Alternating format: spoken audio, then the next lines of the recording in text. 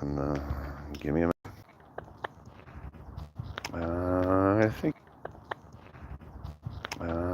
I think anybody and everybody else should already be subscribed. So, yeah, I have the headphones on so you can hear me. FYI, they're at 40%. So, um, may have to switch over. Please do let us know if the sound quality becomes a little too poor. No, it works pretty well with the headset. But without the headset, anywho, welcome back. I know it's been a while. Sorry. Oh, sorry about that. So since our last live stream, we thought it might be a good idea to record the sessions and then do a little editing, give you guys something nice and polished. Sorry, I know it's going to be bright, but it's a little chilly, so I kind of try to stay in the sunlight to stay warm. Um, yeah, I know it's like 60 degrees, but Floridian, so it's still chilly. Anywho, so we thought it would be a good idea. I don't know why my headphones are beeping at me. Hopefully they're still connected. Otherwise, it's going to be poor sound quality, and you just look at my ugly mug. At any rate, we thought it'd be a good idea to record the sessions and then edit them and give you guys a nice, clean, polished, edited videos. But life happens. That takes a lot of time. I'm not really familiar with editing videos and software and all that stuff, so haven't got to it. But the gameplay has continued. And we have a lot of catching up to do, because not only have we been playing our normal Saturday sessions, we have also been playing during the week through Messenger, which has turned out to be awesome, because now we play almost every day and we can progress things along. And we have also learned that I am a much better writer than orator. But it is what it is. Excuse me. Excuse me, yeah. So let's see, the last you guys got to see, our timid little party was on a boat using a Grum-powered motor to make it across the water underneath the cave to approach the glowing green temple. So they made it to the temple. Almost forgot to preface. So we will be starting the actual session here in about an hour and a half, hour 45. Hey Bentley, day's going pretty good so far. Coffee's in, working on some Red Bull, trying to get you guys caught up. Welcome to the stream.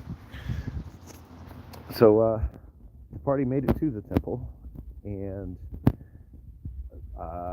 let's see, as they were approaching the temple, they found a couple of nice little shinies. First off, Grum found himself a nice little pair of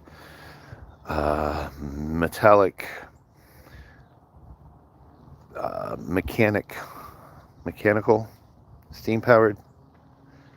I'm not sure about steam-powered, but some really awesome boots. They have been helping him jump and run and do all kinds of fun Grum stuff. Also on that beach, Axel found a javelin of lightning, and Lord knows he's having fun with that.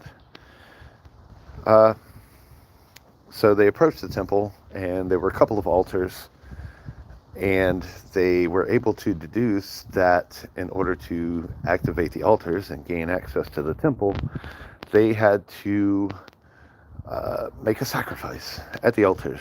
The sacrifice being,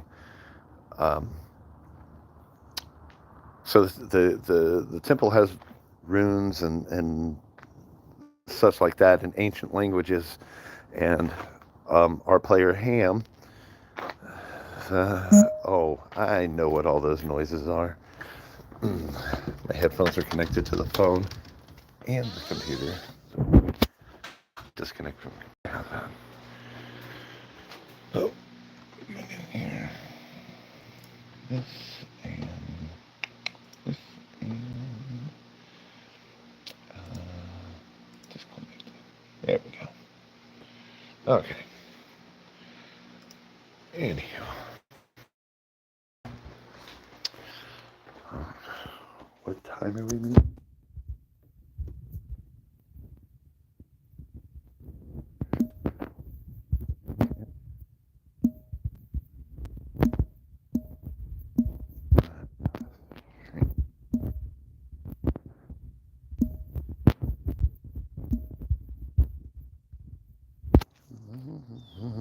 Okay. Let's see. So they were able to translate some of the runes and discovered that the sacrifice needed to be lifeblood, which they've understood to be, with a little bit of help and some good dice rolls, discovered that no term I have not. Appreciate you reading the description though and keeping everything, keeping comments limited to the game. Looks interesting. Look, because I'm a pirate, because I'm missing half my teeth. Alright. Oh yeah. Thank you. So let's see. They figured out that lifeblood is the, as one word in this world, is the last bit of blood to leave your body before you die. Which kind of had them in a bit of a panic. But Grum assured them, hey, it's no big deal because the sound is muffled. Could be the headphones. Can't read. Sure. Well, let's try it without the headphones. Appreciate the input, Keto.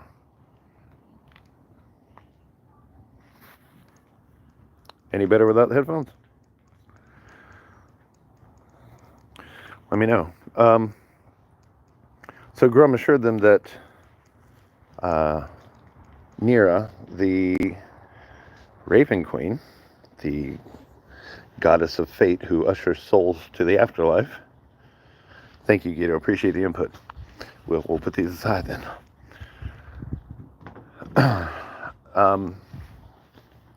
And they did figure out that the temple was for Nira, the Raven Queen.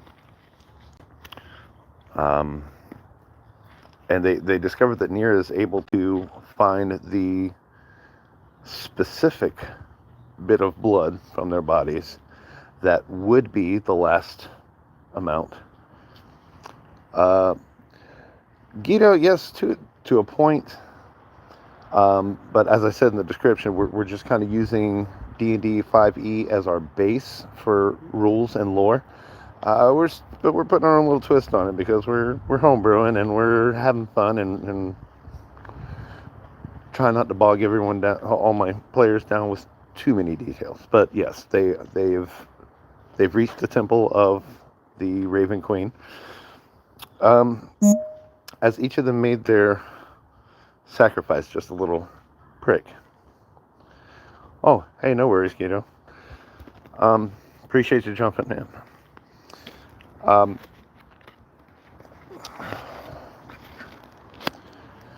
So as they made their sacrifices, just a little bit of blood, just the last little bit. And 4 of the players had individual encounters with the Raven Queen. And each of them received different bits of information. Let's see. Our angelic celestial barbarian had a fairly simple encounter with Nira. She got a little bit of lure. Discovered that Nira and Grum have a little bit of a history. And from Nina, she received a crystal. And inside the crystal is what looks like a tiny little version of Grum. In exchange for a tiny little crystal with a tiny little miniature Alanier. So with the four who had their encounters with the Raven Queen, their sacrifice of lifeblood saw to it, like Elden Ring, but not D&D. You know, I've never actually played Elden Ring. I've heard some great things about it. I'm kind of curious as to why you don't like D&D. I mean, have you tried? What's going on? Anywho. Don't like the new Elden Ring. It's 4 nights stock. Oh. Yeah. You know, I even played Fortnite. It was, matter of fact, it's on the channel.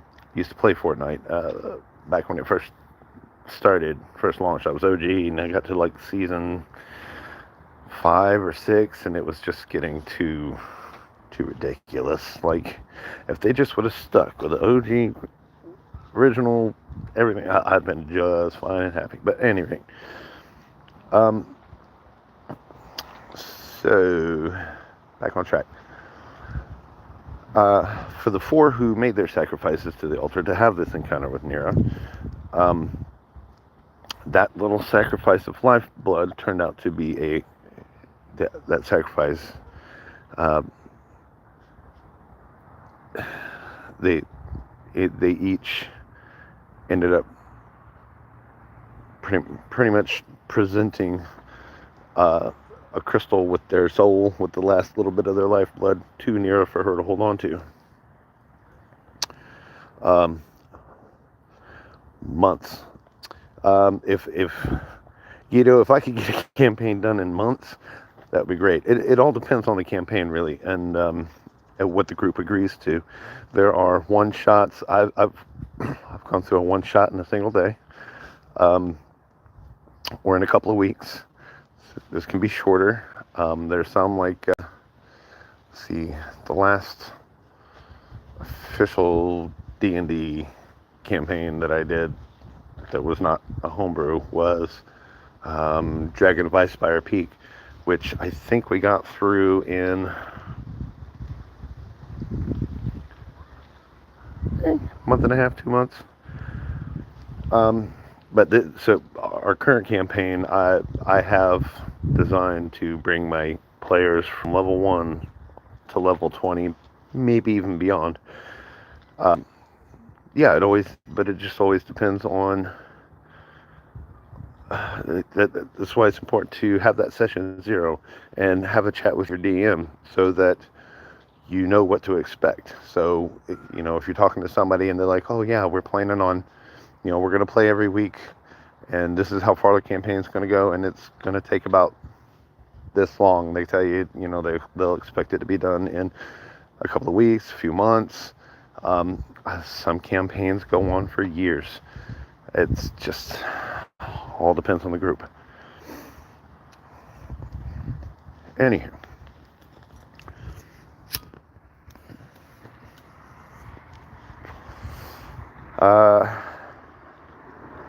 So Alanier came away with a little bit of storyline, a little bit of history between Grum and Nira, and she now has a tiny crystal that contains pretty much Grum's soul, Grum's lifeblood. So Alanier has that.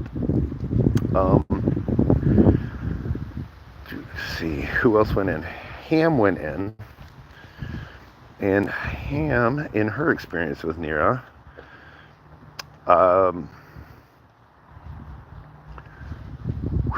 Ham got a whole bunch of very explicit and detailed information concerning the larger crystals that they'll need to she discovered that there are 5 crystals and there are 5 temples, and each temple requires a specific crystal, and everyone's going to have to, you know,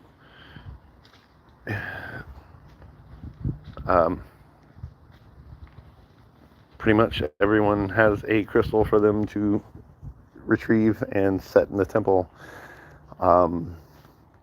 She's also learned that the crystals in the temples are a weapon that are to be used in case Io becomes resurrected. It's with a gentle reminder that an ounce of prevention is worth a pound of cure.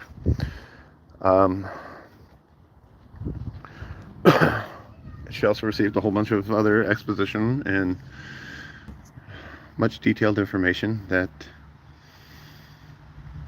she really still has not shared with the rest of the party. But let's see, Trifecta went in, and her experience was a little more harrowing. So in Trifecta's session 0, thank you, Guido. I appreciate you stopping by, and thanks for the input on the audio. It's much appreciated. You have a nice day, and you ever get, the stream's going to be going on for a while, so you can come on back if you want to visit, if you're curious.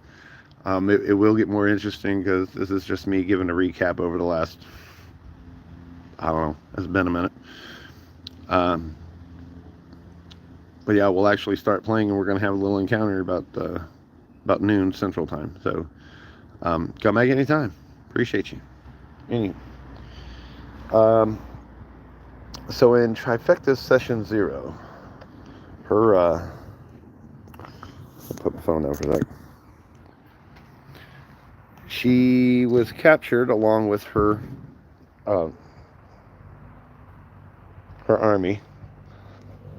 So let us not forget that Trifecta is an underwater elf princess.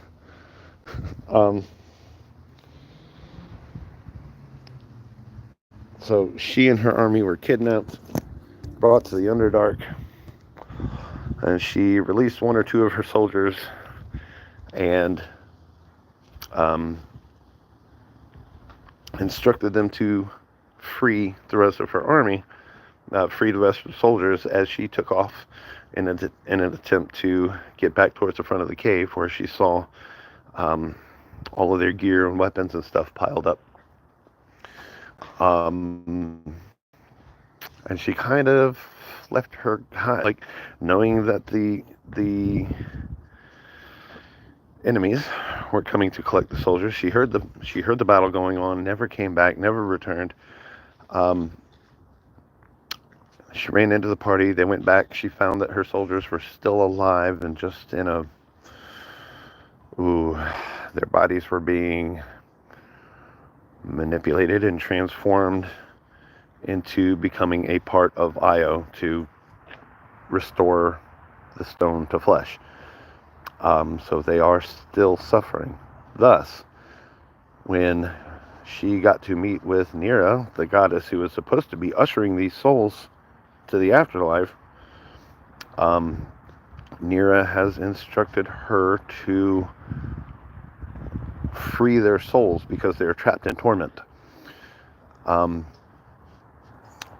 So one way or another, she's going to have to either rescue or kill her men. So she's got that bit of information. And Geltina. So Geltina had a few questions and discovered that her childhood friend, Barlow, who was with her. So let's see, let's backtrack. Geltina's backstory: when she was a child, she and her friend Barlow were playing around with magic. They were young, they were inexperienced. Magic went wild, which is why Geltina is a tiefling, but also has the features of a cat. So she's got the tiefling horns. The underneath is the tiefling skin. There's the whole sulfur smell. She's still the hellspawn thing, whatever you want to classify a tiefling as. But she also had the I say had. Ooh, jumped ahead of myself. So it's fur and ears and tail of a cat. And when that transformation happened,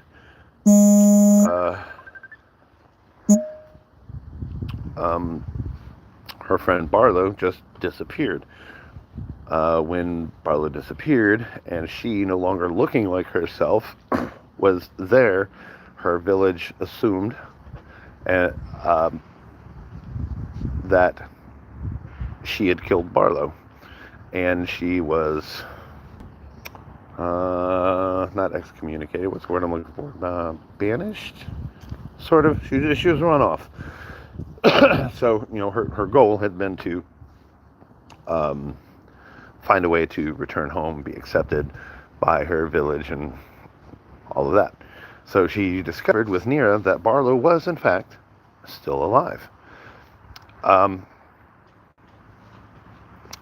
And her gift from Nira was the ability to planeswalk. So once a day, she can open a portal to travel between realms. And the portal stays open for 12 hours, or until she dismisses it. I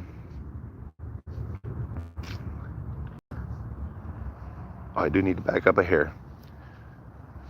In Ham's encounter, her gift from Nira was one of Nira's feathers as a quill. And because Ham carries around this sketchbook as she is studying her archaeology and the temples and the ancient ruins and stuff, whenever she writes down with this quill, will translate. It'll morph and move only for her. Nobody watching. Anybody watching will just see whatever she wrote down.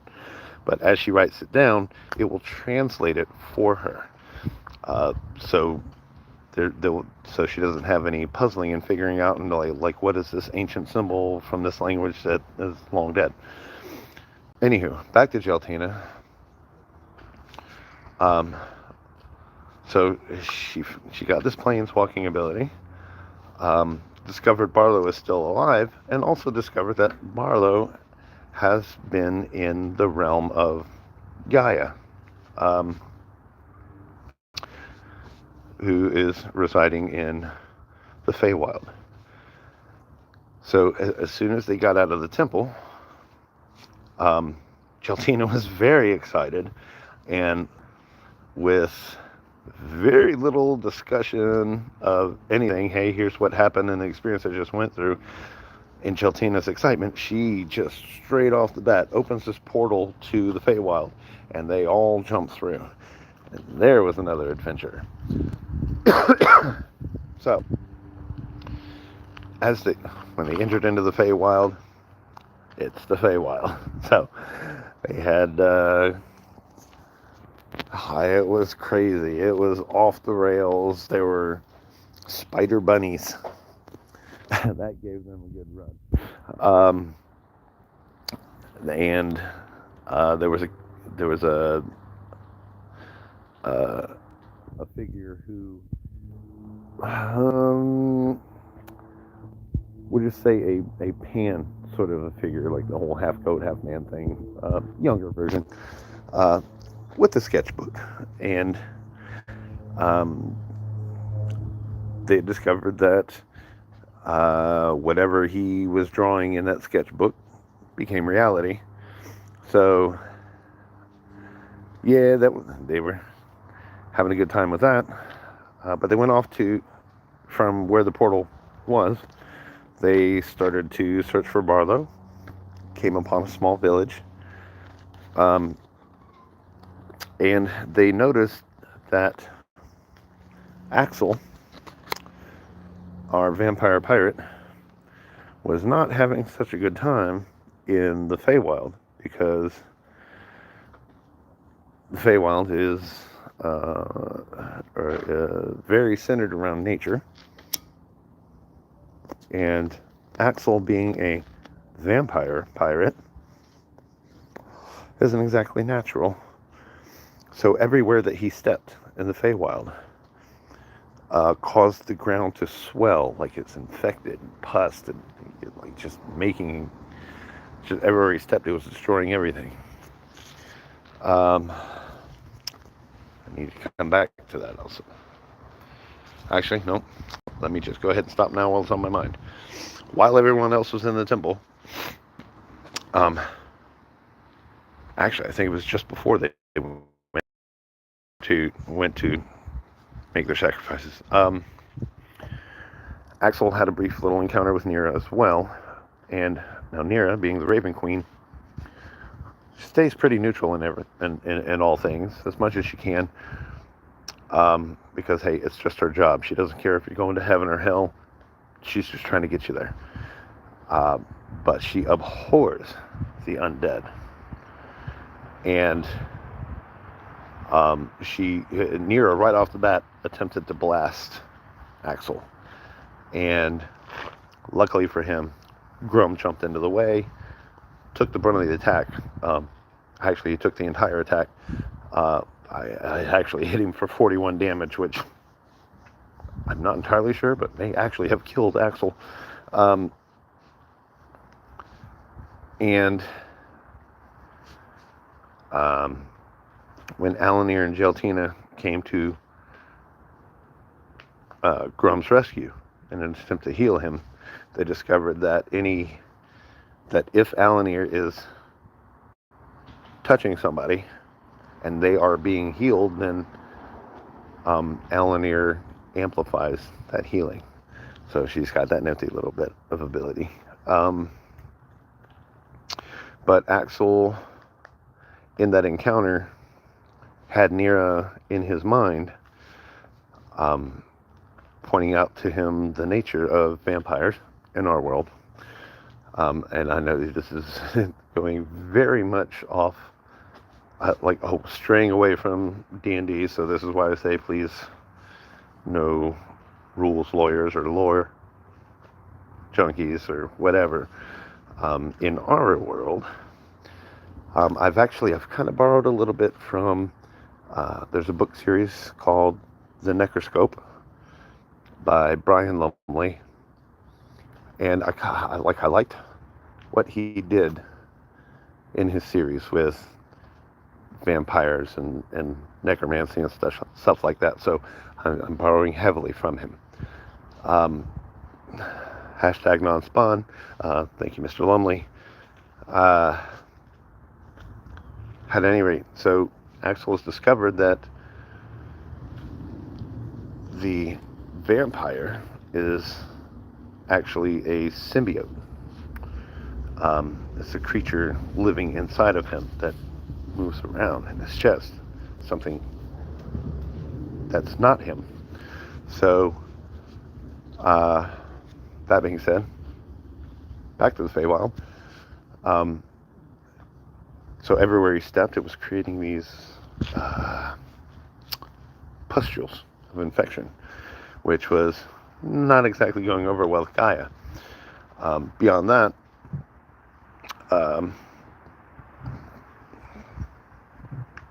because of the devastation they were causing to these spider bunnies, some of the spider bunnies were able to get away, and they took off fast as fast can be, screaming for mom. Which the party later learned by mom they were calling for Gaia, the goddess of nature. So while they were in the village and were looking for Barlow, or at the very least looking for people to talk to, the Pan character with the sketchbook was hiding in his house in that village. He got spooked and very quickly drew a character of, he got spooked by Trifecta, who just peeked her head in the window. Hey! And so he drew a quick caricature of her with a noose around the neck. And all of a sudden she couldn't breathe because this noose appeared around her neck. and he tried to run away and was running down the road, and Axel took off after him. And in an attempt to stop him, Axel decided to activate and throw the lightning javelin.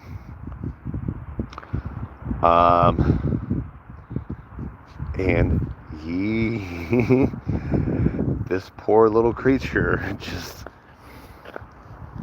exploded. Poor little thing.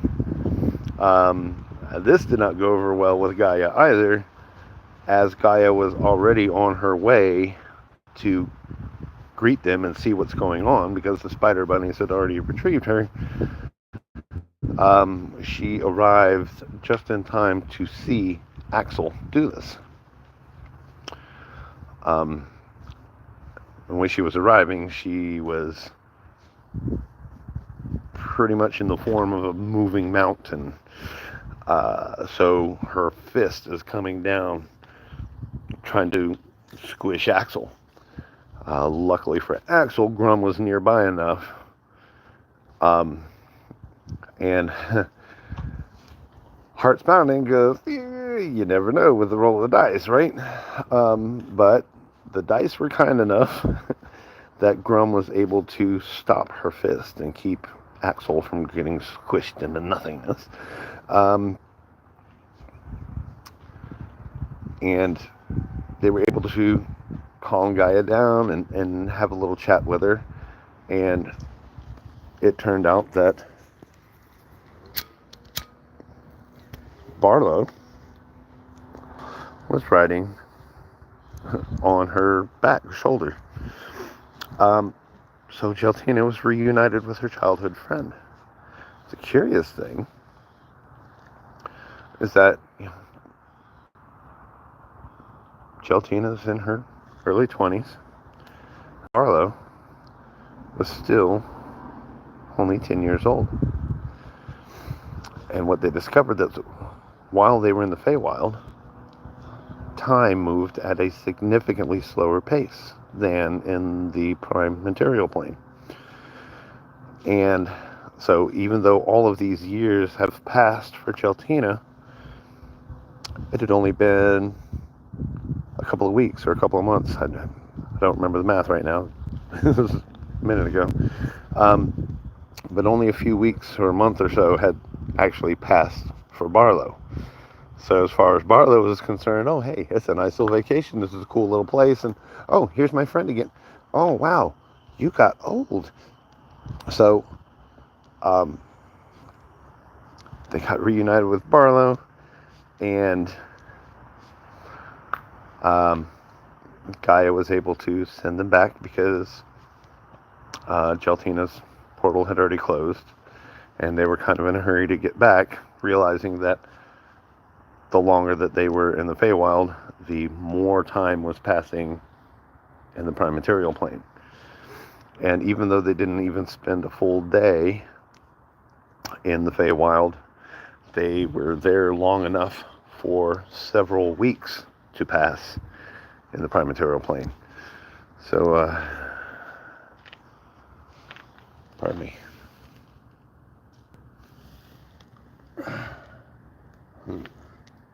Okay. Anyway. Well, that's it. Okay. Okay. Okay. Okay. Didn't realize I was missing out on messages. Okay. Gotta check on my players.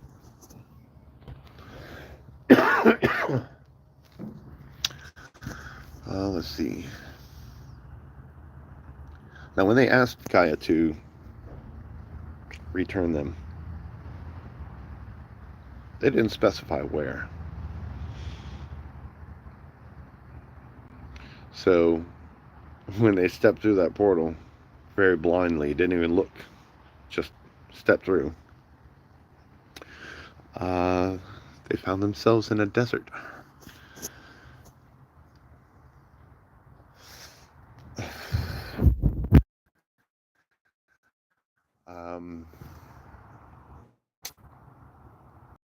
the area is very familiar to Ham.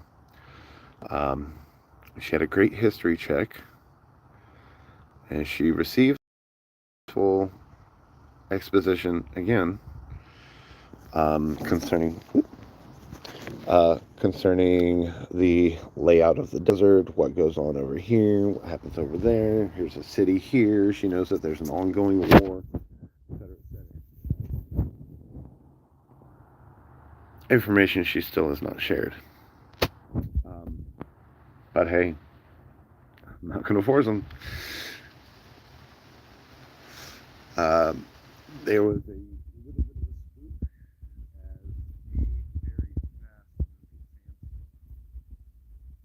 came by, right by where they spent the night in.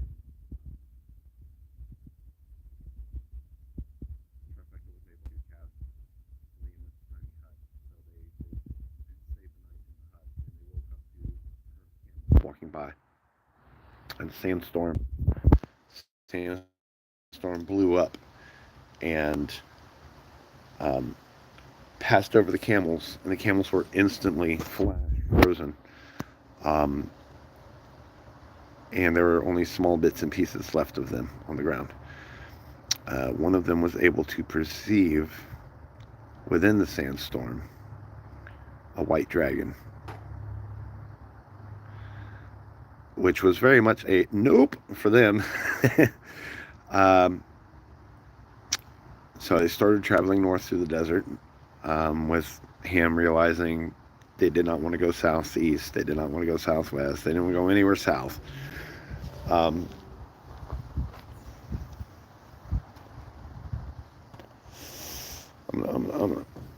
and by luck of the dice, they were able to make it safely through the desert in about 2 days in game time.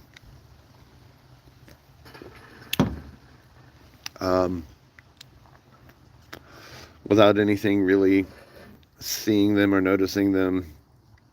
And they also apparently traveled the entire way in silence without performing any other additional tasks or anything like that. But hey, that's their call. There was one encounter in the way. They got to fight a large purple worm.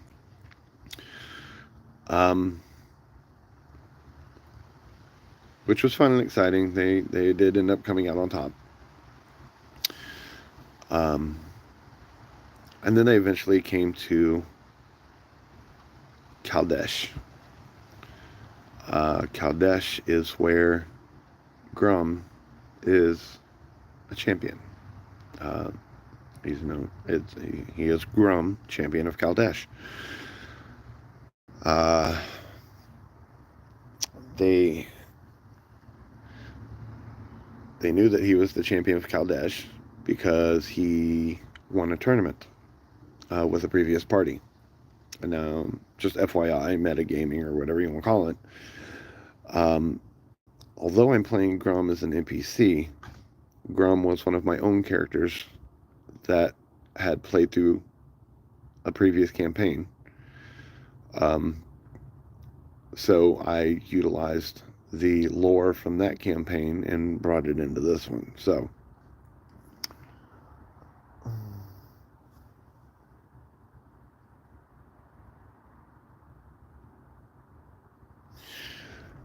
anyway, so with the previous party, that previous campaign, Grum had won or helped to win that tournament, but had not returned in 3 years.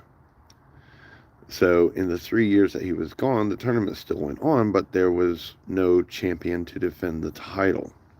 So Grum still maintained the title, but the winners of the previous years were a little upset and wanted to be able to defeat Grum or have their shot at defeating Grum to achieve the title themselves. So as they arrived at Kaldesh, Um, they came into the outskirts of town, little hovel, I don't want to say slums, but essentially a slum area. The poorer part of town, we'll say. And they tried to talk to the first person they saw, and they were all immediately ignored as that person looked up and recognized Grum, even though he was no longer in the same shape as they were accustomed to seeing him. So when Grum participated in the tournament, he had been wearing a suit made from the skin of a demon. That was, in fact, the top he wore like a hoodie and had the demon's skull on top and the horns. The suit had begun taking over his body, so he had claws and all kinds of fun stuff like that. But the suit was also taking over his mind. In Grum's adventure with the previous party, he had actually gone on to become a general of Lilith's army. Lilith being, Lilith. For those of you who haven't played Diablo or caught up with on lore, she's a very prominent, not sure if I'd call her a deity or just shy of a deity. But a very active participant in the war between devils and demons. And so Grum spent some time in the Nine Hells on the battlefield, during which time he was able to learn that in all his years, when he thought that he was just hugging people and showering them with so much love that they were just falling asleep, he learned that he had actually been killing them, and he learned the difference between life and death. Now he knows what death is, and it has changed him completely as a person. So, that being said, they return to Kaldesh, and Grum is immediately noticed, and the person they saw went running into town. He's back! Grum's back! And people just started coming out of the woodworks, out of nowhere, just in praise and celebration, and excuse me, they hoisted Grum onto their shoulders and carried him off in the parade through the town, and he's here, yay, and everyone's excited. The rest of the group decided, okay, we don't really do crowds, so we're gonna like hang back a little bit and try to keep an eye on him. But everyone was passing him forward, so he was moving along at a significantly faster pace than the rest of the party. Trifecta, however, got a little too close and got sucked into the crowd. And as the crowd carried Grum further into the center, and as well as Trifecta, in towards the center of town. I say town, it's a city. The party notices that as they're traveling in that direction, there's an inn over here, there's a shop over there, the buildings, they get taller as you get in further into the city. But over the top of one of these, they're next to a shop, and it's, the shop is about 70 feet tall, and they're across the street from it. And Alanir floats up about 35 feet, and they see that there is a statue, about 150 foot tall statue of Grum in his demon suit. Has his war hammer raised in one hand, and the other hand a dead chimera.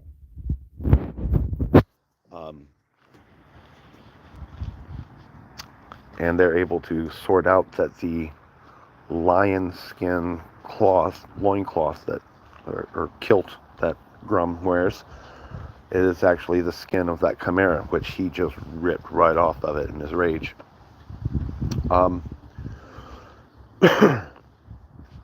And behind that statue is a temple, a U-shaped temple, with the door in the center. And the crowd brings Grum to the base of the statue, and he is greeted by a porcine, very heavy-set man. To help your imagination, if any of you have seen Fantasia, if you haven't, where in the hell have you been? If you'll recall, there's a section when they were playing around with Greek mythology, and they had a representation of Dionysus, the fat man drinking the wine, and he's got on the toga and the laurels. So this fellow looks very much like this. This guy's name is Ewan. E-W-A-N. Ewan. And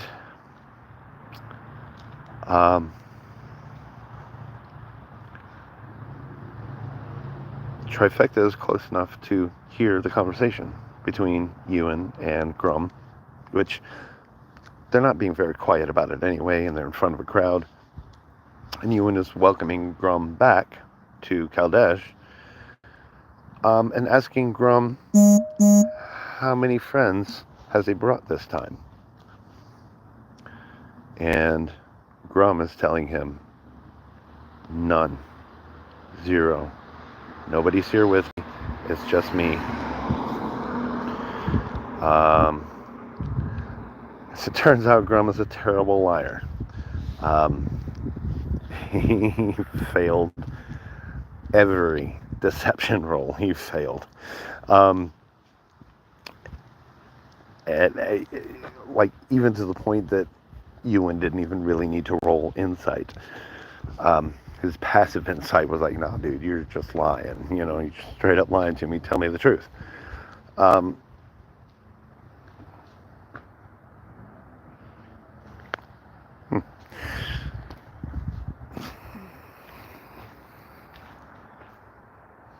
Sorry, just noticing a few things. So,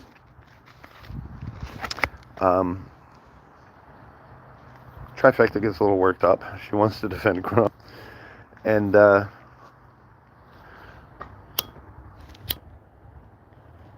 she also wants to get a message to the rest of the party, knowing that she has been separated.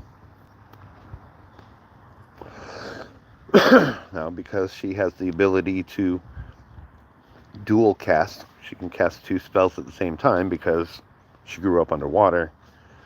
And hey, fireball doesn't work underwater because it needs oxygen. So in order for her to create a fireball underwater, she would have to create the oxygen as well, so she could do like a wall of wind or gust or something like that to introduce the air and have the fire inside of it. So with her dual casting ability, she used Firebolt, I believe, and Skywrite. So she's trying to write a message in the sky in flames. But Skywrite takes a minute. Actually, it takes, I think, 10 minutes. So she's trying to write, and she manages G-R-U-M. But in the time that it takes her, it was taken, because I asked her, what's the message? What are you trying to write? So she told me the message. I did the math, figured it all out, and it came out to like 7 seconds per letter. So by the time she gets G, R, U, and M, she has been immediately noticed. And Ewan recognizes that, you know, between Grum lying and now here's a stranger to Kaldesh trying to write messages in the sky, well, that must be one of his friends. So he sends the guards in to go grab her, and she just starts. She tries. She's throwing ray of frost and struggling, fighting against it, but she does eventually end up getting captured and brought into the temple with Grum, where she learns that Ewan's full name is Ewan F-R-I-E-N-D-L-Y.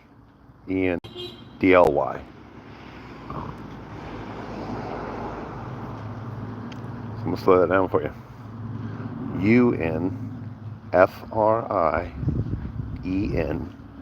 Unfriendly. So even though Grum knows his full name, it's about the only way that Grum spells and doesn't realize he's spelling. So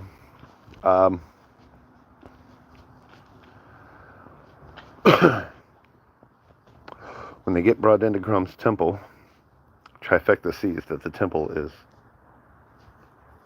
full of gold and weapons and armor and just whatever the people of Kaldesh brought as their tribute to Grum. And it looks a dragon's horde.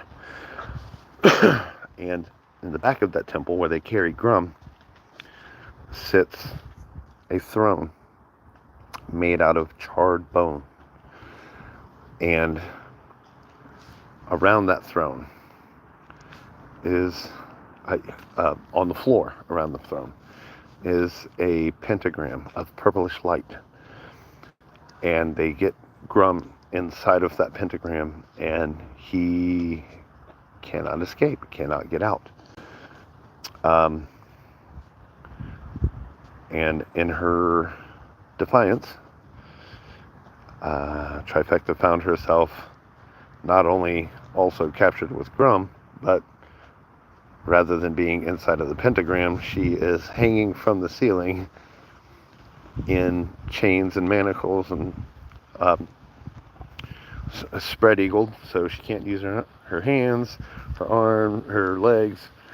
She's just hanging from the ceiling and is being encased in a sphere of silence. So while she can hear what's going on, any noises that she makes don't escape.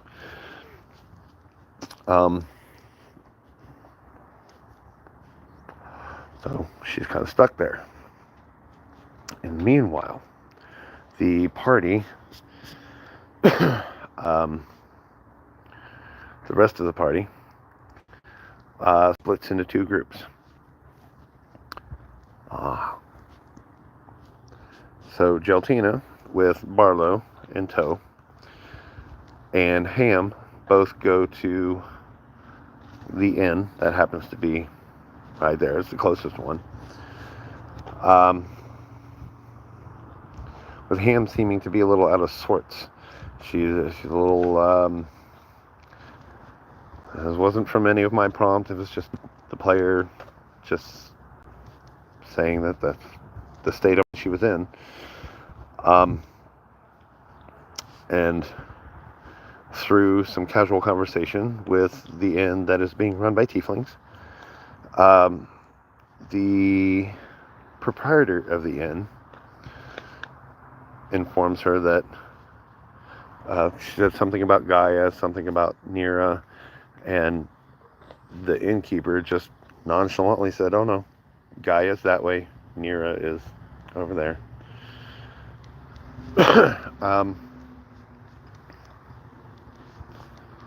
Which the innkeeper did not mean literally, but Ham just took that to be so. The innkeeper only meant to tell her that the temples were that way and that way. And it wasn't until Ham left the inn that the innkeeper finds out that it really is true. Grum really is in town. But by then, Ham has left the building. Geltina, meanwhile, has managed to secure a room, and in a conversation with the bartender who is there, discovers that they have a mutual friend in Radzak. And at the very mention of the wizard's name, the bartender tells the innkeeper, and the innkeeper says, well, why didn't you start with that? And takes the keys back from Geltina and gives them the keys to the penthouse suites, I should say, 4 rooms at the very top of the building.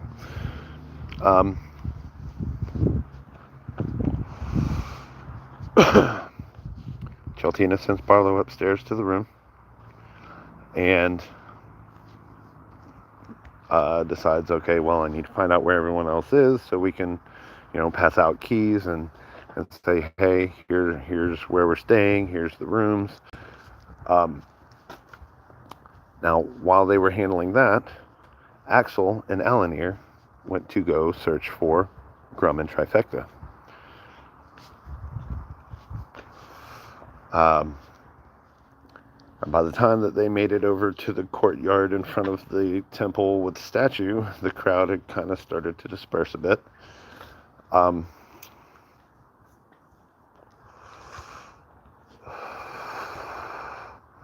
to think of the catalyst. I don't recall exactly what started it, but Axel and Alanir found themselves tangling with the guards because, hey, my players are little chaos gremlins. Love them.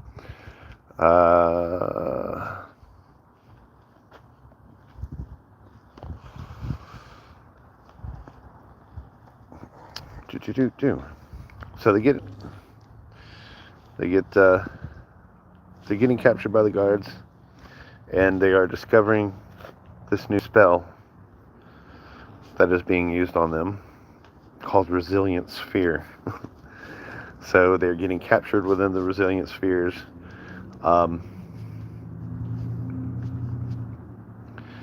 Alanir finds herself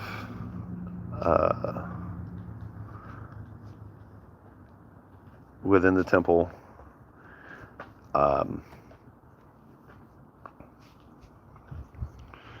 Axel is being carted off to the Colosseum in the center of the city.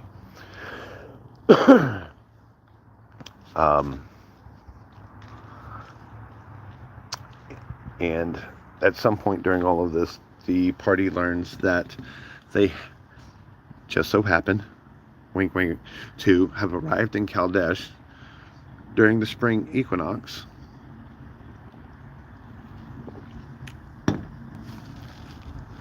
which is when Kaldesh hosts their annual tournament. They've also discovered that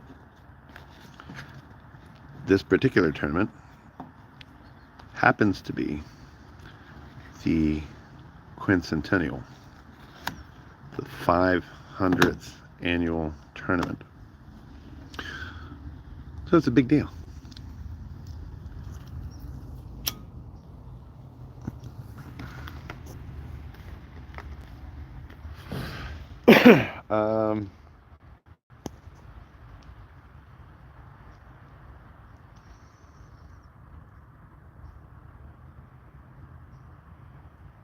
Sorry, thinking.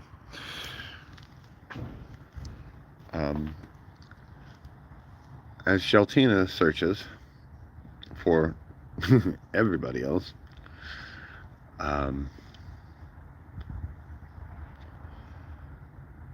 she does also end up getting captured. She goes significantly more peacefully. In the meanwhile, Ham has managed her way to Neera's temple. And despite the fact that every shop was closed, like they arrived in the evening, by the way, despite the fact that all the shops were closed, that no one was on the streets, and that everything was dark, and that she was getting a gut feeling that she was walking straight into danger. She proceeded anyway straight to nearest temple, ignoring the other temples that she, no, sorry, not plural, the other temple that she passed along the way and all the other shops and everything, just laser focused on getting to Nira. Um, with the intent of getting more information out of Nira. Okay. Um, I honestly, I'm not sure what information she was looking for, because Nira had already told her, here there are this many crystals, this many temples, this is what you need to do. There was also a point in her encounter with Nira that she realized the Raven Queen is the goddess of fate, not the goddess of knowledge. She's not going to know exactly how this super weapon is supposed to work or anything like that. In fact, she probably shouldn't even gotten that much information, but I'm trying to be nice to my players. You know what I mean? So I kind of feel like, personally, I kind of feel like my player who's playing Ham is looking for, hey, what do I have to roll to win D&D? No. But A for effort, right? So when she enters Nearest Temple, there's a whole different scene than Grum's Temple. Everything inside is dark. As she walks into the door, she trips over a body, and is very quickly and promptly captured with little effort or resistance. She tried to resist, but only by fighting a grapple check.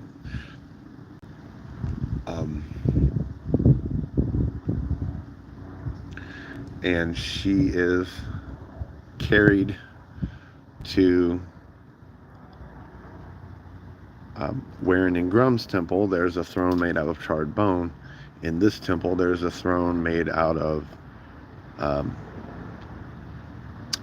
feathers and such, and everything inside is comprised of like a black obsidian like stone. So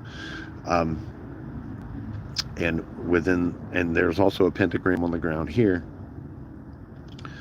and inside she sees Nira. In front of Nira stands Ewan. And within the pentagram with Nira are 3 rogues, and Ewan greets her with, "Oh, good. I was afraid that you know, this group was going to be one person short," meaning that the body she tripped over was someone who was intended to be inside the pentagram with this group.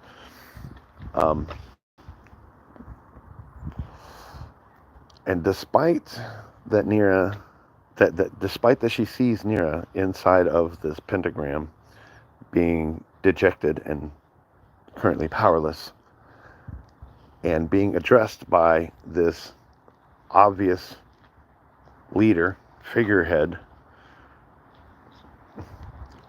this UNFRIENDLY guy,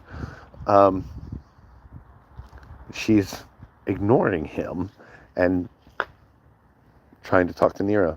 Hey Nira, hey Nira, what's going on? Hey, and every time he's addressing her, she's like, "Fuck you, I'm talking to Nira." Language, but not like you guys aren't accustomed to language.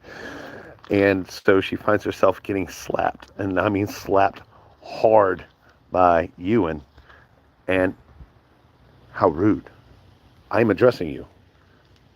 I am in power here. I am in control, and you're fuck you. So she ends up getting tossed into the pentagram with Nira and the other 3.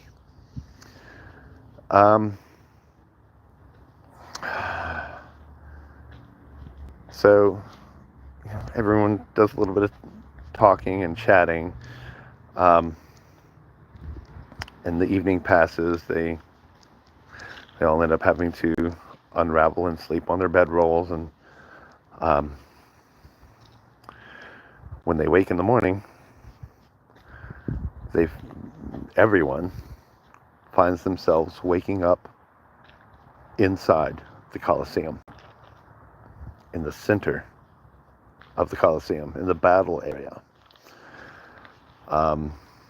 So within one circle stands Grum, Geltina, Trifecta, Alanir, and Axel.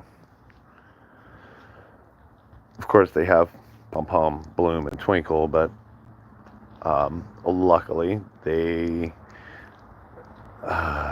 power that be decided not to count the ferrets and the baby dragon towards their party count. So they have 5. Ham, however,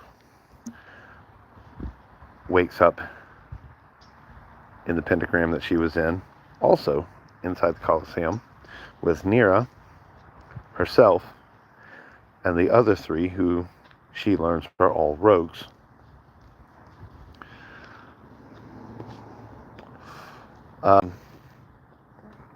So as the rest of the party is waking up and trying to figure out how do we escape this situation, Geltina decides, I want to create a portal to Nira's realm.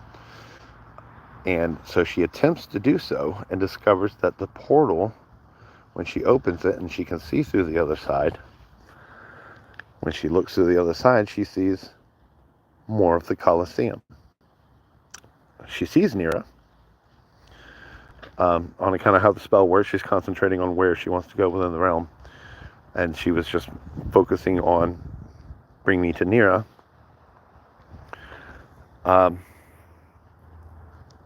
So she opens the portal and she sees Nira in a very similar situation, just within the Colosseum. And she and Axel step through and they have a couple of words with Nira. And of course, Nira's not exactly sure what's going on because she's summoned here against her will with some sort of an ancient magic that she has no power to combat or well, yeah, I guess that would be the right choice of words. And they unfortunately did not notice that Ham was lying on the ground, and as she had not yet woken up.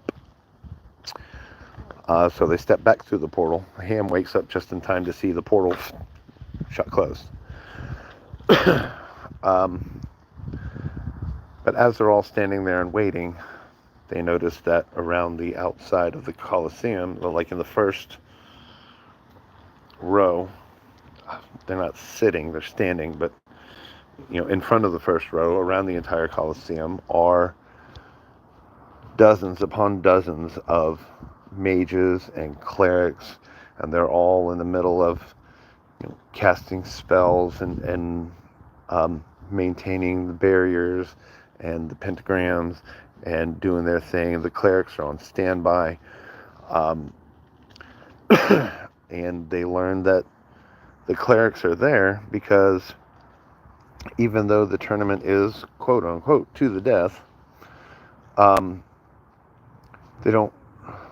there really isn't any intention to straight out kill anybody. So the clerics are there to, at the end of combat, when everyone's down, they're there to resurrect them, to heal them, to bring them back up, and okay, hey, great, good job. They also learn that things don't always go exactly as planned. And part of the reason that Grum hadn't returned And part of the reason that Ewan has been so rude and malicious toward Grum is that in the ceremony, when Grum and the previous party were being crowned the champions, Ewan's 8-year-old child was on stage. And in victory, Grum had raised his arms, yeah, and his flames came on. And when those flames came on, it spooked the wizard that was in the party, and the wizard just instinctually, reactively shat out a fireball, which was then caught by a wild magic surge, which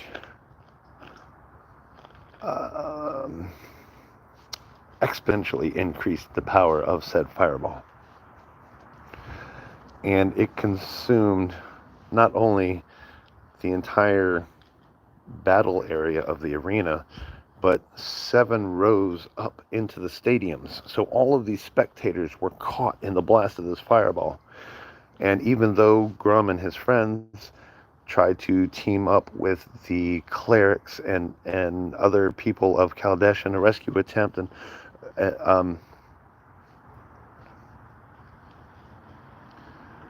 along with 52 other people, Ewan's son died in the blast.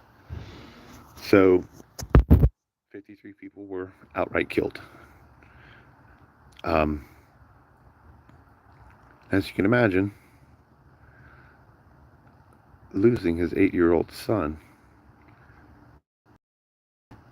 is kind of fucked with Ewan's head a little bit. And Ewan is out for revenge. And realizing the kind of power that Grum wields, decided he needed to maybe do a little overkill and go overboard. So as the party is in the Colosseum, they are separated. The battlefield is separated with very tall stone walls, 15, 20 feet high. And as they're looking around to the rest of the stadium, and I'll just go clockwise. Let's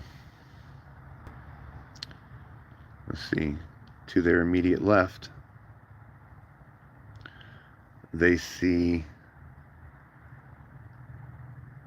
the top of what they know to be Gaia. They see a bit of the stone and the leaves and they do recognize that Gaia is in a section next to them. Going around the next section, they see the head of a silver dragon. The party did not get to know, or at least they don't know yet, that dragon is actually Bahamut, a benevolent dragon god. They look over again, and they see the tips of Nira's wings and the crown of her head. And then immediately to their right, while they don't see the top of anybody's head, they see a very bright light. A very bright white light that, again, they did not know and have not yet discovered that section was Sarenrae. Again, another benevolent god who's known for healing. At any rate, Um,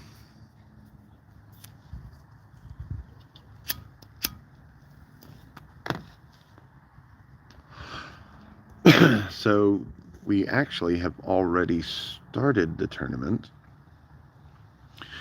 And the only reason we have is because I sat around, I rolled the dice, and um, just by sheer luck of the draw, the first round of the tournament involved Gaia, Bahamut, and Sarenrae battling each other. So as that first battle began, the walls curled in to keep the party and Ham safe, still in the Coliseum, still within their pentagrams. They can't see the battle. But what they have seen, because they can see what's going on above the wall.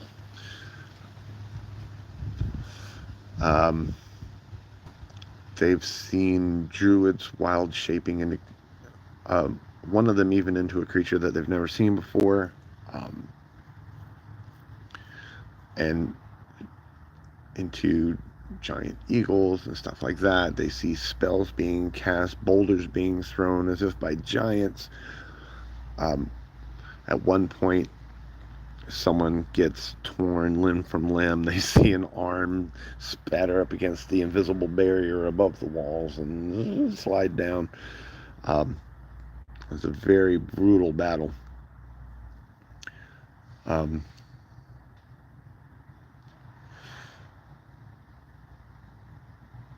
then the walls, at the end of the battle, the walls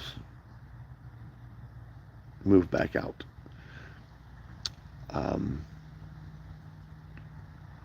At which point, Ewan reappears.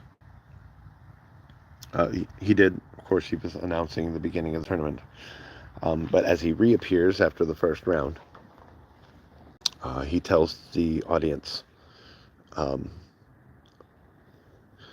going to take a break because we have to be fair. And, we have our victor from the first round. And since they're going into the second round, we're going to heal them up. We're going to, restore them. They're going to come back refreshed. So while we're doing that, you guys go get some food, get drinks, grab some merchandise. He's very obviously making this a money grab. And we'll be back in a half an hour. So grab your, get back to your seats in a half an hour, and we will go to round 2, the finals. And the party is now realizing that they're about to have to fight to the death, quote unquote, to the death, against Gaia and Nera, the goddess of nature and the goddess of fate.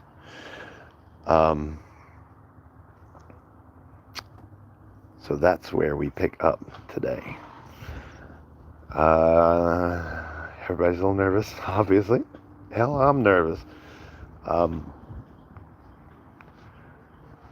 So, hey, if you've seen this much, if you've watched this much, if you're all this far, you have any questions, if I've left anything out, you have any questions about anything that I've talked about so far, bring them up. We still have about a half an hour before, I imagine players will start showing up soon.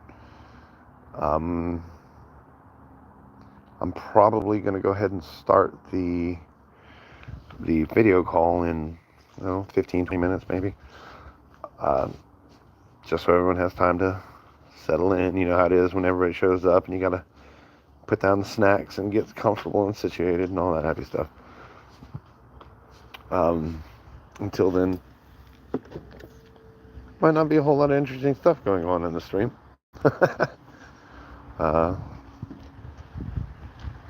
Shoot, I might go make some breakfast or something. Who knows?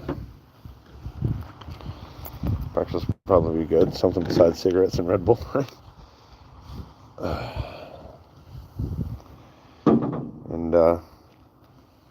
sure he's not in here anymore, but again, great thanks to Guido for helping with the audio situation.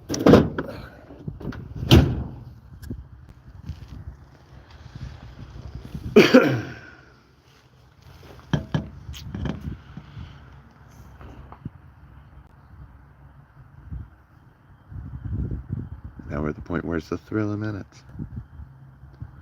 I guess technically I could just stop the live stream and just start another one, but I don't want to have too many videos for y'all to go through.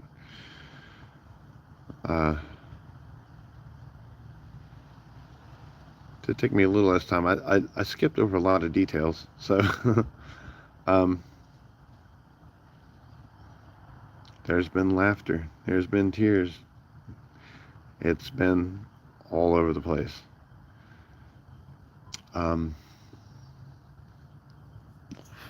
Lord, what else can I tell you while we're waiting?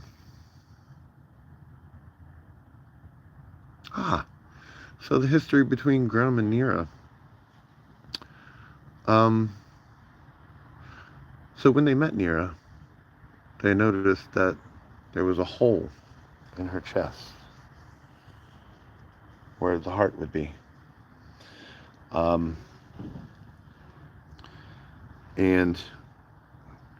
in the party's curiosity as to how Grum knows so much about lifeblood and the workings of the soul crystals, for lack of a better name, we haven't really put any kind of a name on it,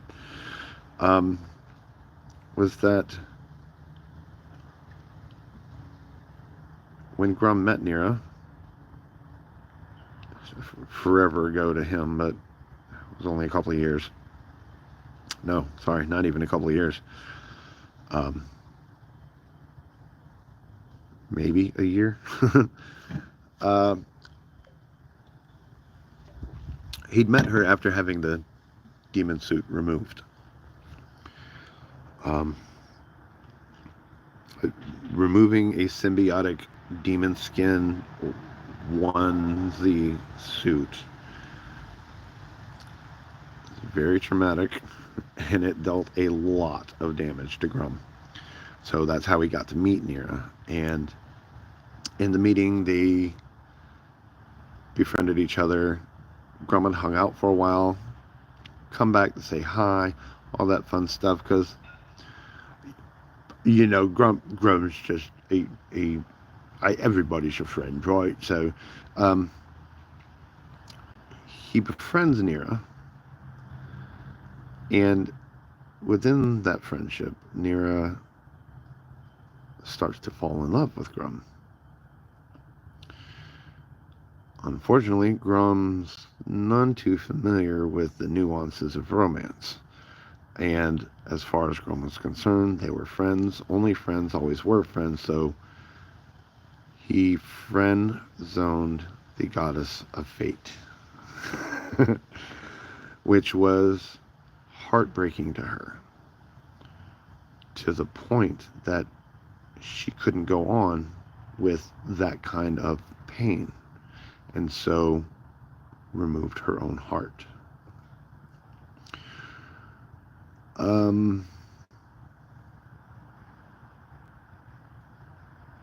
You know, I thought it was a very bright and original-ish kind of idea, and it is just now occurring to me that sounds a lot like the backstory for Davy Jones and Calypso. Oops. Hey, still a good storyline, right? So now in the time since, she had been holding Grum's soul crystal, and when Alanir had her encounter with the Raven Queen, Nira kind of sussed out that there might be a little bit more going on between Grum and Alanir. And as she's reading her ribbons of fate and looking at Grum's ribbon and Alanir's ribbon, she is able to see that some other things had transpired. Sorry. Uh, I'm not sure if we did this bit on live stream or not, but yeah, she saw what transpired in order for Alanir to gain her level in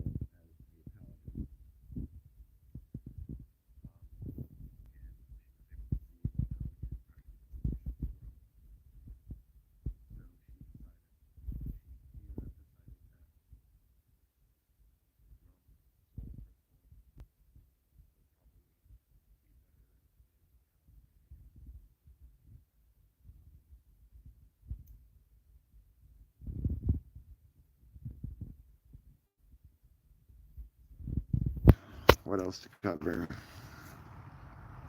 Hold on, we got 15, 20 minutes.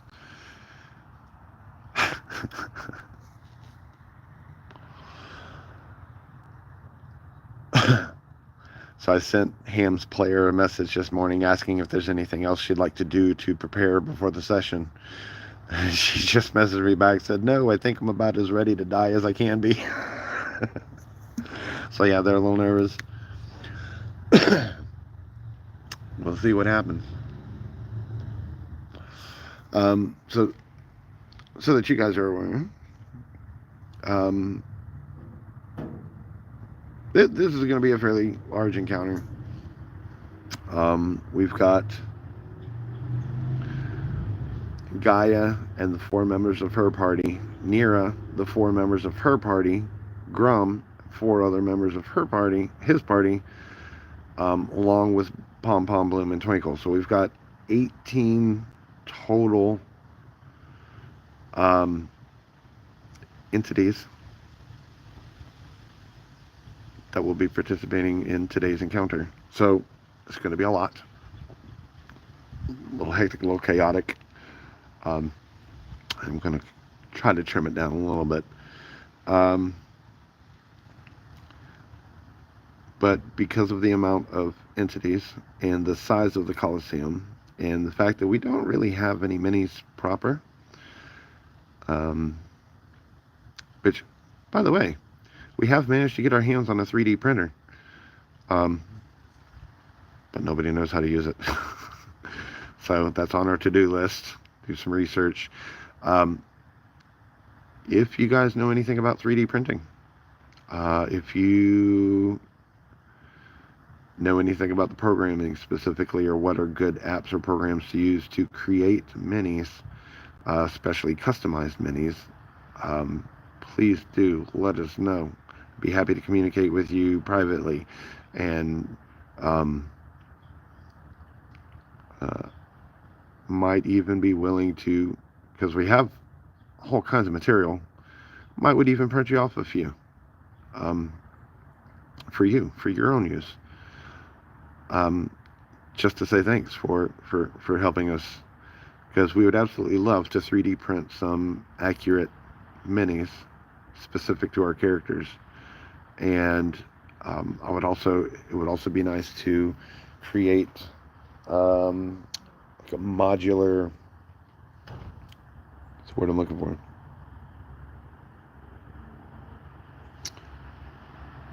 I would like to be able to create modular battle map stuff, things that we could be able to place rocks and mountains and walls and stuff and all that happy jazz, and to be able to move them around as I need them and just build whatever for the encounter for the day. Thinking very much like I don't want to say Legos, but yeah, something that I can kind of build like with Legos. That'd be good. Or even just small blocks that I could print in, however it works. So if you have any information about that, please let us know, because DMing and working the other 6 days of the week does not afford me a whole lot of time. Sorry if I'm blinding you with a bald spot there. Yeah.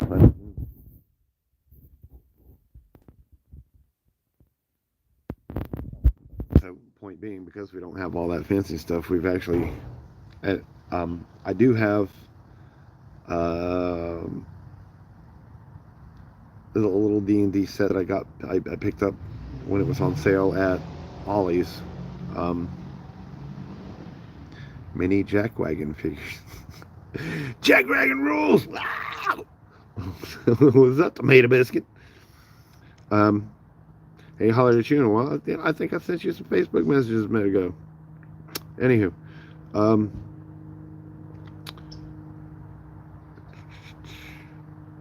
so I picked up these cheap little sets from Ollie's, and they've got the little foldable battle map thing, which, staying at the typical 1-inch D&D squares, just does not afford enough room to encompass the size of the stadium, the Coliseum. So I actually took some dry erase markers and divided all of the squares in half. So each of our tiles is currently a 1/2 inch by 1/2 inch. So we have these little, they're called worry people. If you don't know what they are, you'll see them. Just Google it. But we have these little worry people that we have hot glued on top of some little crafty beads, which happen to fit nicely within these little 1/2 inch by 1/2 inch squares. And so we're going to be trying to keep up with everything that way. Which brings me back to, if you know anything about the whole 3D printer thing, let me know, because I would also be happy to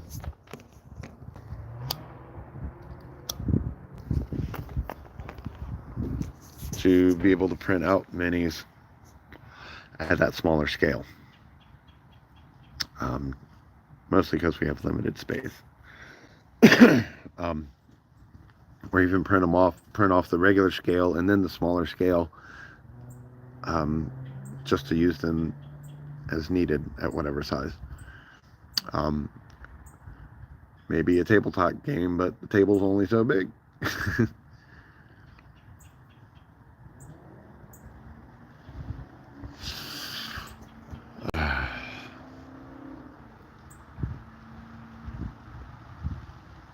Feel that?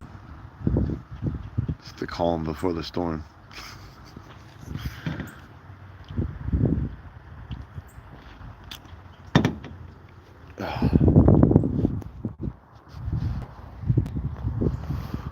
Let's see. Anything else? Anything? Oh, gosh, dang. I can't really even think anything else right at the moment.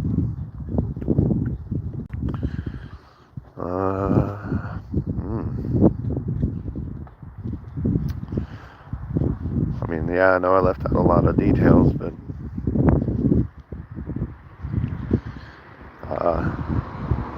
nothing that's really pertinent to the story. Has been a lot of laughs, a lot of good times, though.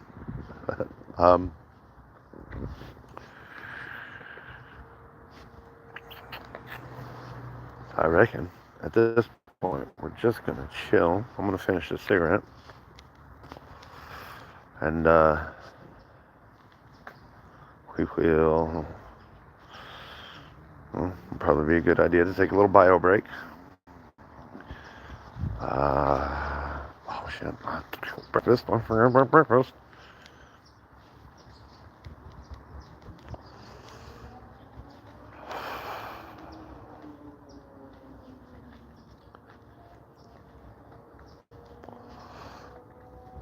Although I do suppose I've got time to make breakfast while everyone's showing up and settling in. Little unusual for Alan here and Axel to not be here already, but I'm sure they're on their way or will be shortly. Yeah, I'm gonna take this bio break and I'm gonna get things set up in the house, in the hizzle, for shizzle. Go.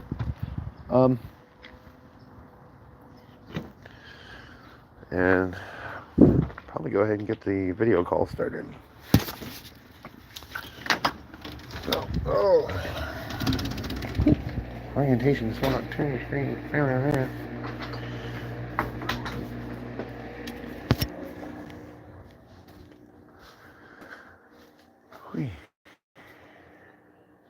Uh, Stream is active. I'm just going to leave it running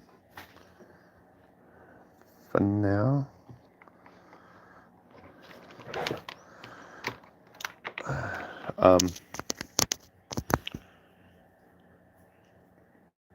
Would you happen to have told the kids we're streaming? Okay.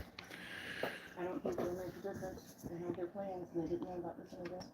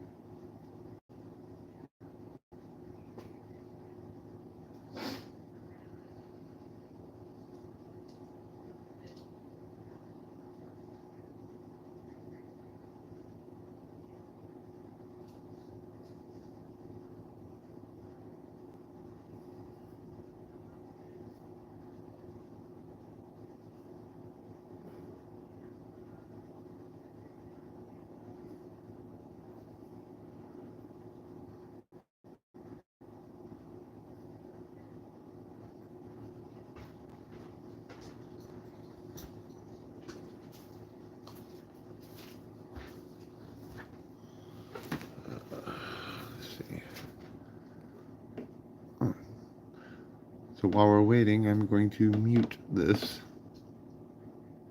We'll be back shortly.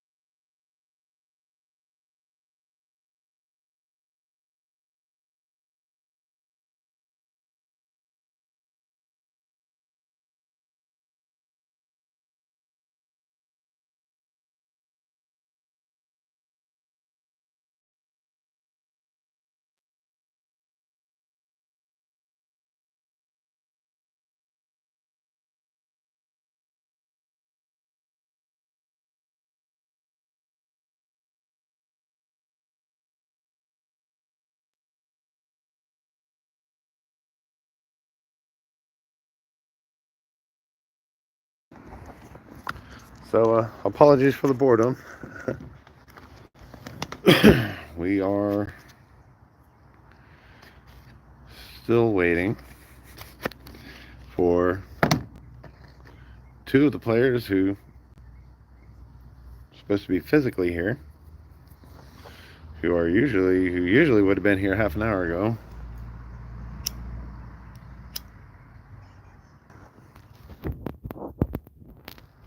And waiting on another player to answer the video call.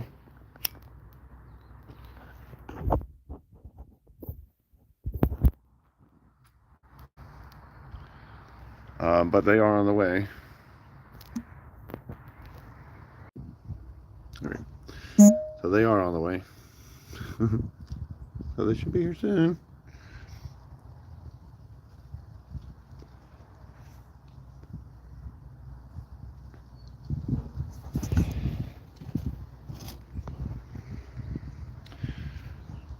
I'm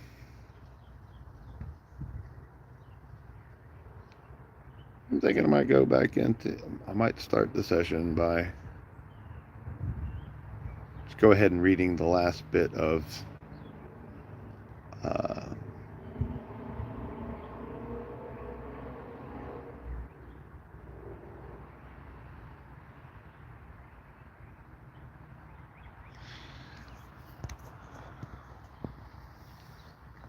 at least an introductory bit of so when Ewan began the tournament, um,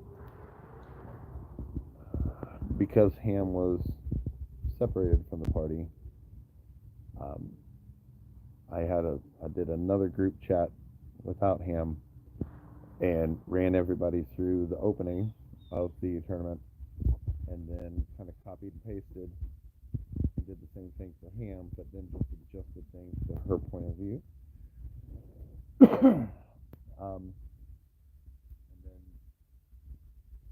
then, so the mornings and the beginning of the tournament and their preparation and stuff, their interactions with each other have been different between the main bulk of the party and then Ham's interaction with Nira and the rogues.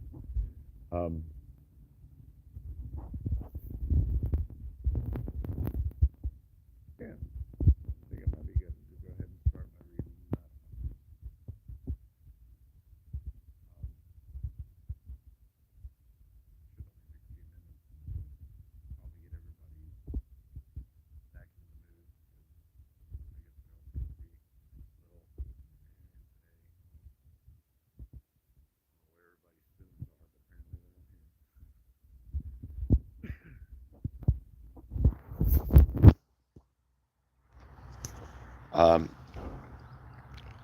And I will ask again, if anybody's watching, if you're struggling with the audio, I have discovered that doing a live stream from my phone picks up audio better than the laptop.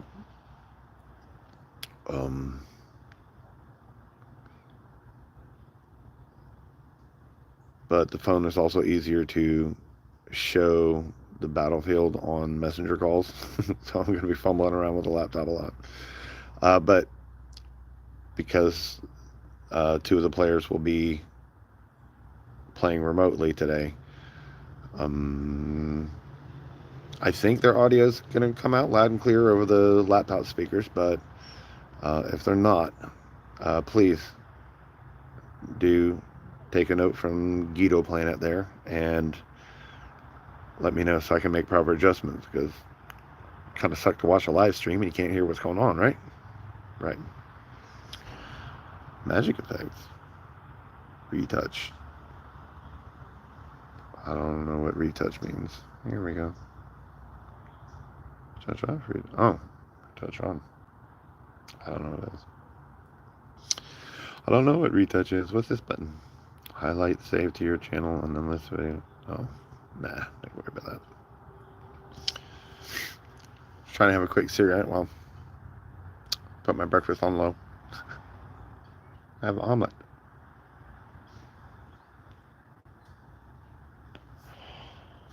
This is the waiting. It's the hardest part.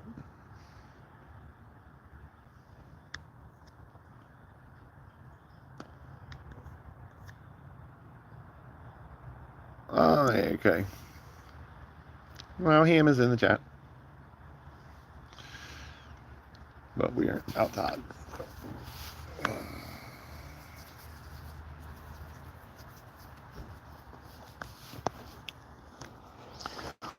Don't say hi to Angie. Hi, Angie. Come here. Oh, baby girl. Look, she's such a sweetheart. She looks like a cat. Really, she's a druid. Nah. Are you a wild-shaped druid, honey? Hmm? Yeah. That's the kitty butt. It's the kitty butt. Meow. Meow, meow. She loves them scritches. Watch your belly rubs. Oh, get your belly rubs. Oh,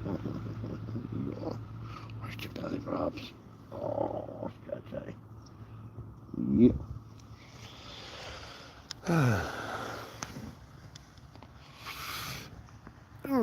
Need her to jump up here in the back of the truck so I can pet her without having to bend down.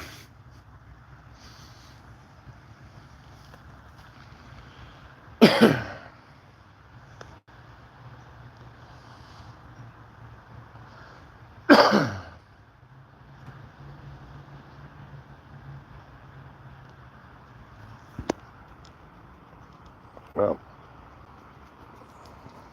Alan, you're next. A lot to be here soon-ish, I guess. Hopefully. Fingers crossed.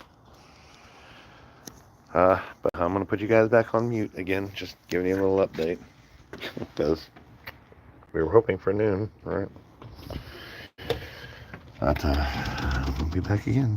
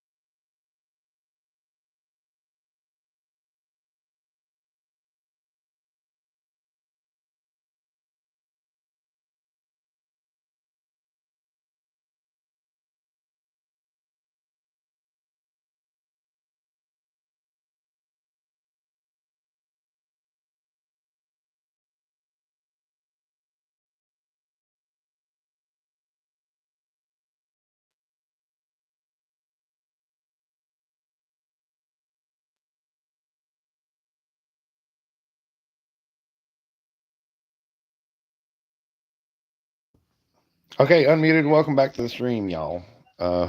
Hopefully holding the phones this close together. Not gonna. Not gonna fuck them up. Well, gonna fuck up audio or whatever. Um.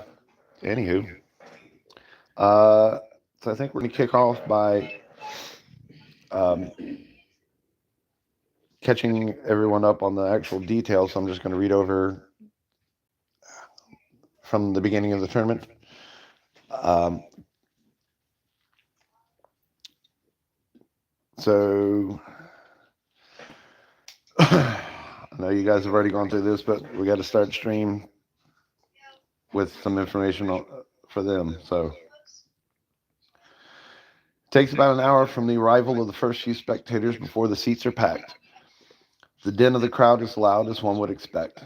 Vendors walk up and down the aisles offering snacks, drinks, and merchandise for various teams.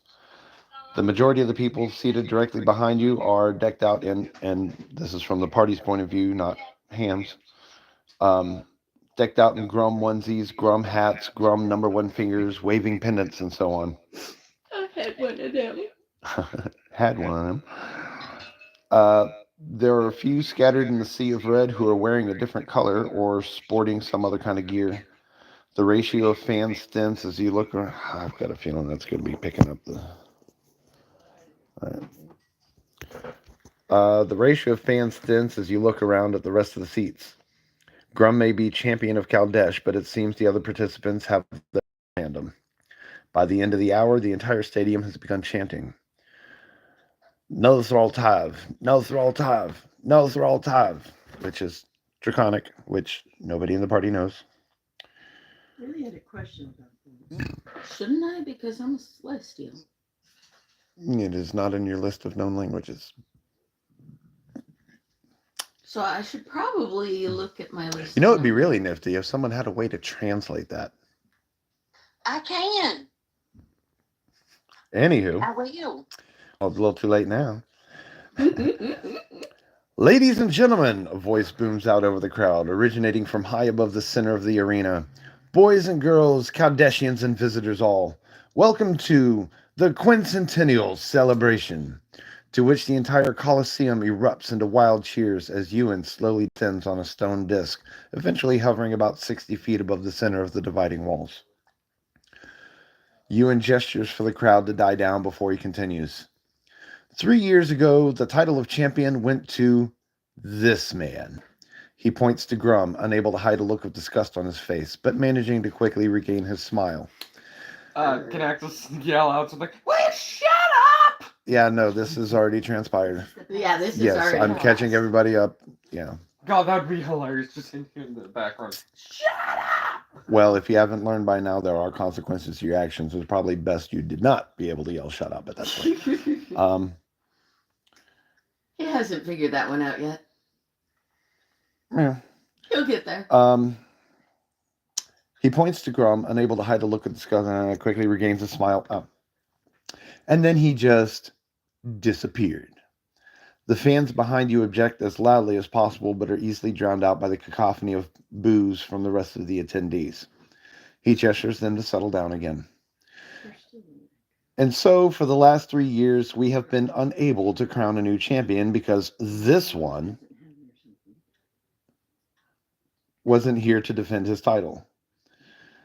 And so today, for our quincentennial celebration, we have those 3 groups of brave souls who deserve their shot, as well as the champions who lost the title 3 years ago, to take part in a 2-round battle royale. Ekes wer Nelithral. The crowd begins to cheer again, but Ewan has already raised his hand to stave them. But we have a bit of a twist. You see, Grum has brought with him some new friends. 4 to be precise. So he has a party of 5. Our previous winners only had 4 in each of their parties. So, to even the odds, each party has been given a guest champion to round them out. Without further ado, I introduce you to Grum and crew. He gestures to you all. As he turns to gesture and announce the other parties, you suddenly hear nothing but silence. Ewan, then, still in silence, continues to address the audience. Ewan then begins to rise again, but also to the side to find his seat as the silence is lifted, and he proclaims, "Let the celebration begin!" A large triangular stone levitates above the center of the arena and spins, eventually slowing to a stop, pointing to the area directly to your left. It spins again before stopping on the area directly to your right. One more spin, and it lands across from you to the left. The stone walls then begin to move, pinching closer to you all and pinning you in. You're enveloped in silence once more. You hear only each other's breathing. You catch occasional glimpses of magic being cast. A large bird appears at one point who changes midair into a large reptilian creature, and a split second later, body parts and blood splatter against the invisible barrier, and the crowd goes visually wild. A great silver dragon makes continuous dive bomb attacks. Large stones and boulders fly as though thrown by giants. Limbs and leaves swirl maddeningly above as a thunderstorm appears over the arena. Flashes of white light sporadically erupt from beyond the wall. Several minutes pass, and evidence of the battle slowly starts to wind down. During the match, every mage and cleric in the bottom row of the stadium are working frantically, sweating as they struggle to keep up with the fight. After a half hour or so, Ewan reappears, and the stone walls recede to their previous places. You can, once again, hear the crowd as a blend of excitement and disappointment. "Ladies and gentlemen, we have our first round's winner. But let's be fair, right? We're going to get them all patched up. Meanwhile, take a break, grab some food, grab some drinks, grab some merchandise to cheer on your champions, and we will be back for round 2 in half an hour." You're unable to hear anything but each other. Is there anything anyone would like to do to prepare? At this point, Geltina tells Grum, "Nira was on the other side of the portal. She's here, so is Gaia, and I think other gods. They're being forced to fight. This is really, really bad." "Oh yeah," Grum replies. "I didn't know what was going on last time I was here. I was just trying to help your friends. I learned a lot after that. I'm a different person now. I didn't know. Um, I had a perception check from Geltina, who rolled an 8. And which is a perfect roll because she's obviously a little distracted. But she does notice a tear form in the corner of Grum's eye before it evaporates into steam. Geltina walks up to him and grabs his hand and hugs it, picturing his hand and arm being pretty huge. Geltina can't hug all of him hard, so she hugs his hand and arm hard. Oh, she's so cute. Later, you can tell us what happened last time, and we'll all listen. Right now, what can you tell me about you, and have you ever met a god that sort of looks like a giant lizard? Nira said this prick resurrects the losers. Well, I've seen some dragons, yeah, but I ain't never seen a big lizard like that one. Or you and another tear sizzles off his cheek. Sorry, still trying to learn to talk with a lack of teeth.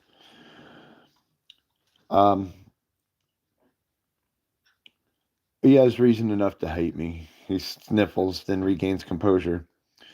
The contest is supposed to be for fun, but it's not really supposed to be about a battle to the death. Grum points to the clerics in the bottom row of the audience who are scrambling to the other sections, casting spell after spell as they attempt to heal and resurrect the contestants from the previous fight. Sometimes, though, sometimes they're like Felix, and they get hurt too bad. Sometimes there's just nothing they can do, and Nira gets to take them home. Don't know how she's going to do that if she's here, though. Looks like at least one fella's going to need her. And he points to a severed leg that rests atop the stone wall, looking like the mess of a mangled miscarriage from Cards Against Humanity. Gotta love it. Definitely love Cards Against Humanity.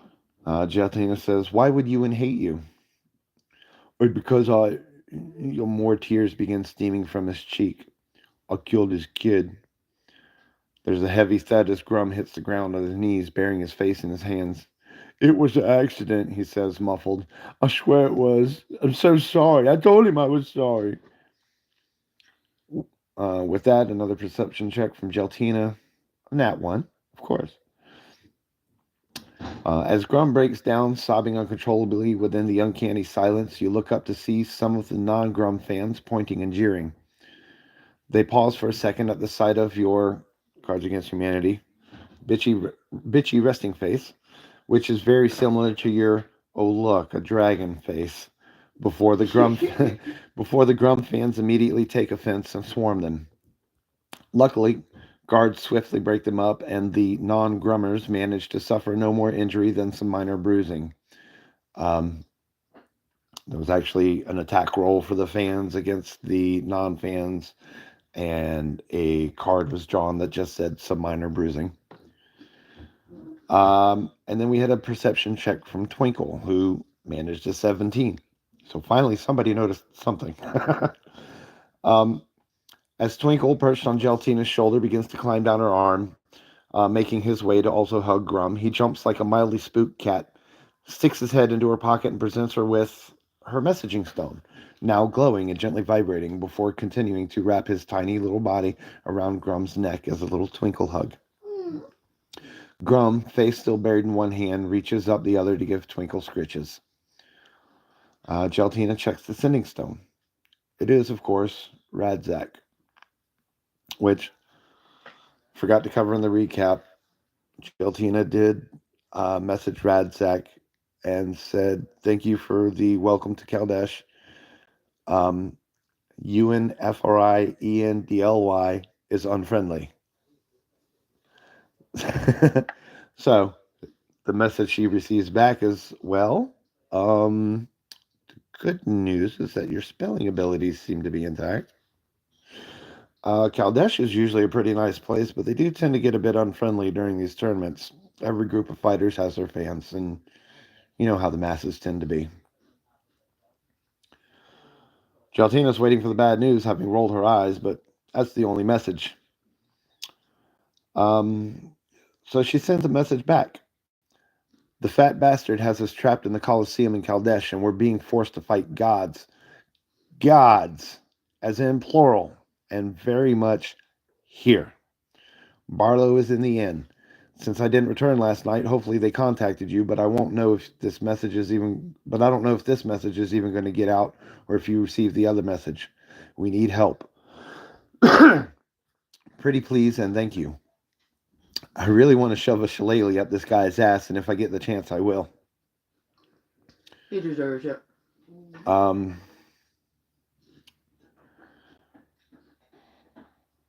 We have a check if we can hear the conversation, to which I told them they can hear each other within the pentagram, including the messaging stone, but cannot hear anything outside the area. The pentagram is 20 feet wide, but Grum and Alanir take up quite a bit of space, so they're kind of packed in there without a lot of wiggle room.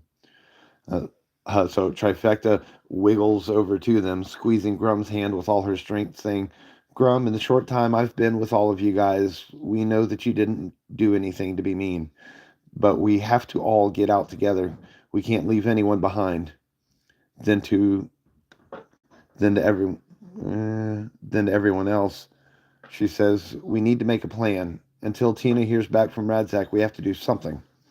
Muttering slightly to herself after saying that to everyone else, oh my god, what the fuck do I do? I failed my men, I cannot fail my friends." Grum looks up at Trifecta, pulling himself together. "So what's the plan then?" "Grum, is there a way we can run out?" "I don't know, never tried." He reaches out a fist and knocks against the invisible barrier, causing a splash of purple light. "I have my doubts, though." Technical, blah, blah, blah. So Trifecta asks, "So we have to fight?" Looking at Grum. "That's what it looks like, but I don't want to." To which Alanir says, "Well, I'm not letting anyone hurt my friends if I can help it." Grum stands back up, smiling as the last tears dissipate from his face, and puts a hand on Alanir's shoulders. "Right you all, Al, as always." And yeah, good luck keeping Grum down for too long, because that would mean he would have to be able to hold a thought in his head for more than a minute. Trifecta said, none of us do, Grum. I don't want to hurt anyone or die. I don't want any of y'all to die. We have to fight, so we need a major fucking attack and defense plan. I can use my Ultra Self spell to fight. Alanir says, how about I got your back and you got mine, so we're all watching each other's backside? Grum giggles and mutters, I like watching backsides. At which point Axel says, I'm not fighting. Geltina casts Goodberry. She hands 2 Goodberries to Grum, 2 to Alanir, 2 to Trifecta, and 1 to Axel for Bloom, while holding the last 3 for herself and Twinkle. I want to make sure my players are aware that they do have these berries in their inventory, and they only last for 24 hours. And Trifecta says, thank you, Geltina. What does this do? Geltina says, save your life if you're lucky. And Trifecta says, okay, hope I'm lucky. You do realize we don't have luck, right? No, but you have a DM, who cares? Oh. Might still kill you, though. Who knows? Let's see. Technical info on Goodberry.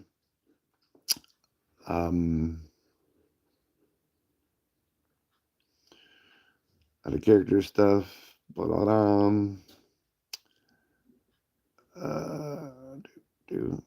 To Axel, Geltina says, what exactly will that solve? Meaning, not fighting. We don't even know if they can heal and or resurrect you. Maybe you should do your best to stay alive in case they can't. Axel looks at her, looks at his body, then says, I'm an adult, trapped in a kid's body. Might not be bad. Dying, that is. I'll try to keep the rest of you alive. It still kind of sounds like fighting, points Grum. I'll take it. And this is where we pick up Ham's experience. You know what? We'll go ahead and read off Ham's. Yeah, maybe. Ham's gonna die. Ham is going to get eaten alive. Probably. And not in a good way. Yeah. Damn, that sucks. Ham's sandwich is gonna be a panini. Oh, that was good. Yeah. Okay, yeah. But you know, greasy.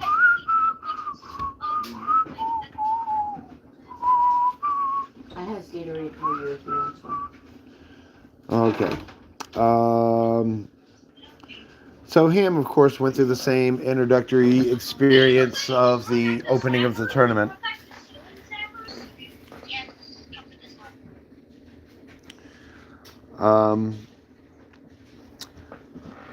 So in her, is there anything she would like to do to prepare?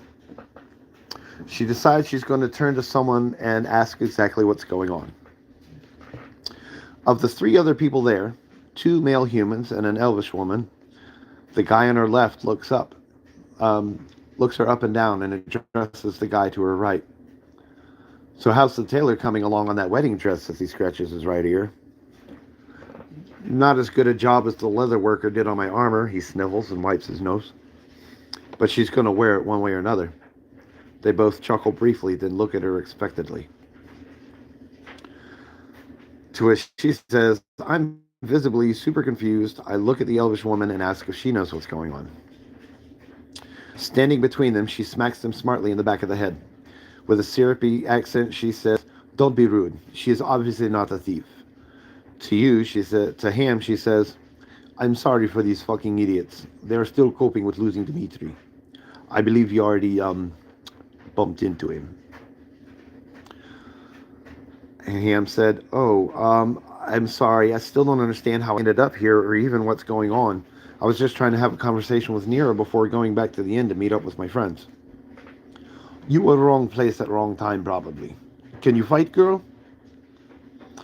A definitely wrong place and time. I can fight a bit, It's not something I'm really skilled at. I'm an archaeologist. Well, she sighs and draws 2 daggers. She produces a small bottle of green liquid and begins coating the blades. The men follow suit. I hope your skills are about to improve, girl. These bodies are not dead. Yet, points one of the men. Yet, she agrees. What bodies? And what's that green stuff? The woman points a dagger toward the rocky tree head poking over the wall. That one?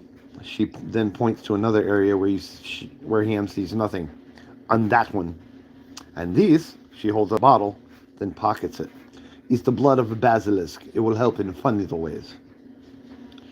Pointing back to the first area, she says, addressing everyone, I'm fairly sure they are all druids. We are all rogues.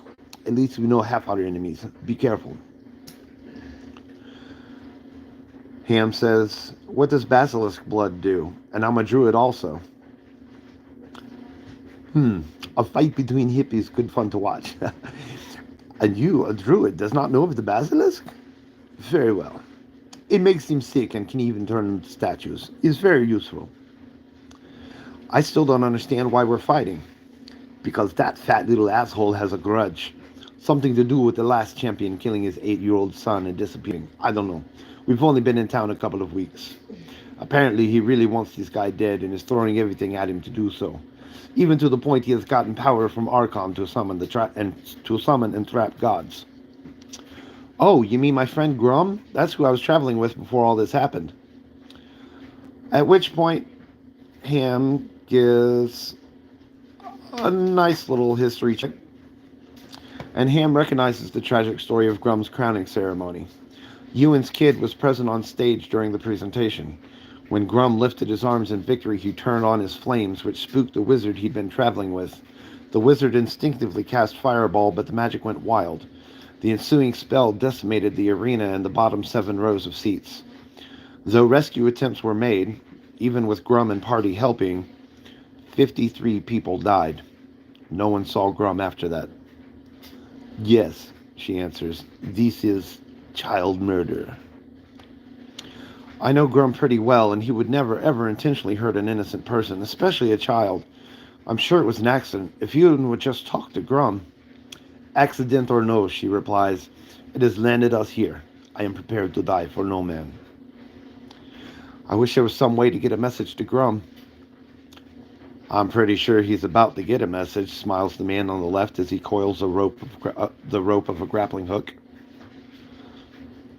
Ham says, I mean, if anyone can stop this, he can. Or, says the other man as he loads a small crossbow, and hear me out. The crossbow clicks as the arrow's locked in. We can stop this. I don't want to hurt my friend, or worse, kill him. If I die because you don't fight, says the woman, approaching you with a short sword and pointing it at her face, I will come back from the dead to kill you myself. Careful, child, says Nero with a smile. It wouldn't be her first time. Ham says, I just don't want this. No one on the inside of the arena ever does, says the man on your left. Well, says the one on the right, there's the occasional glory hunter, but no one usually does. So, how do we get out? We win, answers the elf.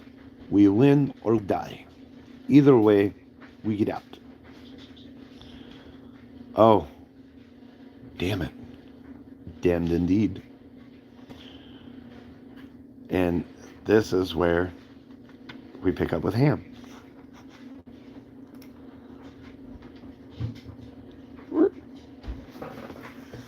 All right. So, with all of that out of the way, and fighting the urge to take a cigarette break. I smoke too much. Or not enough. I'm not sure. Depends upon the circumstances.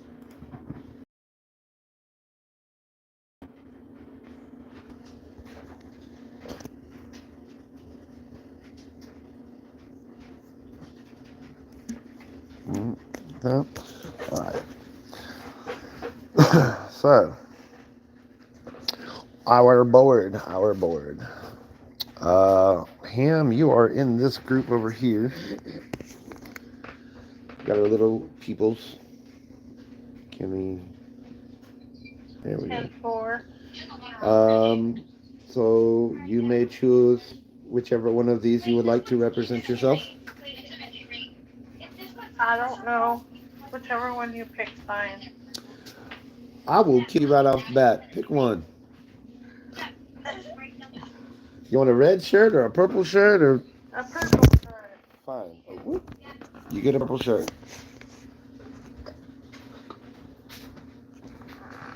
So here's Ham. So there's Ham. And where, as the battle begins, do you want to be positioned within that pentagram with the rest of the group? We'll make this one Nira.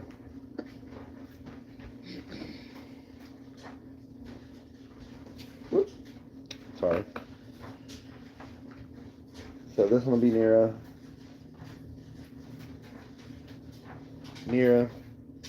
We'll make these two the guys, and this one will be the elvish female. Which she's leading, so she's going to be up front. With Nira back here, the other two guys ready to roll. Do you want to be back by Nira, somewhere over here? I mean, it's only a 25th, it might not matter a whole lot, but you know, sometimes 5 or 10 feet makes all the difference in the world.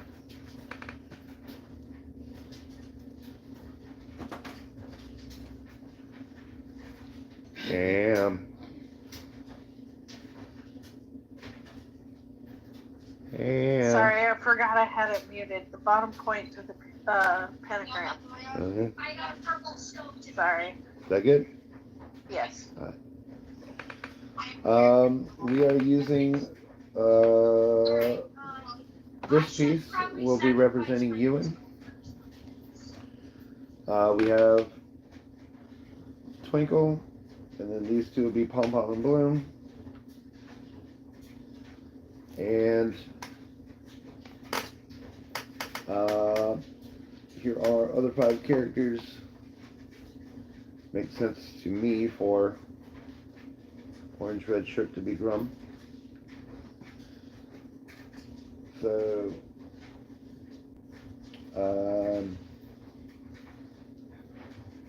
Jaltina, you have any preferences? First one? Okay. Alright. We have Grum, we have Jaltina. Trifecta? Take the green pants. Okay. Then we've got Axel and Al. I'll be the other one. Alright. Al. And Axel. So we have a total of 18 pieces on the board, 19 if you count Ewan. So it's obviously going to get a little hectic. So Ewan's on that damn board. is it, huh? I said Ewan's on that damn board because he's gonna die. So please, if you're having trouble seeing on the kind of camera angles, let me know. We'll move around. But please do try to keep track of your own who's who, because I will likely get a little confused. So Grum is going to be front and center, ready to charge into battle. Oh. God, I'm trying to hold. Shoot. Okay. No, you're the kingdom for a cameraman. Okay. God damn it. Okay. So we're gonna have Grum up front and center. Jaltina, where do you want to be placed? Within the pentagram. In the back.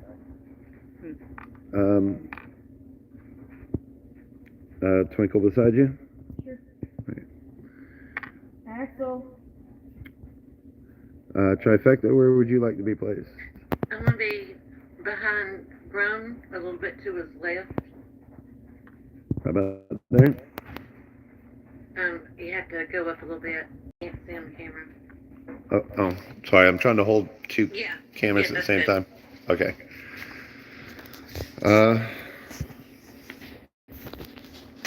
Over here. Okay. Al, where are you hanging out? Within the pentagram, where are you gonna start? I'm next to Grum. Axel? Yeah, whatever. Just sitting down, just not doing much. So he'll be in the middle of us. Hanging down. Palm and Bloom by your sides, I reckon. Actually, probably next to Grum. Either Grum or Joltina. Want one at each? Bloom with Grum and Pom Pom with Joltina. Okay. Can I offer a suggestion? Joltina handed you one good berry specifically for Bloom because Bloom's alive in a way that you and Pom Pom are not. You might want to keep Bloom with you since you have the good berry for Bloom. I merely handed it to Joltina. There, have it back. So that you can give it to Bloom just in case. Well, you better hope that I'm near Bloom if that is necessary. He's got just right on your shoulders. And if I get tossed around and thrown Now, across bear in the mind, room, Bloom is a sizable ferret, and Cheltina's only like 5 foot tall and as big around my wrist, and already has So Bloom's about half and the already has size. a baby tree dragon. on her shoulder. Right. So that may be putting a lot of weight and like that would I'll take actually Bloom. put her Alright, at then I'll disadvantage for a lot of rolls. Give Ellen here the good berry. Give this to Bloom if she gets there. Bitch, and hand Bloom to you. Okay. And go sitting down.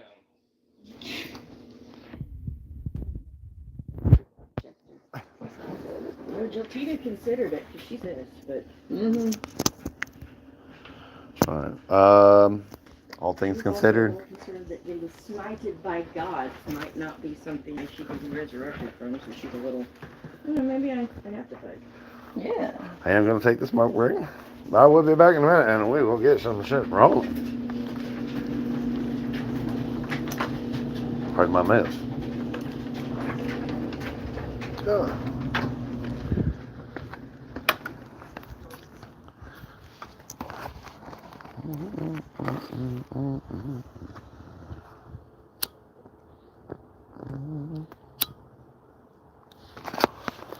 Of course, you had to say Panini and get the song stuck in my head.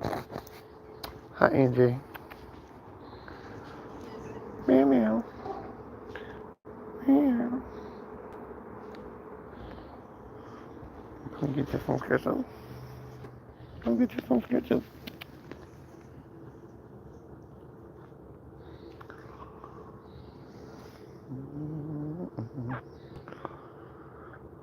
Meow. Meow. Meow. Meow. Meow. She's so beside herself. She don't know. Oh, it all feels so good. Oh. Ugh.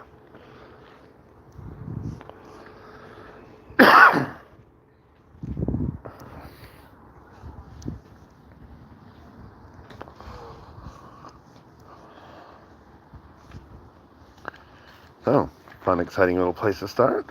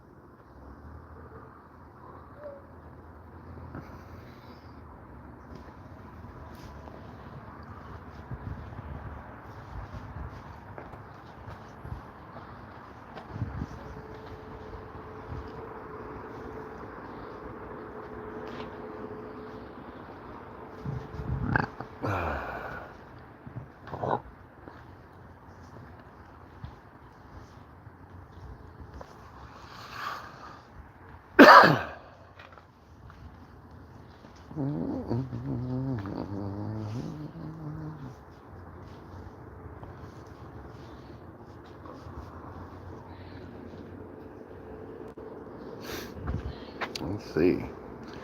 I want to call that whole recap only took a minute. But hey, got you guys all caught up, and you get the more specific details of the opening.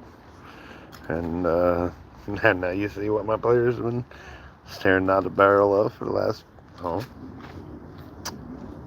couple of few days.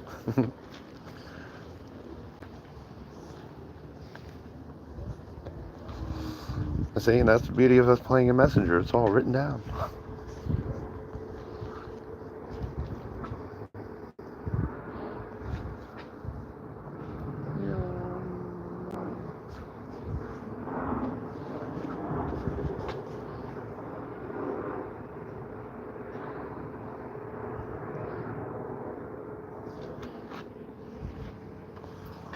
All right.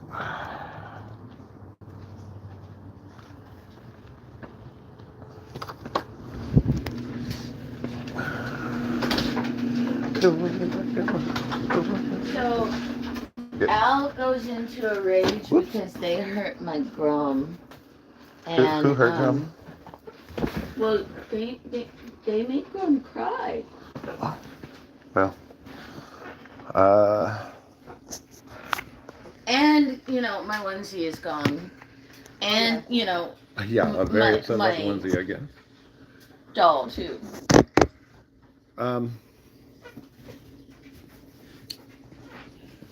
So we're going to kill them all? Just as a, I'll go ahead and note, if you go into a rage and have a turn where you do not attack or are not attacked, then your rage goes away and you got to use it again. So, I'll wait until we actually start fighting to go into the rage.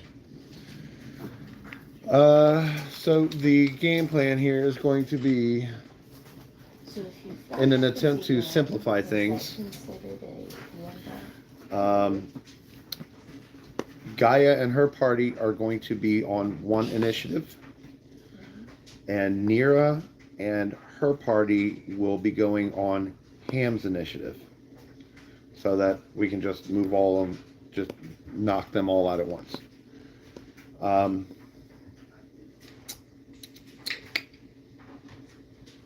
And let's go ahead and get initiative rolls for everybody. So we can die quicker, right? Oh yeah, absolutely. That's what it's about. Yeah. 6 Thought for so. Jiltina.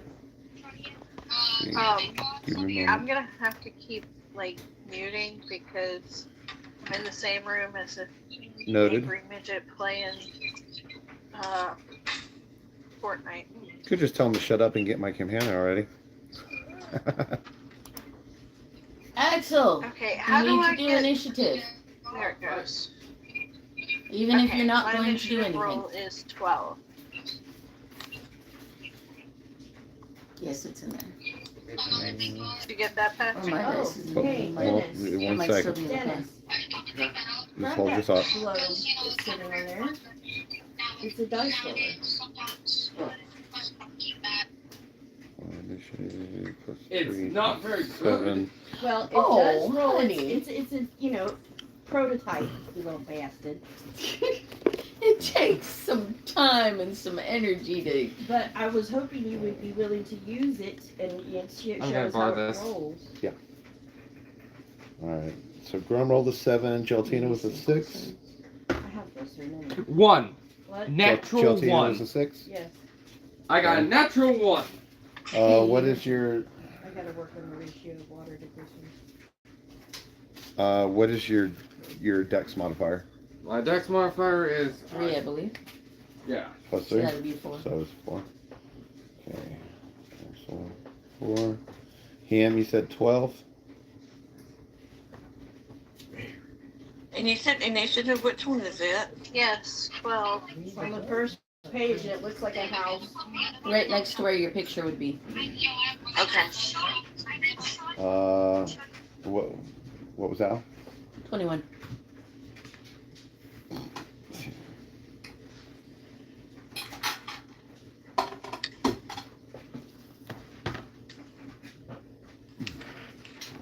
Guys, it's 20.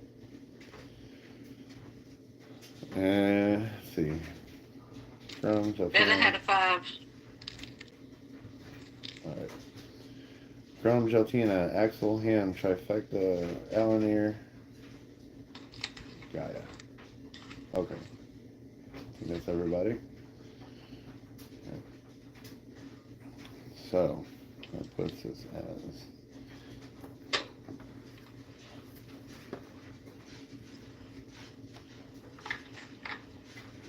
Alanir's first. So what do I see? Gaia. I'm getting the initiative now, Okay. and then we will get into. So, Trifecta does have something she's going to be doing. I'm going to be putting it in narratively. Trifecta, you were doing the dragon's breath on yourself as well, right? Yeah. Okay. Let's see. Gaia. Who's next? Ham. And Mira.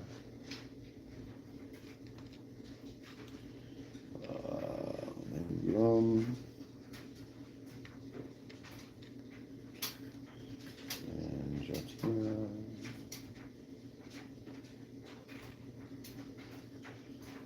And Trifecta.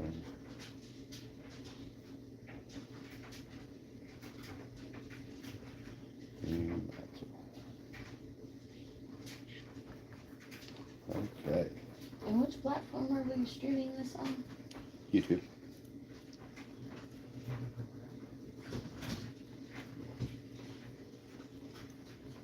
All right. Inviting more people to watch. Send you the link if you want. Yes, please.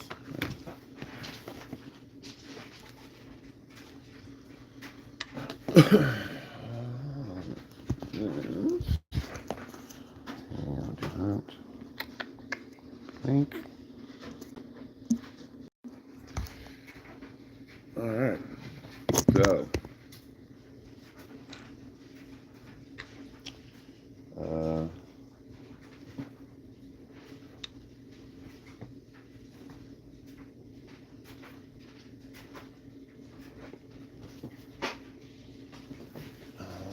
I reckon y'all are just gonna be shaky.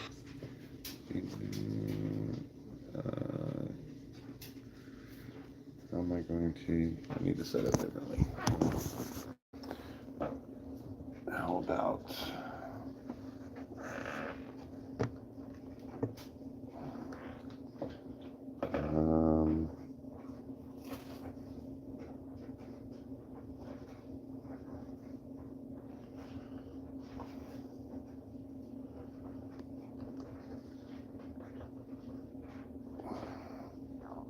Maybe that might do.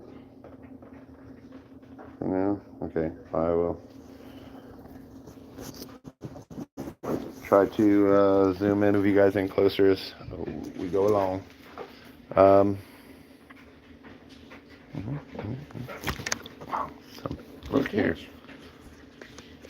The reflexes of a cat and the speed of a mongoose.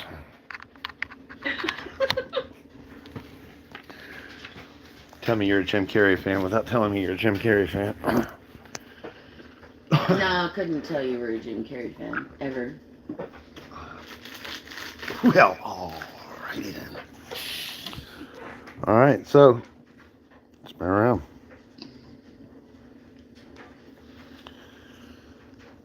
I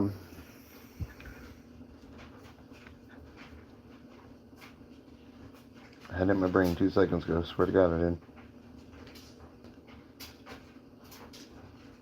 Okay. So that we are not doing a whole lot of drawing and erasing on the dry erase stuff. There are, so the walls that were split, that did have the arena split 5 ways, are now split 3 ways. And Ewan, even though you guys are seeing him in the center of the board, he's actually, much as he was, floated out on the disc, which for anybody who may have any sort of arcane abilities, and looking through their spells, he's using what's called Tensor's floating disc. and Hey, and can I have a quick question? Hint, so Is there like a barrier on top of the Coliseum? be good to know, wouldn't it? Oh, yeah. It's always one way to find out. Oh yeah, I'm gonna chuck my javelin at him.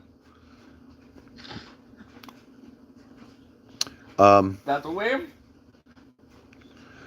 So Are you doing that? Well, never mind. Maybe on your turn you can do that. That's where I was going with that. well, as I mean, feel free to interrupt and try at any points. I'm gonna... So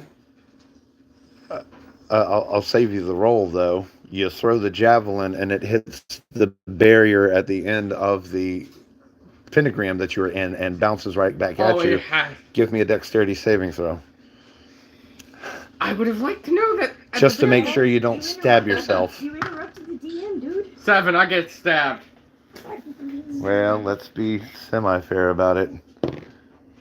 Yeah, you get stabbed, but I'm gonna be nice. I'll just use a D4. Yeah, I didn't activate it. But this is not good for you, because remember, we've introduced exploding dice, so that's 6 points of damage as you stab yourself in the thigh with your own javelin. Yeah, that basically sums up my life. Would Goodberry help him as a vampire? No? As Goodberry is not a holy magic, it would help. Geltina hands him a fucking Yeah. Just So in case. Geltina gives you back your Goodberry. It just looks at you. It only deals 1 point. It only heals 1 point, but She just stands there staring at you. Just... You gonna try it again? I would just like to know so I could try to get out of the way next time. I forgot the berry was still up. Shut up. And I just slammed the good berry down like, I am so done with this shit. Keep on. You do keep a hold of it. Well, I mean, if he wants to go that route and leave a Goodberry laying on the ground, I'll pick it up. It's shiny. so you and Ooh, snack. And Geltina's like, no. Hold on to it. So Ewan floats back out on his disc, and I mean, even though I'm setting him down in the center of the map, he's 60 feet or so above, so he's like up here. And he gets he gets the crowd to get settled down, makes this big announcement, and ladies and gentlemen, welcome back. We are getting, it is, yeah, I'm so much a better writer than an orator. And we return now.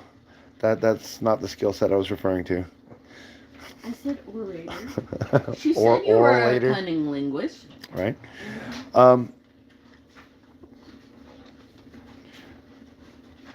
We are now. Train of thought. Brilliant, Pat, brilliant. So he tells the audience, have a seat, and we are now prepared for the final round of our quincentennial celebration. Our champions from round 1, Gaia and her group. Contestants number 2, Nira and her party. And over here's Grum. Yeah, we know it's been rigged. And Go fuck yourself. and of course the audience erupts in their own little ways, and everyone's supporting their particular fighters they're backing.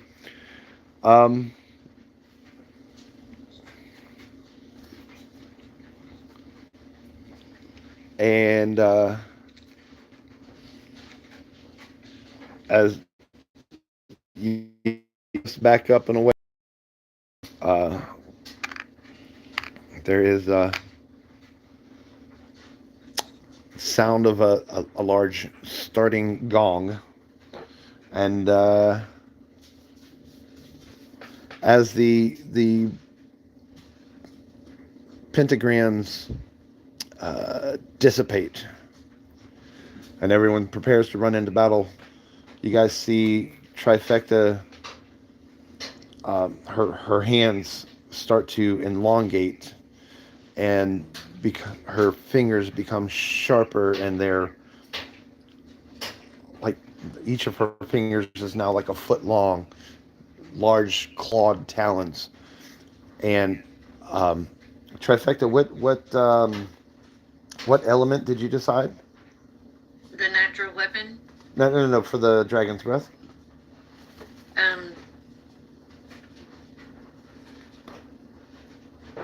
Which ones do I pick from? Hold on. Earth, air, I fire, didn't see water, it in and the these basic. I'm powers sorry. I combined. don't mean to hold No, everybody up. it's. I know, oh, I'm shit. just joking. Hold on. There we go. Ah, yes, the four elements: Well, water, earth, fire, and Well, racism. It's gonna be fire.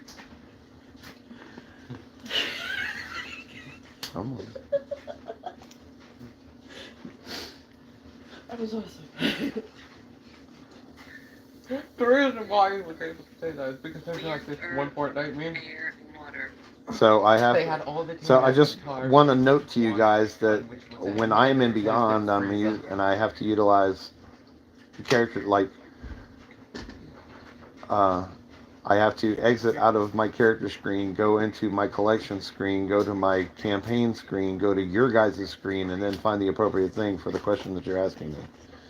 So, Okay, Yeah. when I'm actually looking. Give me just a second. I recognize that. your options are acid, I did cold, not. fire, lightning, I forgot or I read poison. it. Very nice. Fire. Fire. Okay. This girl No, is wait, on poison. fire. Poison. I'm sorry, poison. Poison. Okay. Yes, poison. All right. Okay. Now I need to back out. Back over here. And actually, who's up? Yeah, I need to go here. And no, stop. There we go.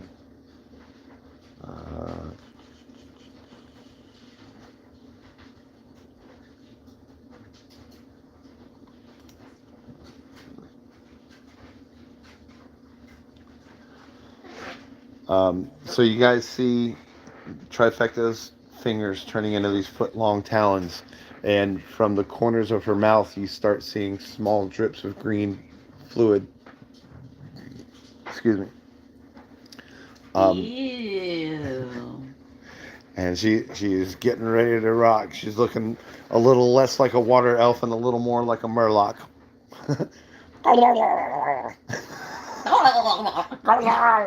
God, I hated those guys in World of Warcraft. Get up.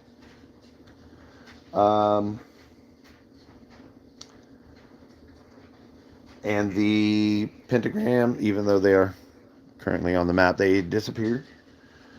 And the gong rings. And Al, you're up in the initiative. Okay, so what do I see? I mean, I see, but are they Right. running toward me? Are they? Well, nobody has Done moved anything. anything yet. No one has What done you see- anything. What you see is that your pentagram and the other two pentagrams have just disappeared. And it's the gong and the start of... You didn't come with us through the portal. Mm-mm. So this is Yeah, the first so- time seeing you. Okay, a little more descriptive then. So over here and I didn't even assign which one of these. Let's go with... We'll make yellow shirt. In this pentagram, you see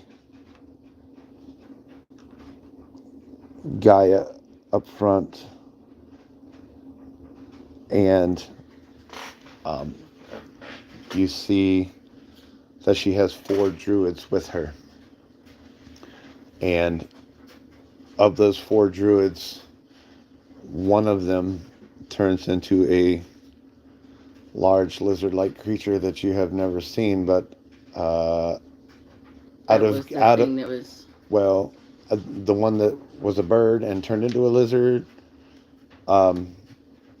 Just for your guys' reference, we would recognize that as a velociraptor. But now that your druids have seen it, and one of them turns into a polar bear, and one of them turns into a dire wolf, and the other druid is standing and waiting. Not in Al's, well, even in Al's brain, it could make sense. This guy. Now,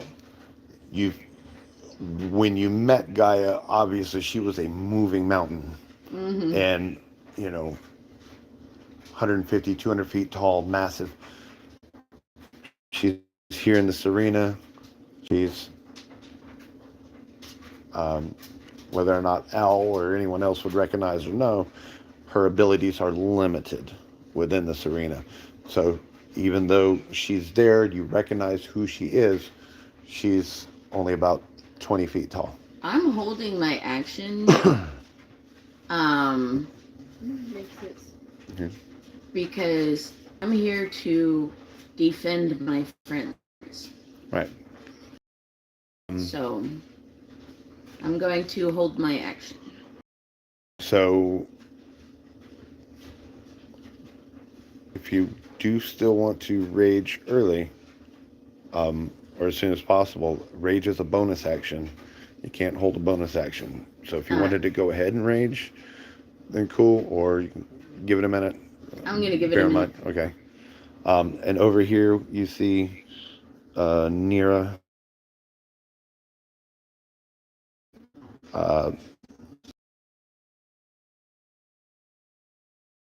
Is Nira. And the female elf and the 2 human rogues. And do I recognize somebody in the back? And Ham. Actually, give me an investigation check to see if you can tell that it's Ham. Okay. Let's see, 10, 15, 20. 16. Yeah, you can definitely tell it's Ham.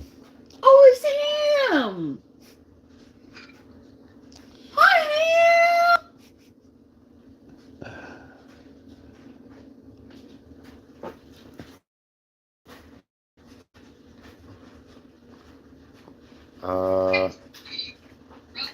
Ham, you see Alan here waving and yelling, hi.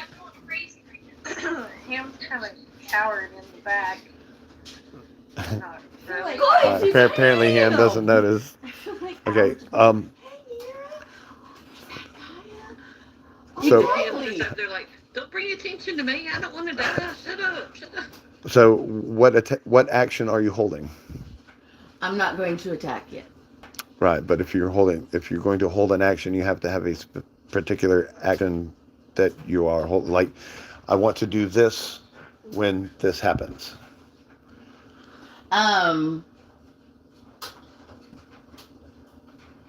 If somebody attacks, I want to attack whoever that is. If somebody attacks my party, I will attack right back. No, you know what? I'm just going to be like, I'm going to be me. I'm going to be like, wow, hi guys, hi Ham, hi Nira. That's what I'm going to be. That sounds like that actually probably would be a very appropriate first turn for Al. Yeah, absolutely. That's my turn. It's a fight, but no one's coming at her, and she's seeing friends. She's like, what? Hi guys, you're here. Like, I thought we were all about to die, but we're all friends. It's a party, right? Oh God, not again! Gaia, on the other hand, realizes that she needs to get the fuck out, and very much has the same mentality as the elvish woman, as in, well, we win or we die, but we got to get out of here. And Gaia very determinedly moves in toward the center of the ring. 15, 20, 30. And 50. And let's see, we had Raptor, 10, 15, 20, 30, 50, 60. Polar Bear, 5, 10, 20. Let's see, 15, 25, 30. Oops. Oopsies. I'm there. 10, 15, 20, 25, 40. So Gaia comes charging into the center of the arena. The Velociraptor begins moving toward the center, but starts to veer off in your guys' direction. The polar bear is behind Gaia, coming as backup. The dire wolf and non-wild shape druid begin heading towards the center and then start veering off towards Nira's direction.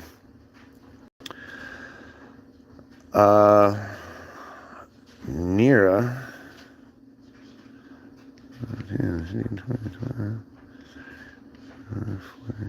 50, also begins to approach the center. And there are suddenly 3 metal balls, just a few inches in diameter, that come rolling into the center of the arena from this direction. And tink, tink, tink, tink, tink. And we need marker. Not a permanent one. How about There are ways to get the permanent ones off of a, Yeah, but why go through all that? We have try erase. absolutely. Just gotta find the right one. Alright, that'll work. Okay.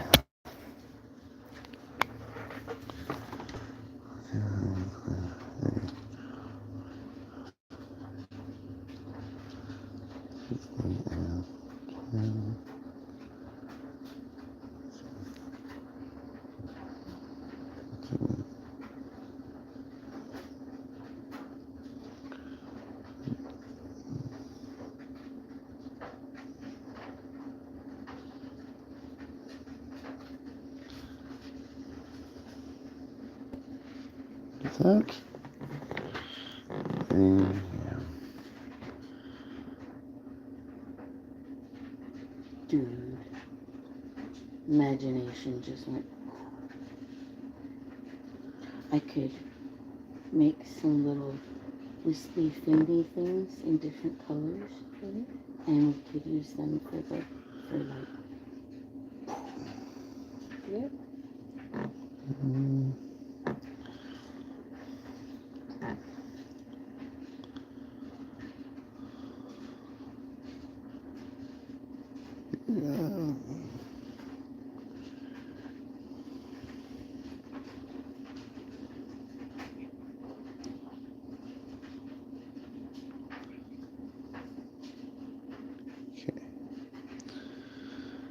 And those 3 little balls explode, creating 3 30-foot spheres of smoke, of very thick, obscuring smoke.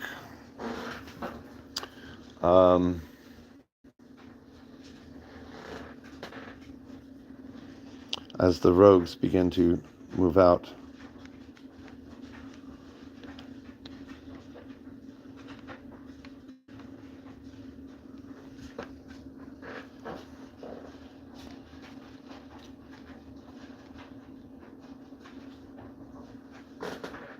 Okay.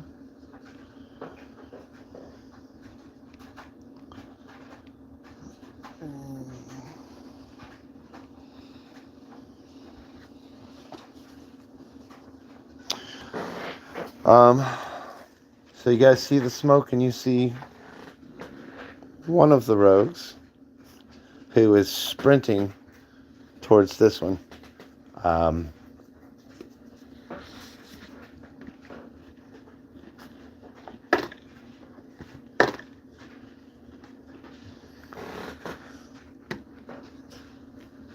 If anyone would like to attempt to roll a perception above an 18 or a 23. I'll try. Oh, you just had to say something like that. 22. 7. 6. 14. Axel just doesn't roll. Right. Geltina, you do see, so you don't see one of them, but you do see another one of the rogues disappear into this cloud of smoke. Okay.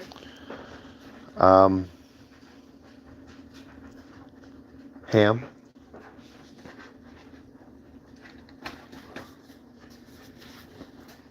Yes. which one do you?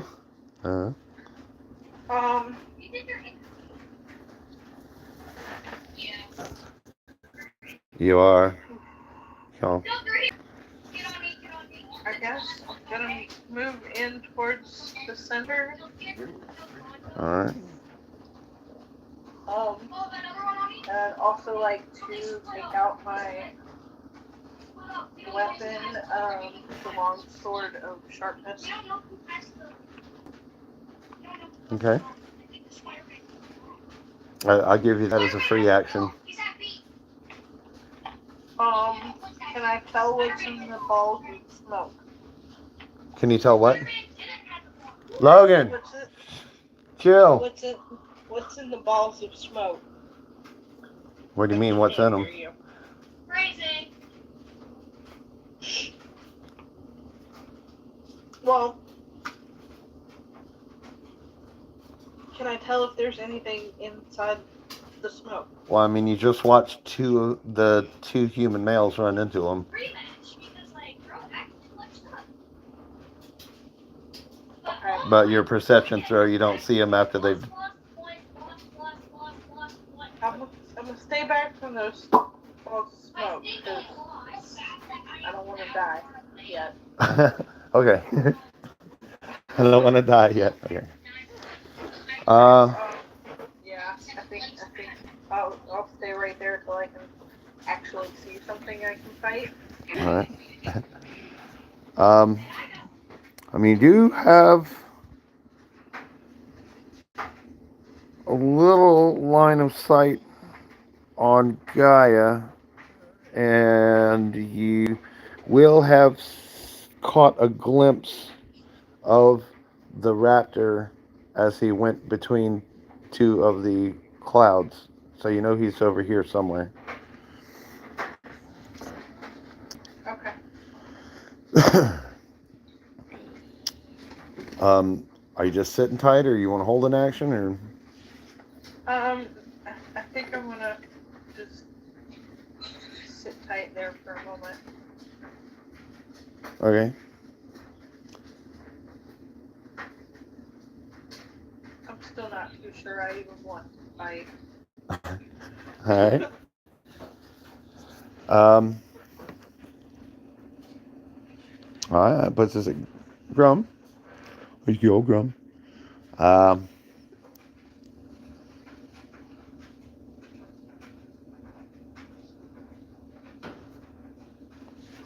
see. 30.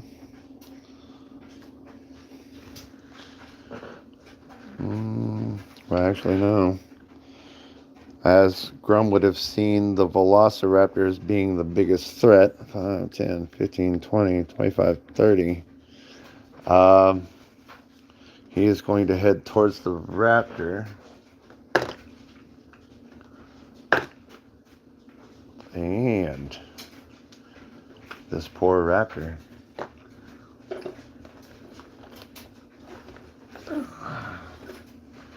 Attack roll. 16. Alright, okay. 8. No. Here's 10.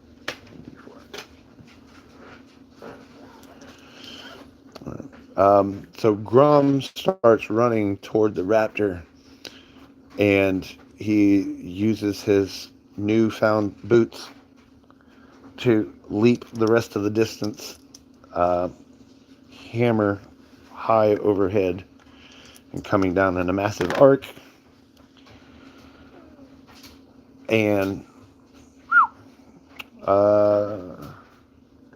make sure the raptor still stands up. He does not. Knocks this raptor flat on his fucking. It's. So the raptor goes prone. Yeah, Grum just hits him with this massive jumping overhand hammer swing. I need to track some HP here. Hold on.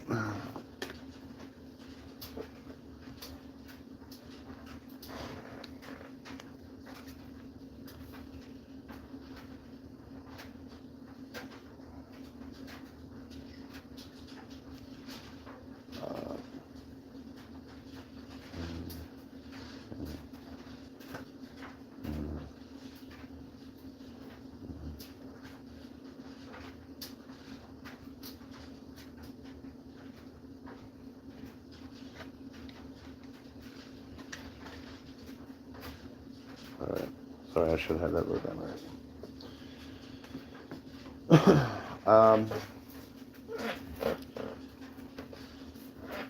And funny enough, that massive strike was not even raging.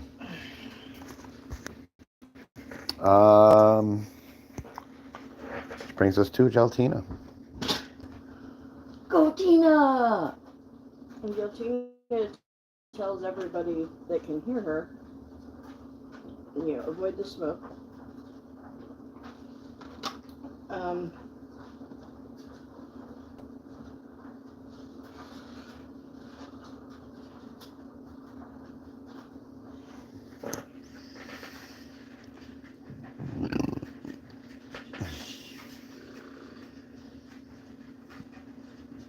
She stands ready, but she's not moving. Nobody's attacked her yet, and she doesn't want to hurt anybody.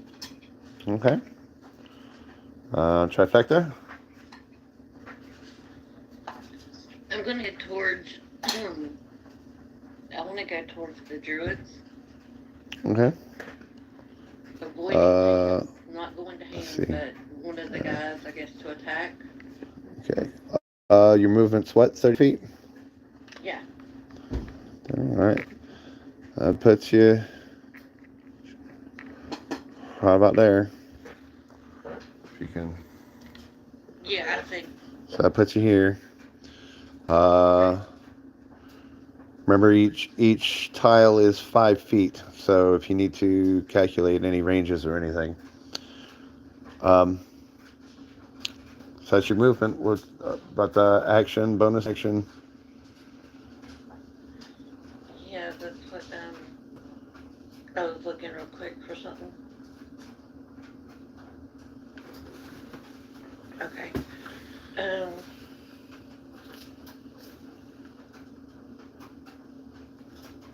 I don't have one yet.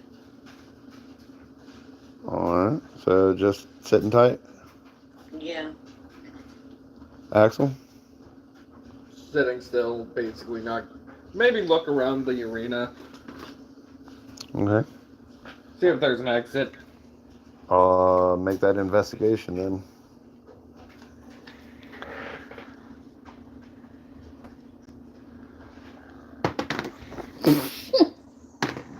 $20! Ah. Oh, damn it. Nice try. Nice try. Nat 1. Oh, dang. Close. Close. Evil. If that would have come up in that run, I'd have been like, 20. Yeah, you look around. I mean, it looks like any other Coliseum. There are rows of seating, and it's a packed house. You see archways where the people would be coming in and out from the streets.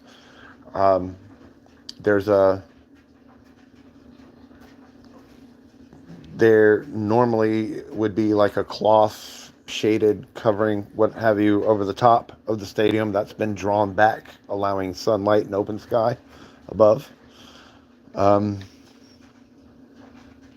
Coliseum's about 250 feet tall. Alright. I'm just gonna sit there and just go, yeah, I'm done. I just sit there and chill. And action. There's no action. Okay. How? This one's This is trifecta. okay. So I'm gonna try to get. How far can I go to? About here? What's your movement? 30, 40 feet. If you're walking, I think 30 feet walking, 40 flying. Pulling it up. I never know which one that is on. Hold on, there we go. I think it's on Range. speed.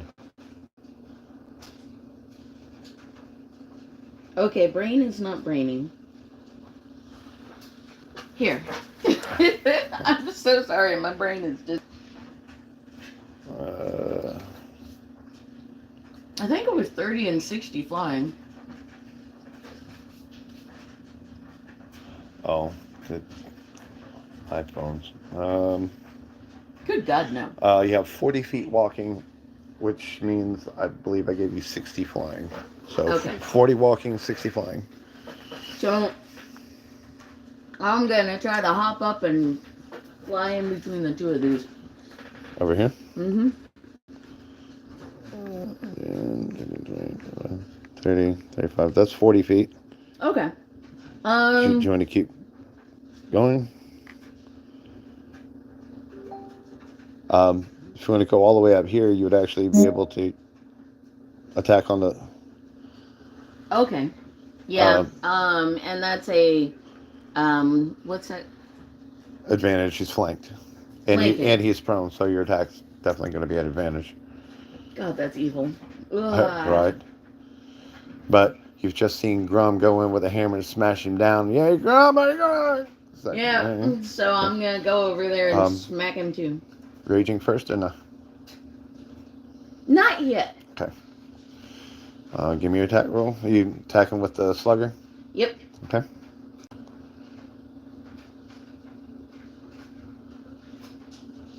Nine. At advantage? 15. Okay. Yeah, that hits. Okay. So go ahead and roll damage.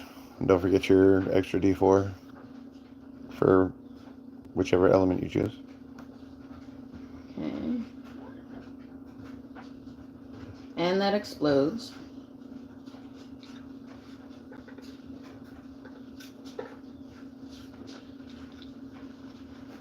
Seven plus 8 plus 4, 15, 19. Alright. Let's see.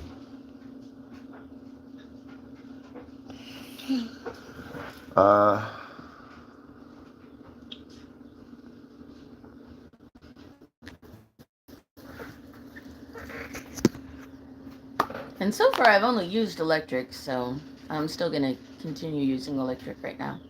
So, It's electric. how much of that was the electric damage? That would be the exploding one. So that's 4 plus 3, so that's 7. Okay. Okay. So you bring the slugger down as the raptor is lifting his head, and you crack him straight upside the head. And as soon as you do, you see the lights in his eyes go out, and his head flops back down, and he loses his wild shape and forms back into a druid. Can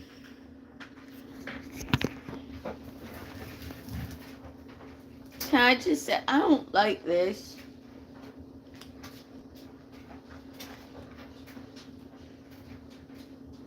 I don't either, Al, but what you gonna do? When it come for you. Sorry. Not sorry. Oh, come on, Axel. That was the perfect opportunity. Reset. Thank you. Sorry, I was in the other room. I heard you. Non-spawn. Rockman Savage says, "Okay, I'm here. This is pretty interesting." I go, So appreciate you, Rockman. I'm glad we're keeping it interesting for you. Oh, yeah. I invited some people to play. Ham, I swear to God, if you are sending me videos and I come to your turn and you go, what's going on or what do I do? I will kill you.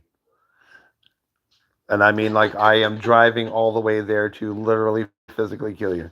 Okay. I'll bring the murder weapon. Now. That's called premeditating. You can't do that. Right. In the interest of plausible deniability, that was a joke. That is totally a joke. In the interest of plausible deniability, that was a joke. That quote of the year. Okay. All right. Gaia continues on her run. She's unable to see Nira as yet, so she's going straight for this rogue. Yeah. And she is just going to. She's got that massive rock fist. And this poor rogue is about to get hurt. Oh, I bet. Not as bad as I thought it was going to be. Okay. Now, would a rock be... A rock would be immune to poison, wouldn't it? But not acid. Yes. Correct. Interesting. And this is how Pokemon comes into... Right. comes into D&D. And I'm going to give her a dex save. Really? Oh, no, she doesn't have. Okay. 9, 10. So Gaia runs up to the elf female rogue and hits her with a massive right hook. And although the rogue is able to stay on her feet, she gets knocked into the sphere of that smoke there. And that's that one. Polar Bear changes his mind as his direction, going, sees Gaia's got that shit under control, and comes for Grom. Uh-oh.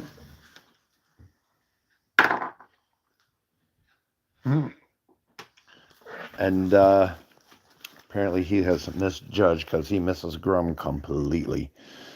Can I use a bonus action and go into a rage watching him try to hit Grum?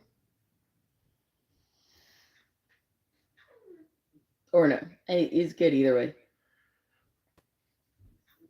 Would be at this. Well, you can at the starting next turn. Okay. If he's still there. Still moving on, guys. Direwolf continues on 5, 10, 30, 40.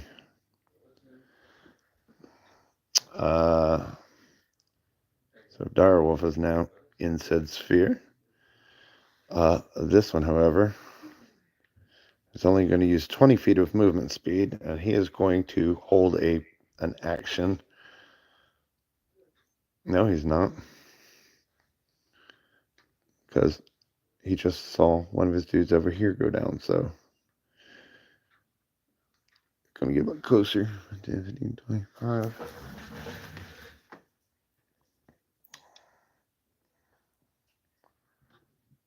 Do, do, do, do, do, do. And he is going to use Cure Wounds.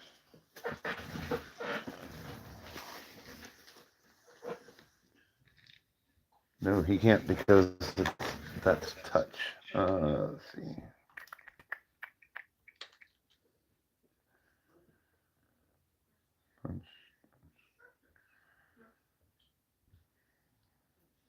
Okay.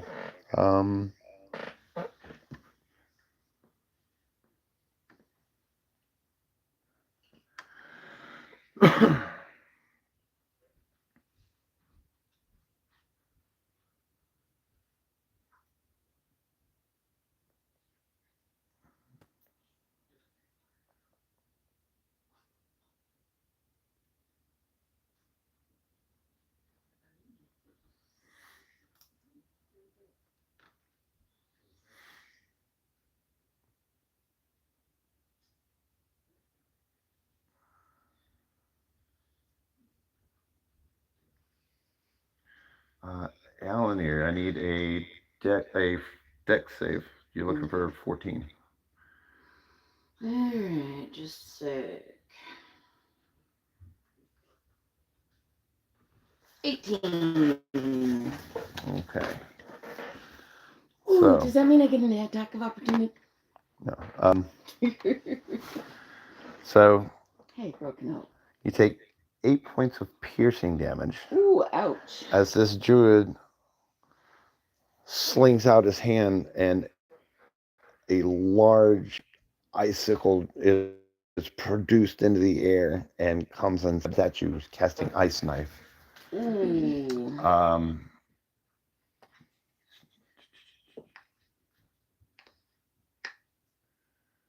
And wait, make sure I'm doing this right.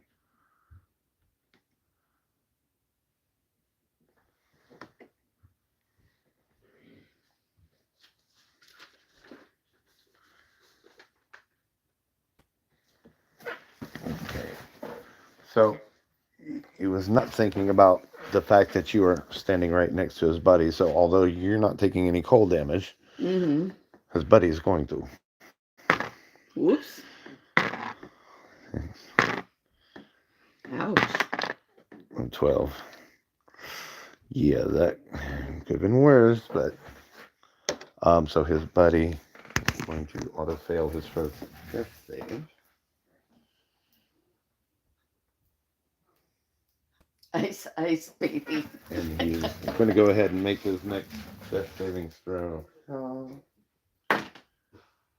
Okay. So he's got one fail, one success. Bum, bum. Let's see.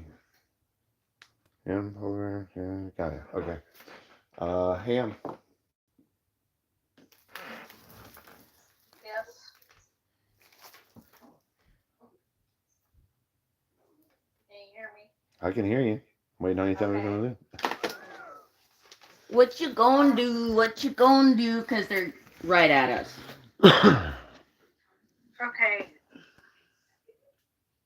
My figure's the one that's furthest back away from everything, right? This one. Yeah. Okay. And the two in front of me are in my group? This is Gaia. This is Nira. Alright. So I'm gonna go towards Gaia Okay. with my sword. Oh, you can get right up on her. And I'm gonna attack. Okay. Let's,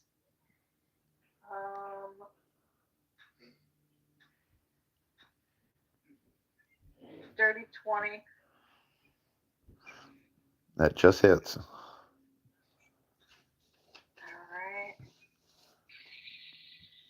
Alright. 2 damage. 2. Woo, killing it. Yeah, yeah, I know. All right. Any bonus action for you? No.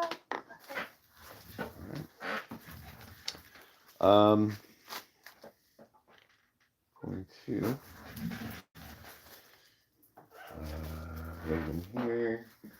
Nobody gets to see any of this stuff, so it's a shame you're not gonna know what's going on. And that one's the direwolf.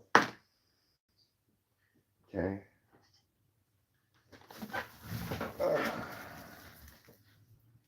One. Okay.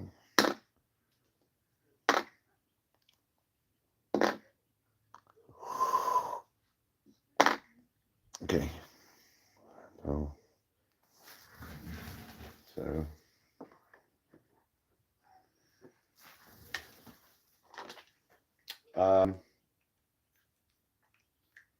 Just FYI, the dire wolf that ran into the cloud is getting fucked up. Oh. Right, 12, 13, 14, 14, and he's poisoned. But at least he saved his constitution from being turned into a statue. Okay.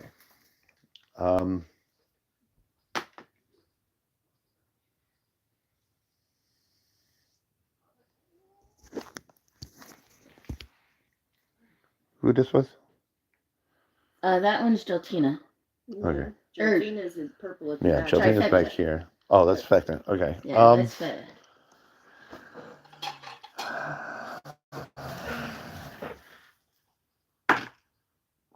That's not good. Okay. Trifecta, what's your AC?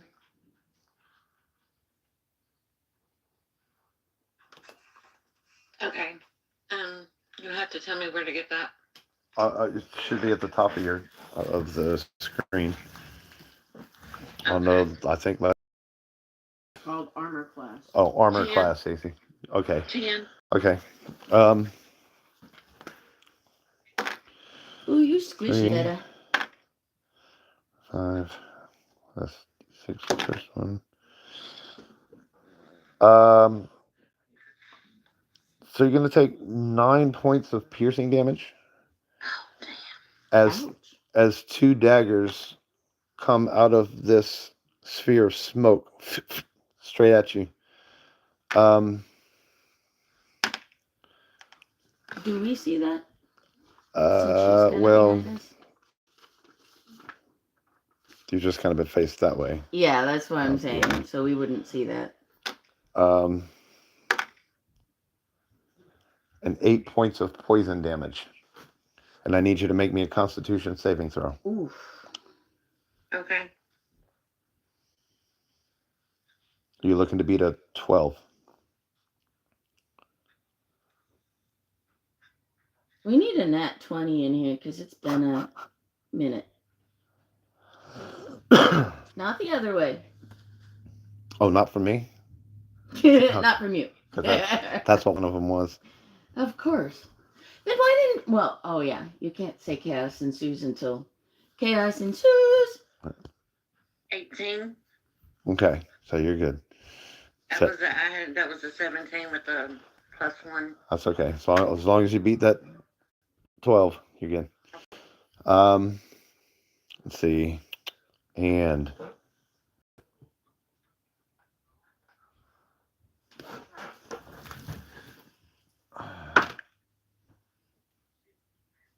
I'm gonna die. Axel does a 16. Oh, hold on. I can tell you that. I know you can't with mask in you. Axel! Alright. Does the 16 beat your AC? Let me see. 16. Yes. Okay. Has 4 points of piercing damage as an arrow crossbow bolt comes flying out of this sphere of smoke and nails you right in the left shoulder. Damn. And you now have a crossbow bolt sticking out of your shoulder. He just looks over and just goes, meh. Meh. Meh. Meh.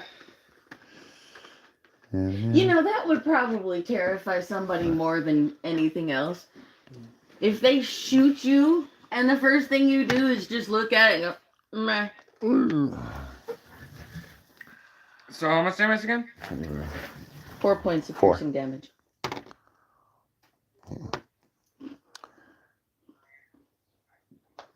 Okay.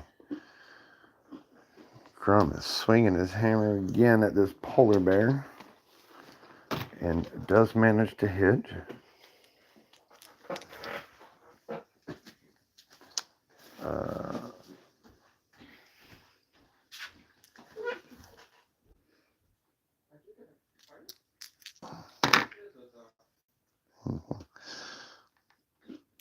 And smashes the polar bear into the shoulder, and that's, he only does 7 points of bludgeoning damage, but he was also coming off his heels from backing away from his initial attack.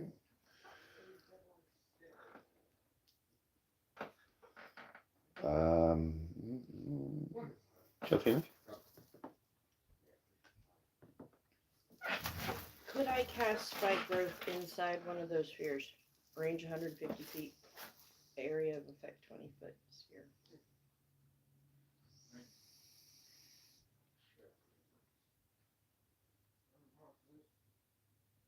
I'm tempted to say no because I think it says a point you can see, but I will allow it.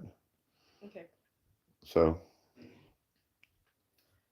Closest sphere to me, whichever one. this one here? Yeah, sure. It's 20 feet? 20 feet. You want it centered in the sphere? Range 150 feet, so centered within the range. Inside the sphere, whatever that looks like. Okay, so that would.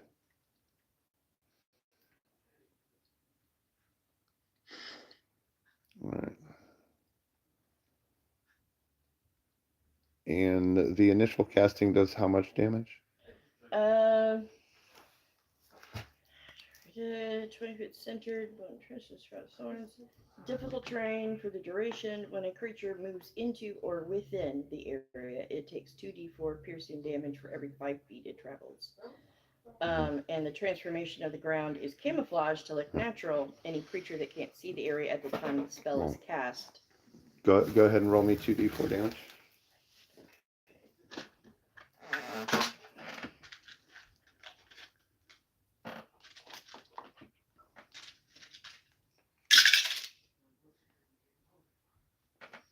Four total. Okay.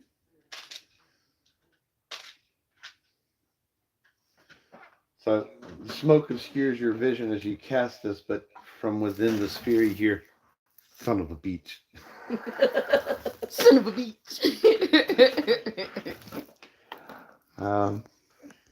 Anything else for you?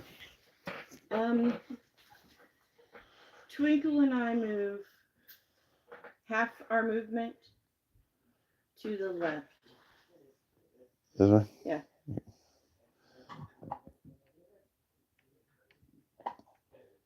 Okay. Oh, is Twinkle hit? Oh, I don't think Twinkle's there. Yeah, I mean, Is Bloom with me or is Bloom with him? Bloom for you, remember? You agreed to take Bloom too. So is he? Bloom has to be over here with me. Okay. What does Twinkle want to do? And, I tell Twinkle to burrow and wait. Okay, so it's just a normal hidey spot then? Mhm. Okay. and Pom Pom, and, also Pom Pom, yeah. You know what, I'll switch around, Pom Pom's with Grum. Okay. So legitimately, he is just sitting there alone, just Yeah, with a legit. crossbow bolt sticking out of his left shoulder. not giving two shits. Well, I mean, like we said, we're defending our friends. Trifecta? Can I use the cantrip Yeah. What are we doing? firebolt? Okay. Can go up to 120 feet. I want to go for the one who attacked Grum. Okay. It's a bonus action, right? Yes. Cantrip's bonus action. Let me find you. Okay. Here we go. So you're throwing a firebolt at the polar bear. Yeah. All right. Was there a save on that, or was it an attack roll? It says hit DC and then effects. 2d10 Hold or on. plus 6. Hold on. You want me to send you a screenshot so you don't have to go back?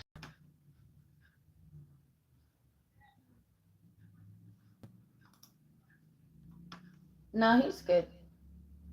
Okay.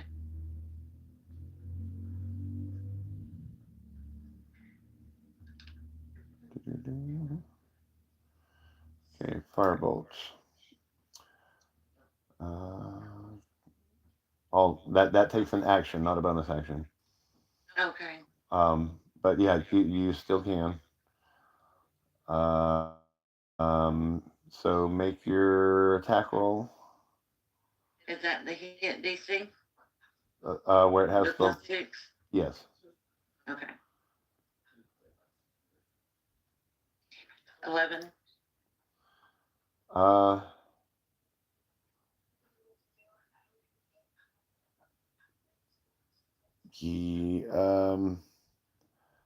so you cast the firebolt and it hits the polar bear, but he's got so much heavy fur.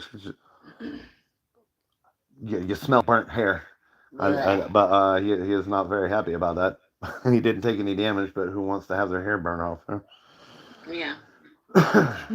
He'll be slightly fried when he's back in human form. Any movement or bonus actions?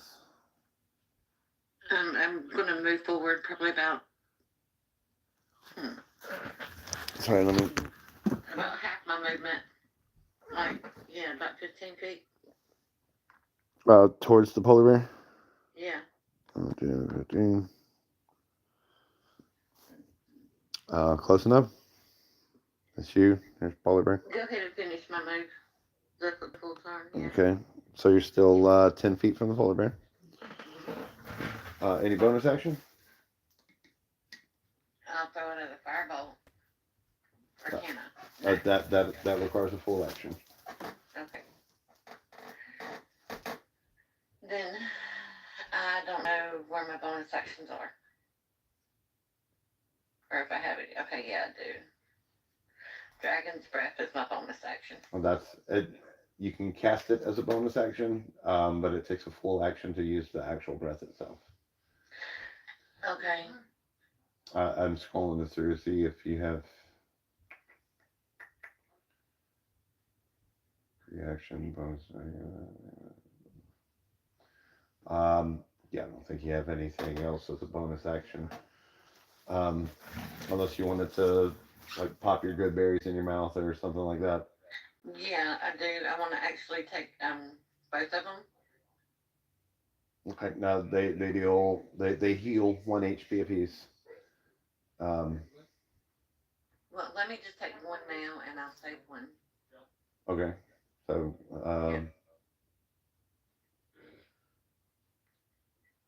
yeah, go ahead and do your. I did. Yeah. Okay, how many damage points did I take? I'm trying to remember. I think I healed too many times. What I saw just now, you were at 9. Before I told you to go ahead and heal it for the good berry, so you should be at 10. Okay. Okay. I did. I had hit it. My thumb was shaking. Axel, you're up. Axel still just sits there. Lord have mercy. He is being a conscientious objector. Okay. It's fair. And Pom and Bloom is now attacking the guys who they're fighting against. Which one? Okay, so who attacked Al? Nobody. All right. I got piercing damage. 9 piercing damage. Oh wait, where's that? Oh, from this guy. Yeah. Yeah, so Bloom immediately just books it towards him and scratches the ever-loving shit out of him. What's Bloom's movement? No, I have no clue. Hold on. Bloom. Oh, Bloom. Hey, hold on. Necrotic, radiant, and exhaustion.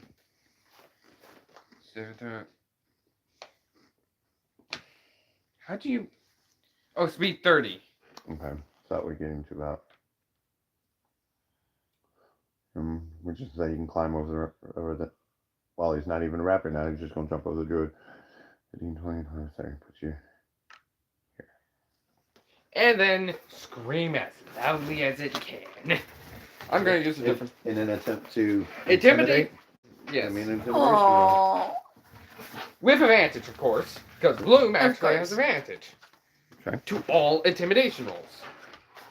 I don't know why I did that, but okay. Ugly as sin. Oh, it's all good. I trust you. 4. And 4. So Druid. Oh, Against Druid's insight. Doesn't just +2. Yeah, it's Yeah. not. So Bloom just rears back with the mightiest little ferret that he can, and then she what did I say? It? Sorry. No, you said he. Oh, did I? Yes. Bloom is a she, Pom Pom is a he. And the druid just looks over because he's a druid. Of course, he loves the animals. Oh, cute! You want good? You little scritches. Go get you some. Try to call Bloom over to give him scritches. Pom Pom, basically is just glazing around, seeing what he can steal, basically. Ooh, a shiny check. Yep. Well, that's up to the DM. Yeah.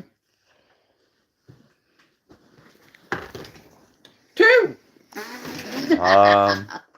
Well, she's got yeah. It is standing behind Grum, with a good enough view to see Grum's dick nipples, but I don't know if you want to count that as shiny or not. Oh. Meanwhile, just Axel being, I am so done with this. Versus Al and all her shininess and trifectas. She sees a polar bear on the other side. No, what are you going to steal from a polar bear? He. Did I say, what was it? She. Yep. Look, we don't judge here, okay? Wait, LGBTQIAF, okay? It and it. Just go with it. We're part of the Baby. lesbian, gay, bi, trans, ferret. Just dude. Dude. Dude. Call it an it. I do not mind that. Enough of the pronouns.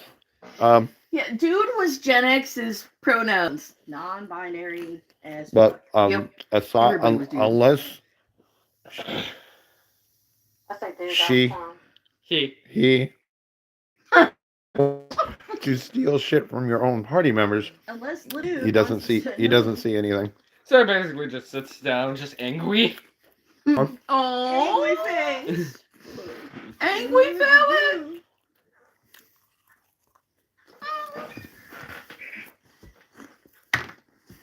Okay, this die's better.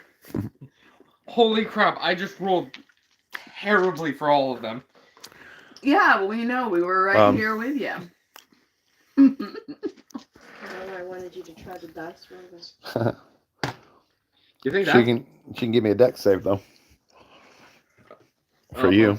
Pom Pom? For you. For Axel. Alright. 10.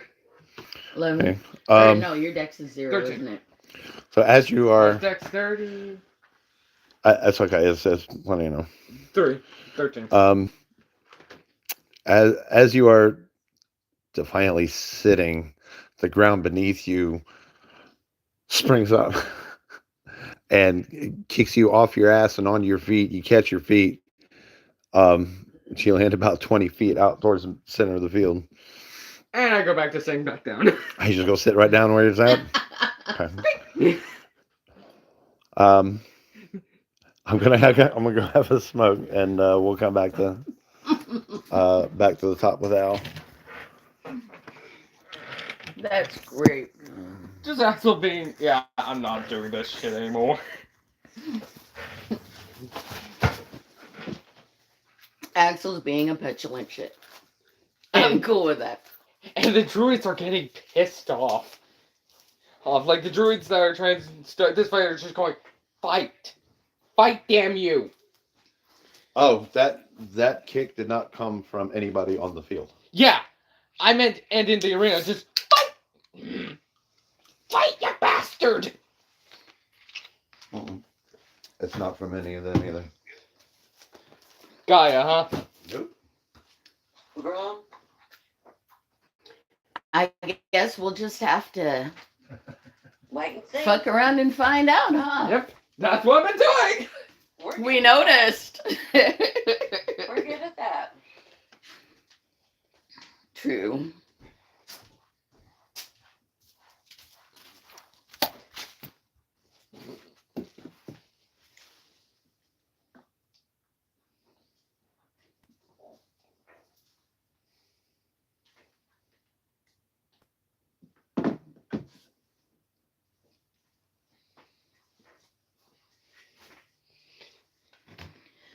Oh. So we got one down. We got Grum in the middle. Tina, you're the one that's back in the back, right? Mm-hmm. Twinkle's underground. I told him to burrow. Fetta's to the right. That is the purple shirt and Yeah. green skirt. Al is the yellow. So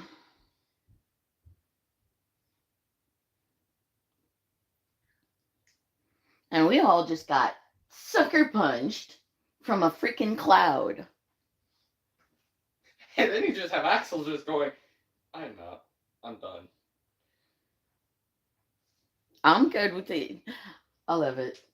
I love the entire party. Everyone's just like, okay, I guess we have to fight. And Axel's just going, hell fucking no. Yeah. We'll see how it goes.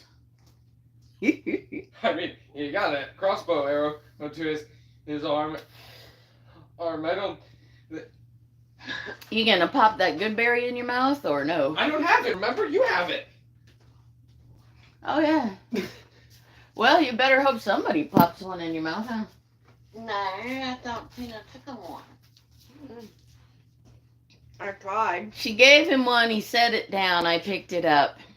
Well, Oh, okay. technically, he threw it down, but Yeah. I missed that. He's acting his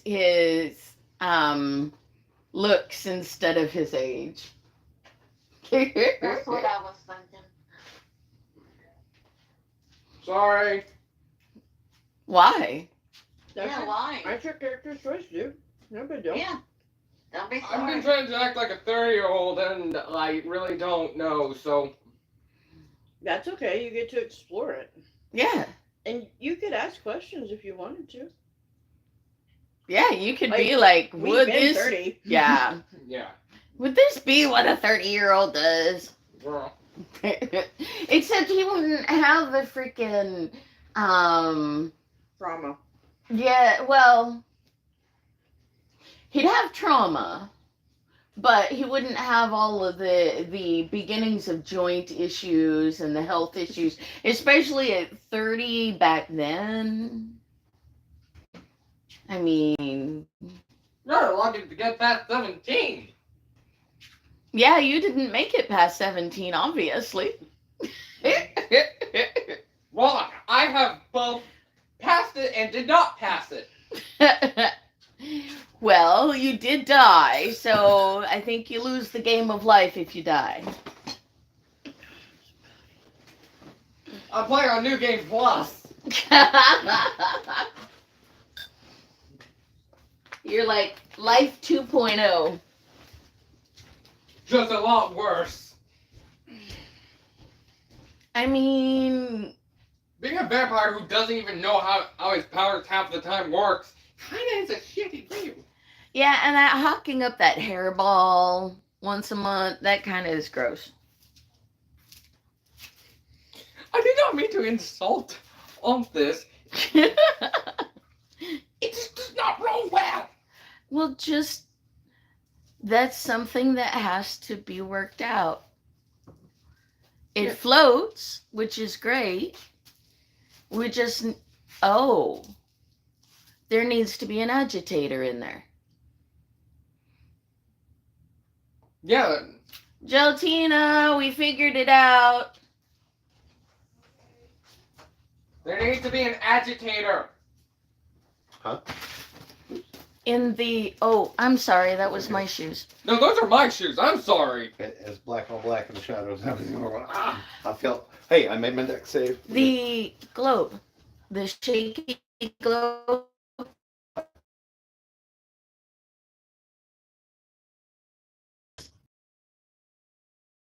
Well, we already told Gelatina, but I didn't know if but yeah. All right. So what's Al doing? Al is going to attack the dude that Feta attacked because that dude kind of hurt me anyway. So you're wanting to attack this guy? The one that threw the ice knife? polar bear. Oh, attacking the polar bear? Oh Okay. shit, that's right. The ice knife is the one that got you. The polar bear is tangling with Grum. Yeah, but oh shoot. Well, And I you've gotta defend Bloom. And you've got the guy in front of you. He's changed back into his usual druid form. So like, I've decided with the death saves stuff. Mhm.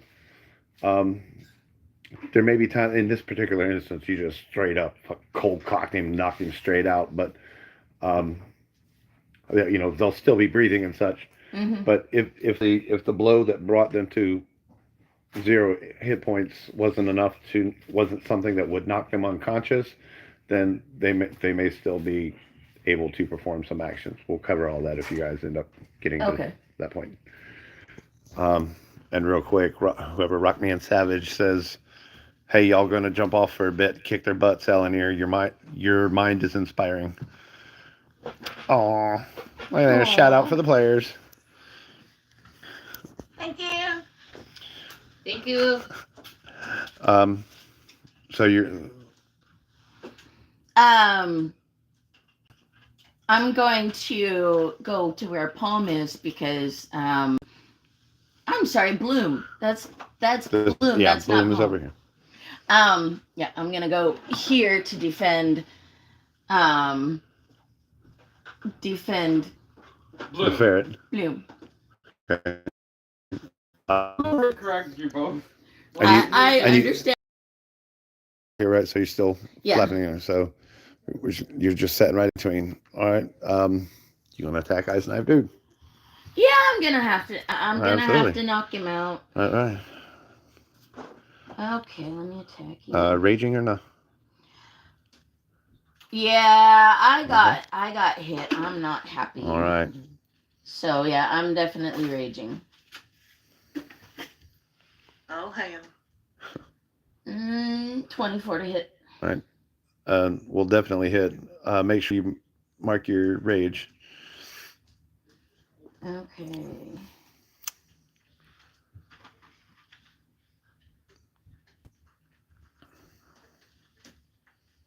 Okay.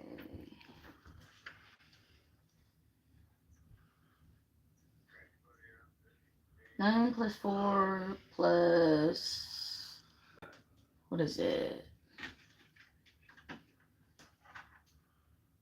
So that should be, I think, 14 total. What do you go? 13 14 or plus 1? 15. 13 plus 1? Yeah, I think it was plus 1 or plus 2. So I'm going with the plus Was it? 1. Okay. 14. And how much of that was the elemental damage? 2. 2 was the element. Which element? Same. Still Electric light, personality. lightning. Okay. So is it 15? Yep. 14. 14.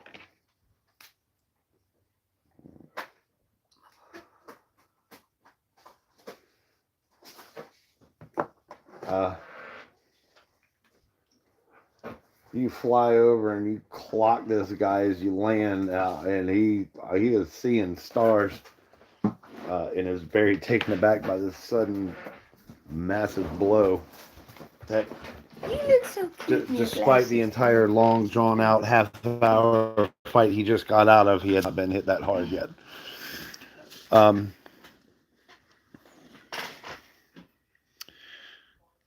now Gaia's turn. And we'll start right off with that guy.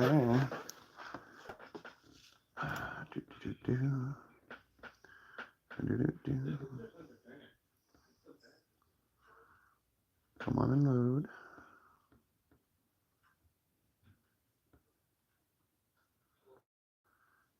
Actually, if I have you guys on that call here, then I guess I don't need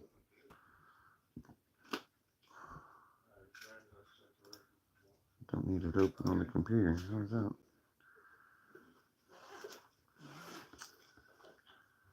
I'm going to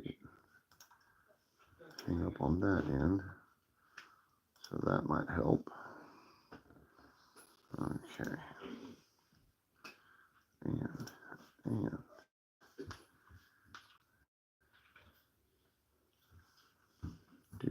do.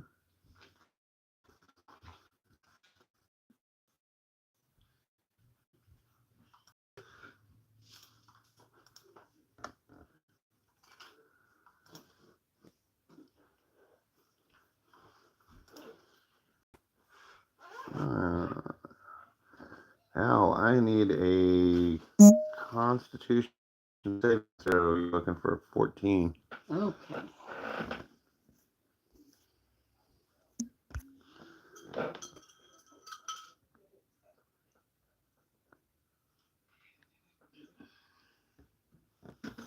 Dirty 20. All right, good deal.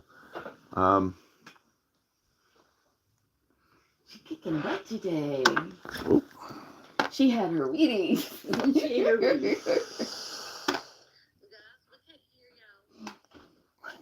She ate something. 20. Okay. Yeah, sorry about that. Hector, hold on. Hold on, I hear you. Hold on. Is that better? All right, hold on. Now say yeah again. Yes. Yeah. Okay. Sorry, I closed because since I didn't need the video call on the laptop and the phone, I shut off the one on the laptop and forgot that's where the. Yeah. Anyway,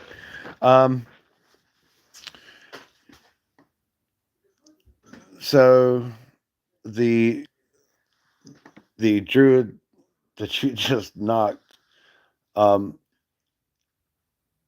reaches his arms out and reaches his arms out wide and claps his hands together, and the sound of thunder just booms throughout the entire arena. And that, make sure it's Axel just I'm holds pretty his sure hat, it's making fourth. sure it stays on top of his head. Thunder. Al, you're gonna take 10 points of thunder damage. Ooh, dang. It was 20 points, half to 10 because you made the throw. Um, I might But you- pop but you that made it- good berry in my mouth. but you managed to hold your ground, so you stay where you at. Hey, did Bloom take the damage? Good question. Glad you pointed that out. Let's get a con save from him as well. Oh no. Yeah, that's what I said. No, you said. Don't argue with the DM. Don't give the DM It's- ideas either. Just say it. It I helps stood you. in front of her. It's a Yeah, but radius. it's a 15-foot range. Yeah. Fine, that thing. Oh god. Oh baby. Bloom is the one. What is Bloom's max HP? Oh shit. Did you update it? Oh, since- Alan here's gonna cry. 19. Okay. Bloom is knocked back 15 feet and knocked unconscious by the impact. It's 20 points of force damage. So, It's not past its thrust radius. Oh. Bloom is going to need a death saving throw on your turn.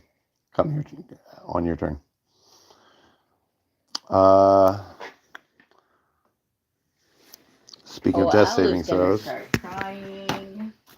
Ooh. All right. Jiltina That is- saw that. Jiltina. That is fail number 2 for Raptor Druid.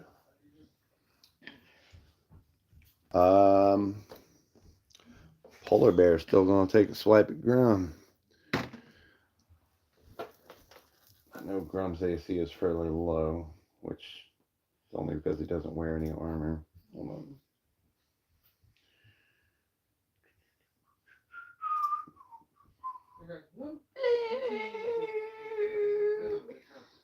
Because I'm not gonna call it boom for the first time. Oh, I was wrong. His AC is 50. Oh, because of the. Okay, never mind. Okay. The polar bear takes a swipe at Grum, and Grum just bats his paw down. That Um, tickles. Bad bear. I just like to do the right thing. Cat fight. And Gaia. Now, did Ham get knocked down, or did she just fall over? I think she fell over. I think she. I think she fell just over. fell Or over. did she get knocked down? I can't remember. She got attacked. Something happened. I don't remember getting attacked. she just fell over. Mm. Yeah, because I'd see she's kind of leaning a little precarious. I don't know. Stop making fun of our craft projects. No, she just knows how to do that lean. She got that shoulder lean. The gangster lean.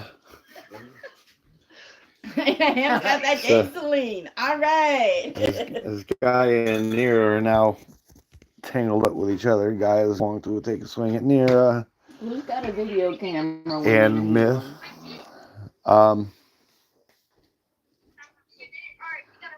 And Nira is going to swing right back. Oh, guy in here and With, that's probably safe. Ish.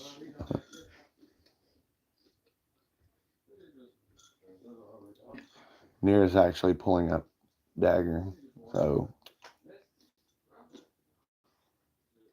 she can have +6 to hit. 14, not gonna be enough. So Gaia swings at Nira. Nira pulls the whole Neo dodge thing. As she leans back, she pulls out her dagger and swings forth at Gaia, and Gaia jumps back.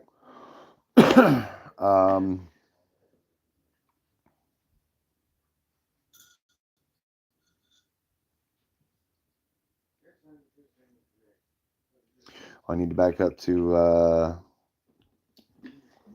Wolfie Boy, who is going to be snapping wildly into the smoke as he can't see anything, so his roll's at disadvantage. around 12, 13, 14. Just going to catch the rogue, who's hiding in the midst. 3 damage there.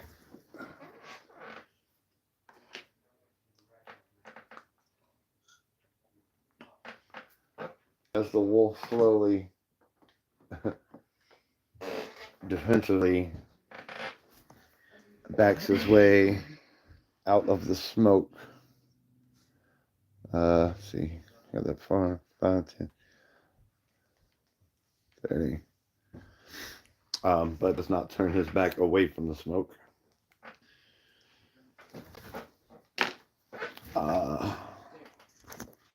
In the meantime, the rogue that he just got a hold of. Look, worry people, you're worrying me. Committed suicide. Oh, there we go. Okay. If y'all watching, y'all saw that foot porn, we expect payment.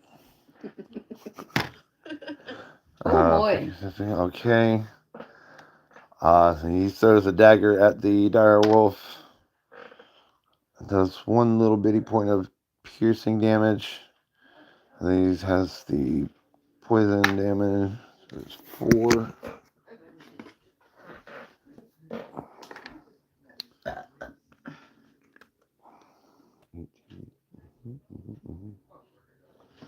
Oh, Direwolf needed to take his poison damage at the beginning of the roll. 15, 21. And makes his con save. Does the druid realize he just thunderclapped the fairy? The druid realizes he's trying to save his ass because there's a 9-foot tall celestial angel that just clocked him in the face with a club. And he's trying to poof her away with a thing. Matter of fact, he probably didn't even see Bloom standing there. Bloom was just collateral damage as far as he's concerned. Yeah, Axel's gonna rip out his eye. Like, legitimately, just grab him and just go. Who? The guy that just did the thing with Yeah. Bloom? Well, 5, Axel's- 10, 15, 20, 25, 30, 35, 40, 45, 50, 55, 60, 65, 70, 75, 80, 85, 90, 95. You've got 100 feet to go before you can do that. You know how far my javelin goes? Enough. Just here. You have Is it 2 your turn? teammates. No, he has line of sight. Okay. He Now, does as have for line of whether or sight. not he rolls a natural 1. Oh, dude, you had to. That was evil on the DM's part, and you know it. Me? Evil? No. That was evil with a capital E. Let's see. Okay. So who's next on the turn list? Hold on, I'm still. That one went. Don't go too far though. Well, that's right, because you still got Bloom's first death saving throw. 7. Okay. 7, Is it anywhere close to my turn? 8, 9, Huh? 10. It is during your turn. No, I said Does an 11 beat your AC? No, it's 15. Okay. You do see another crossbow bolt fly right by your head. Meh. What was the? How much damage was it per 5 feet to move through the spike growth? Is it 1d6? 2d4. Something. 2d4. 2d4. Okay. 2, 3.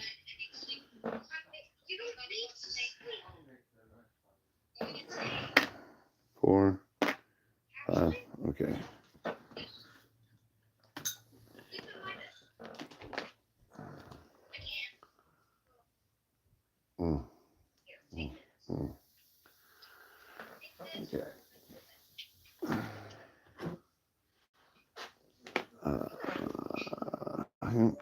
Okay.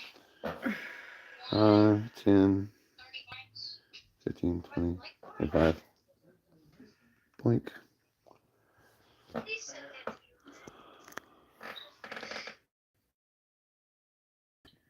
So the elf lady is in Trifecta's face? Actually, his trifecta was attacking the polar bear. She's coming behind Trifecta on her right. Right here. Um, Stand right where I am. Right here. Trifecta, you're going to take 3 points of piercing damage Okay. and 6 points of poison damage Ooh. at, Oh my gracious. as the female elf rogue comes full speed blasting out of this sphere of smoke and lands 2 daggers straight into your kidney on your right side. I didn't do nothing to her. Oh, that's gonna hurt. She's trying to win. Kidney punch. Are you still standing? Yeah, I got 1 point left. I'm gonna save my last berry. Okay. I need a con save. You're looking to beat a 12.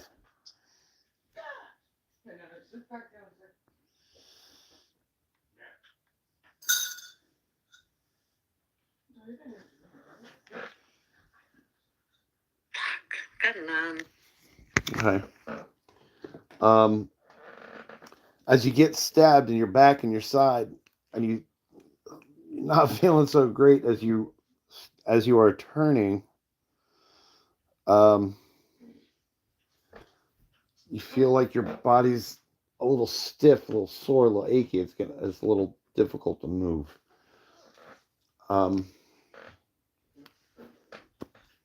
Ham, you're up.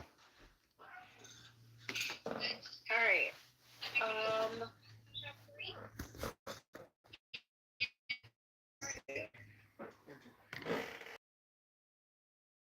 You have Gaia and Nira fighting directly in front of you. Of course, there be the smoke. You will have sight kind of in between those clouds to see this bit back here. You'll have seen Bloom get knocked back. Obviously, you'll have heard the thunder wave. And you have line of sight to see Axel over here.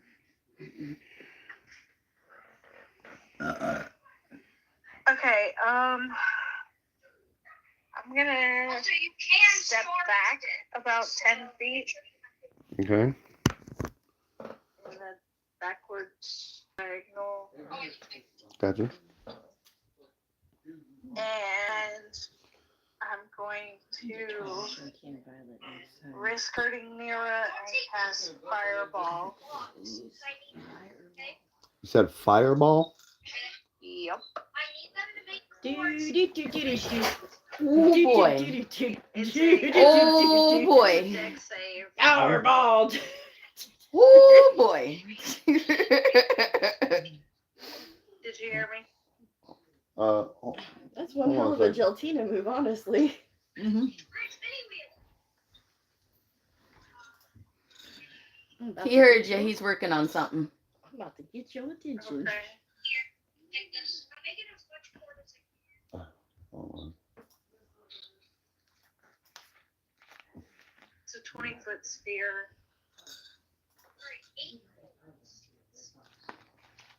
And you would have to roll a dex save. There's one I can't do.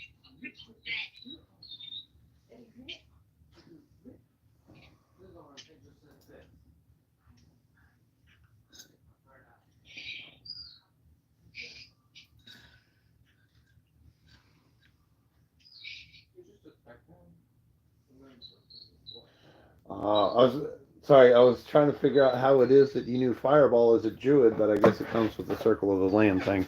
Okay. Yeah. It's a 20-foot sphere. Yes. Dex save was what? 14? Yes. All right. Centering it on Gaia. Yes.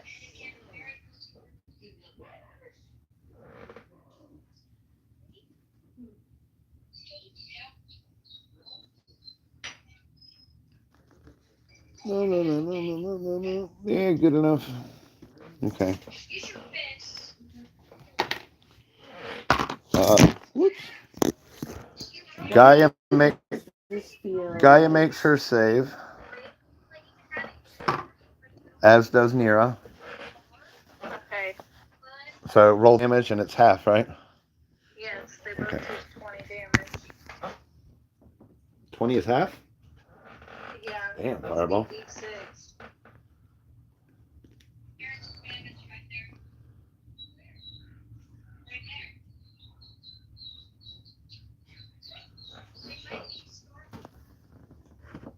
Let's see. Quick con save for Gaia. Okay. Yeah, this fireball just explodes in the middle of the arena, and as the fire clears, Nira now has singed feathers, and Gaia has some of the leaves that she wears are now burnt to crisp if there's even anything left, and they both just turn and look at you like, really?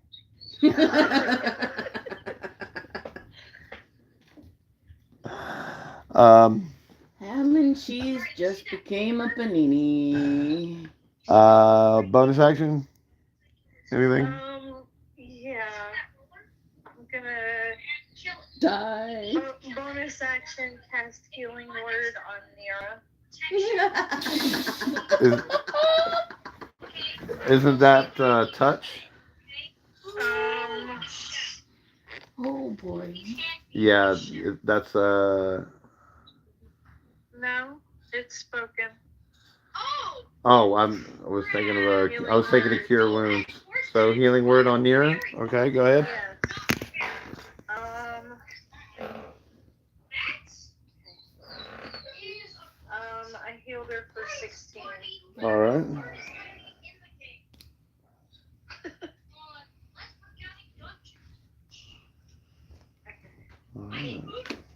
I think that's it for my turn. All right. You do. Fireball! Um,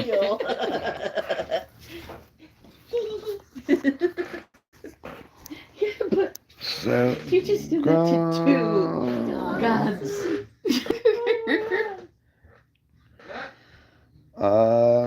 Grum still swinging at polar bear, which I think somebody got. I think he got pushed back or something. That's gonna hit.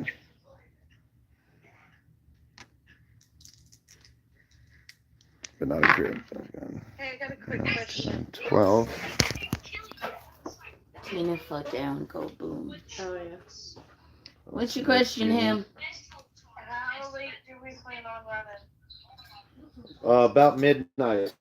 I don't know what time it is. It's only 3. We ain't been playing for 2 hours. Why? I'm just trying to figure out the rest of my day. It's an hour later here. Yeah, it's D&D day. That is the all day. I have other responsibilities, so. Well, is there a time you need to stop by? No. Well, the sooner you kill everybody, the sooner we'll be done.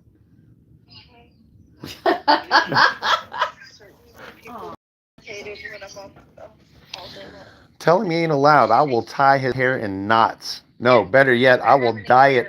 I will dye it blue and green and French braid that shit and put a shit ton of hairspray on it. He's bald. And tie it to somebody He's else. bald. Yeah, Hey, I got magic markers. Wait, are you talking about the big one or the little one? the big one. Oh, he can piss right off.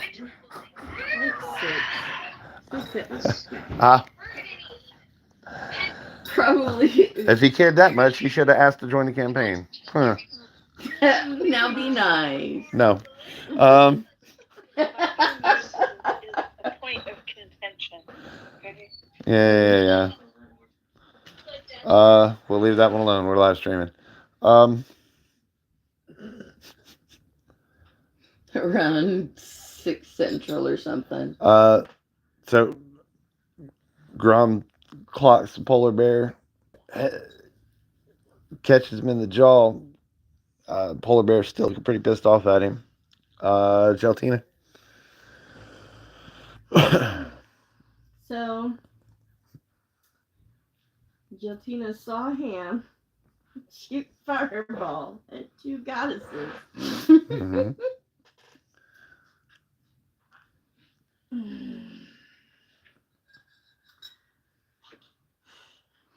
Um.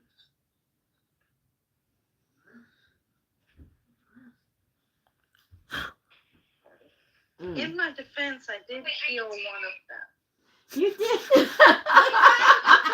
See, she's learned something from Geltina, apparently. Jiltina's a little stunned by the audacity, but also quite impressed.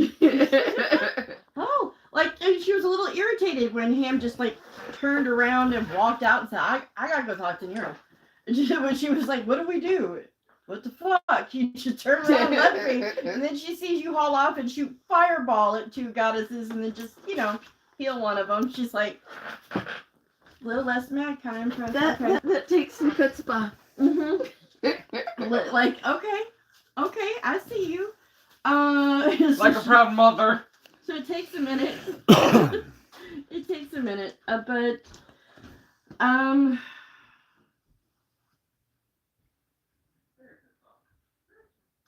I'll take my full movement forward towards and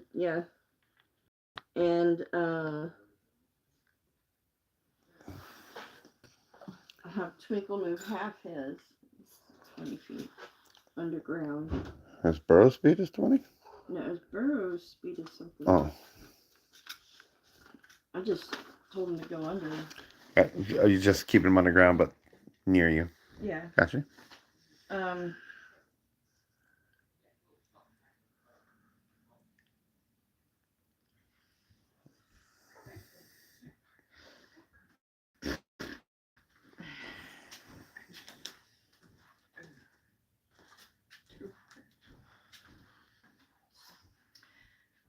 So the raptor is on the ground still. Yeah, and he's no longer in a raptor shape. Yeah, he dropped his wild shape when he hit When he 0 dropped. He's hit 0 HP. Okay, so he's in death saving throws. Yes. Can she do additional damage to him? Sure. I'm gonna go with magic stone. Okay. You're gonna drop a rock on an unconscious dude. I'm just trying to kill him just to out. Out the way. Not enough to try to make him unresurrectable.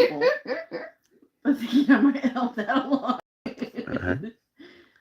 What is this? It has a range of 60 feet. I can't get that. That's Yeah, he's 45 feet. okay. All right. Please do not hit. Nope. Yeet. Okay. I will not say The that. target take bludgeoning damage equals to 1d6 plus your spell casting ability bonus. So 1d6 plus 6.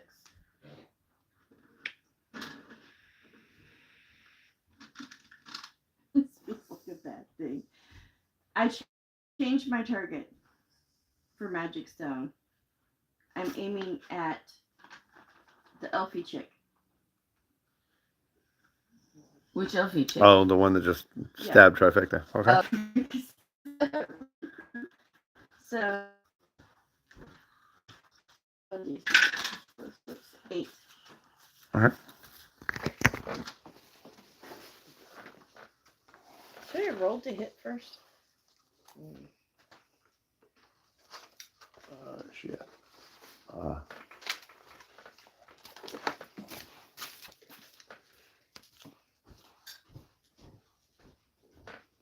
So you throw this magic stone, and it just catches her square right in the temple, and blood starts to trickle down the side of her face. And she looks at you with her eyes squinted down. Not like that. Anything else for you? I forgot to bring the jerky.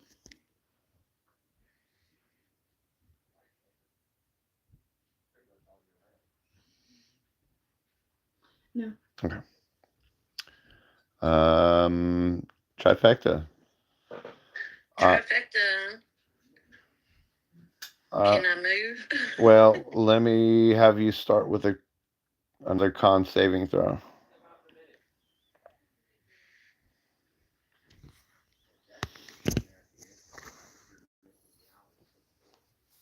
Because they Five. soaked the 5. Yep. As it comes back around to your turn, where were you trying to move to?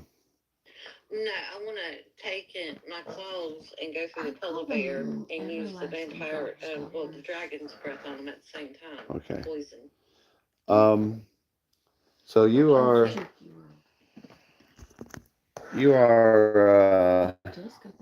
shit. I can't see. Turn the camera off. I'm Just working on it. I wait. done told you I'm trying to handle 2 different cameras and a live stream and you guys all at the same time. So Oh, baby, you shouldn't handle so much. yeah, you should see what else these hands do. So you are so you're here and you are 10 feet from the polar bear, right? Yeah. Okay. As you start to move towards the polar bear, you realize you don't move the polar bear.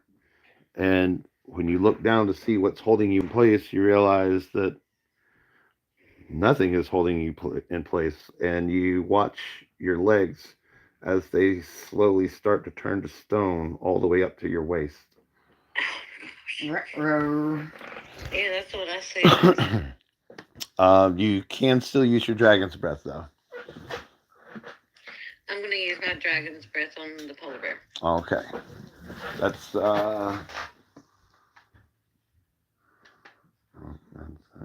I want to kill him. let's see.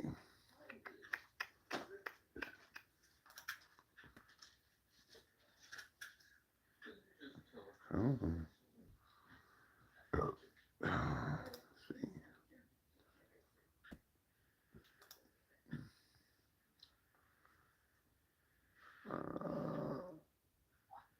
And you just, let's see, you said poison damage is what you're going on, right? Yeah. Okay. A 15-foot cone.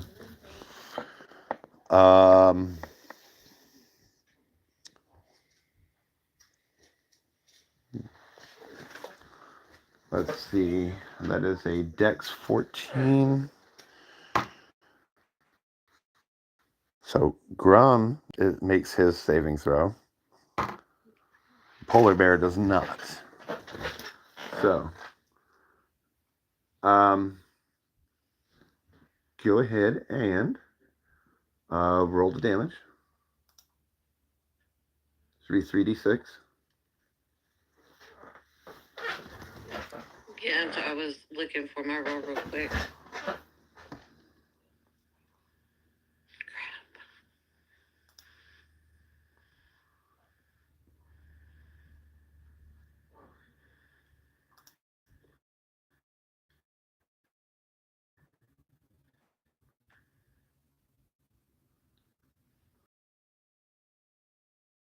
And a 4, so I got 6. So 6 total. Chaos and sus. Yep. No, that's damage rolls. Oh, dang. Okay. 6 damage. Yep. 6 damage. 6 damage.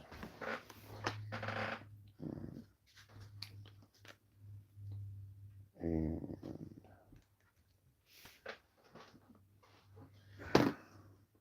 okay. 8, 7. So you open your mouth wide, wider than you even thought you could, and this cone of poisonous spray just spews out. It splashes Grom in his arm. He just kind of like doesn't even notice. It evaporates pretty quickly. It hits this bear. The bear just looks as nauseated as you could imagine a nauseous polar bear. So he turned green?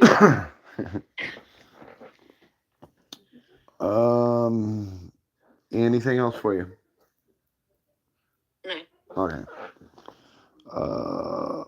Axel. Axel. Axel, darling. Are you gonna stabby somebody? Well, death saving throw for Bloom first. Yes. Can you hand me the dice tower? Your D20 is not gonna work. I have to use a smaller one. You can use any of the ones in the tray, or whatever. Alright, come on. Pinky. 5! Yep, that's one fail for Bloom. And then you just hear just ka-chink. And as I use Blood Rift on my javelin, Oh boy. Okay. and also activate it. That man is gonna die. Okay. Oh shit. So make your attack roll. Shit. So 6, what's your bonus? What do I need again? Dexterity or strength? I think There- that would there have should been be a a- strength It's one. it should be specific to the javelin, right? And all that. No. And adding that. Hold on. Please. Hold on, honey. Just take a Hold on. breath. I am not rolling well today. That's okay. It's okay. We have those days. I mean, don't forget, we came into this tournament expecting to die. So we're doing good. We're still alive so far. Just it's fine. It's fine. We're everything's fine. Plus 7. So, I say 13, which What? you're aiming for this dude, right? Yep. The one in. So, that'll hit. Roll your damage. Alright, so how many? 1d6 plus 4. Plus with the Blood Rift. Plus your damage for the Blood Rift, whatever that is. Plus another 4d6 lightning. So I As guess it's activated. So you need 5d6 plus whatever you have for the Blood Rift. which is another D6. Okay, so 66. Alright. 66.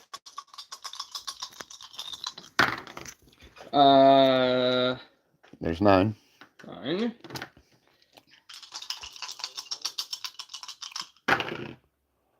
10, 14, 15, 16. And that was...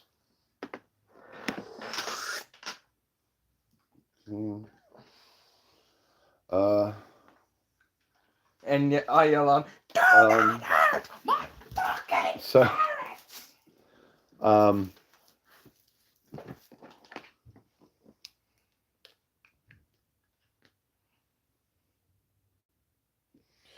you throw the javelin, and the lightning comes forth with the javelin, and you almost have a PTSD flashback to your time in the Feywild, and the javelin goes straight through this guy's chest and pins him to the ground, and he is He is going to be no unconscious more. at the very least.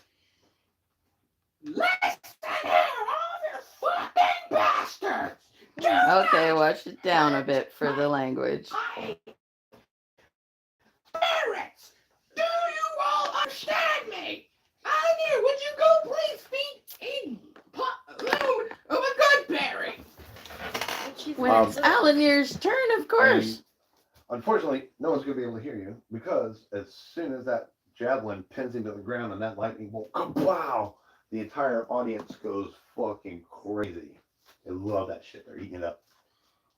And Axel just sits back down, incredibly fucking pissed. That's a power move. Anything for Palm? Palm just goes, oh shit, and berries. Alan, I'm going to rush back to Bloom. Huh? And pop a good berry in her mouth.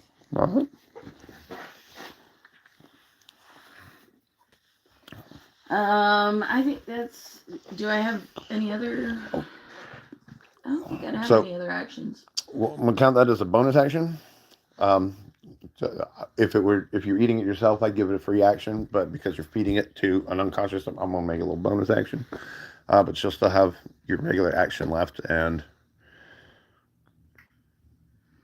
you only move 20 feet. So Okay. you still have the rest of your movement. So then after I do that, I'm going to come up to here. So this one will be flanked. This one is a bad dude, at right? the polar bear? Yeah, that's the polar one bear. still standing. Yep. Yeah. So yeah, he's now flanked. And I'm gonna smack him with my slugger. All right. So attack roll at advantage. Yep.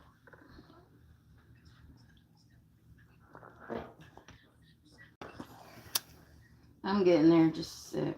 All good.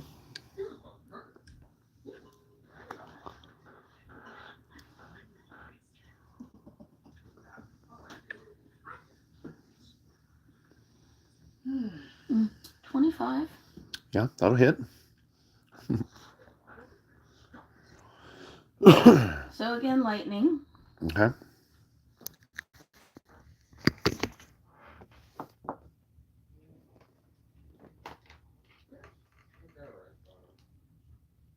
Okay, I got one exploding die on the lightning. So one more.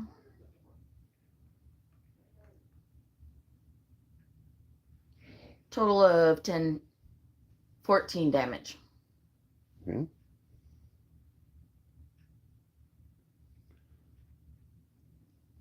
For 5 of it is lightning. Yeah.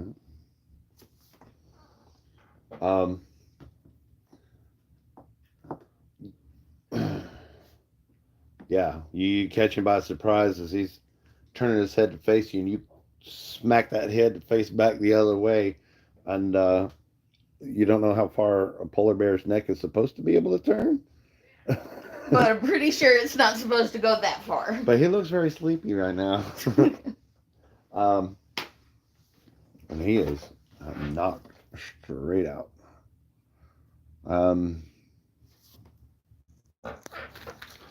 Yeah.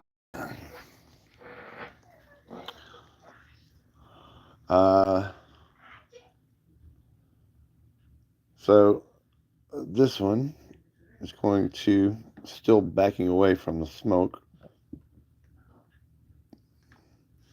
is going to hold on.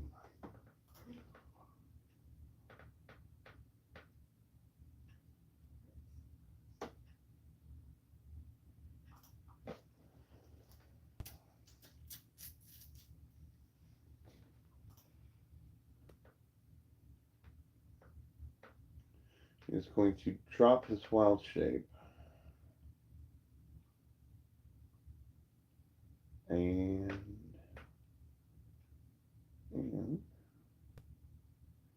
he's going to cast Cure Wounds at 3rd level on his feather down teammate.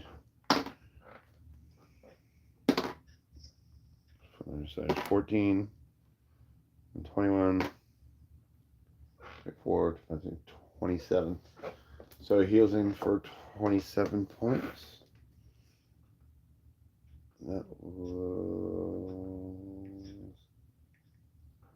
okay.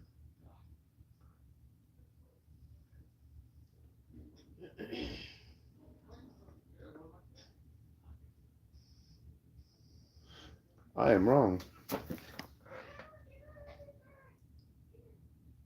Am I? Who's this? That's the guy that Axel shot with the javelin. That's 9. Purple. Sorry, I'm having a hard time seeing between the purples and the blue and purples. And purples are good. Alright. You can change purple to pink. Polar bear. Okay. Oh, direwolf is regular. Okay. I just had to make sure I did. What did I say? 24? 27? 27.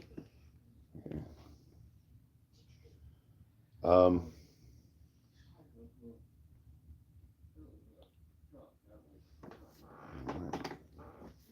um, so he is able to keep his buddy from having to make another death saving throw. And his buddy sits up coughing and holy shit, look.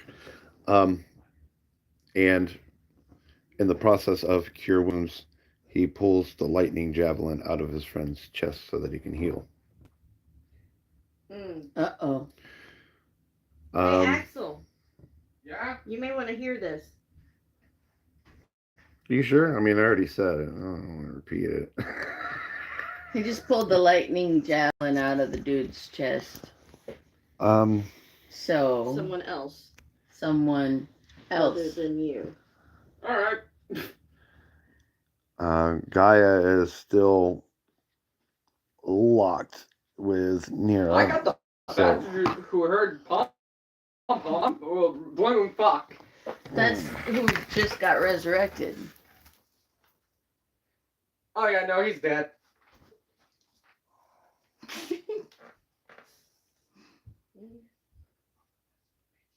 Predictability, no. Not at all. Hey, I tried.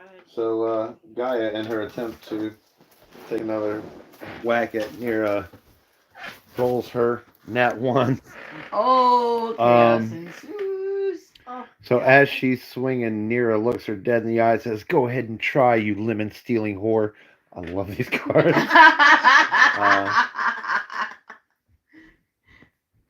That's great. Which catches Gaia a little off. A what? And so she misses her swing.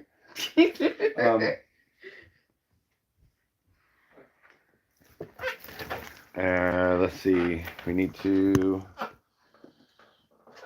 Let's see. Is Raptor Boy gonna survive? Dun, dun, dun. Maybe. Oh. Oh he is so no, lucky. chaos He is ensues so again.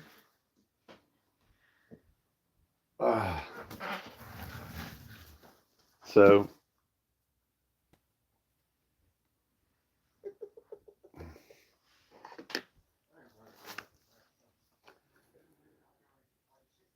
So this druid who's been down suddenly bolts upright and takes a huge breath and then curls up in a fetal position and starts crying like a whole ass baby.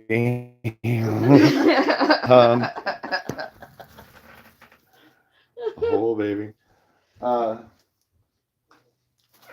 And very much crying in the fetal position. And then we need one more for Father Boy. Oh, yeah, but I just had it. I just had it. D20. Right there.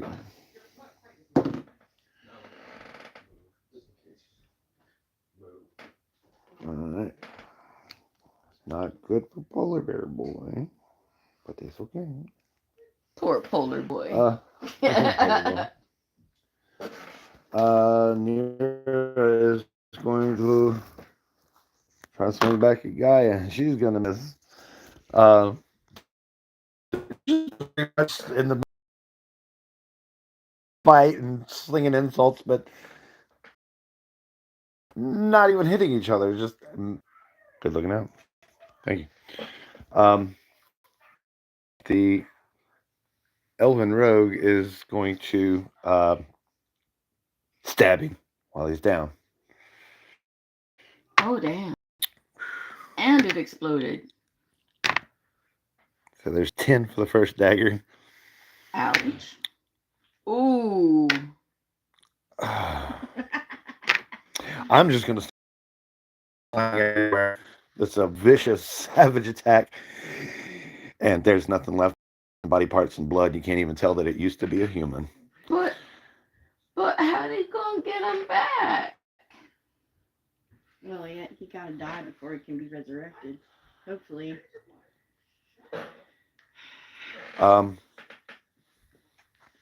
I don't know if he gonna be resurrected. I don't know how that gonna work out. I mean, So that's don't you her have turn. to have all your pieces? Um, Or at least most of them?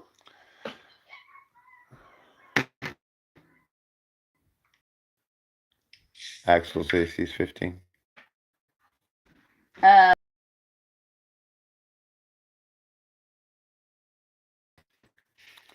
So as you are flopping back down the ground, and you're um,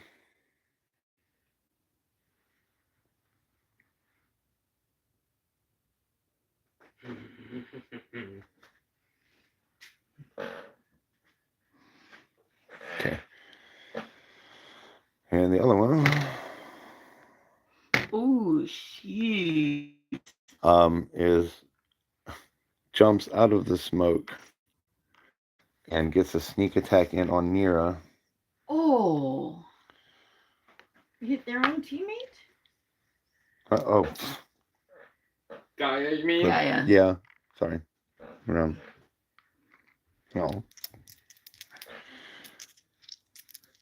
So lack of nicotine system. We're fine. And let's see, dagger 2. 8 damage to Gaia, not Nira.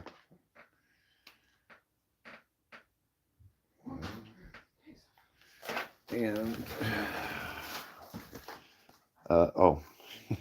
plus poison. 3. So another 6. And Gaia's con save. Okay, so she's good there.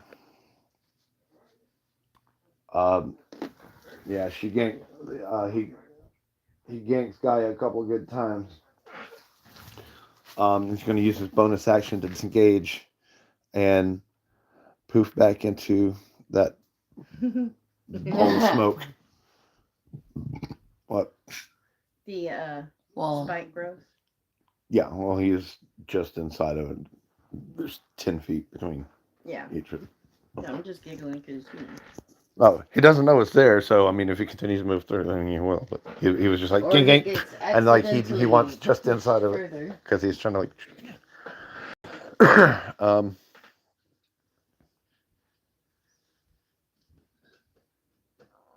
So we made him lose his train of thought again.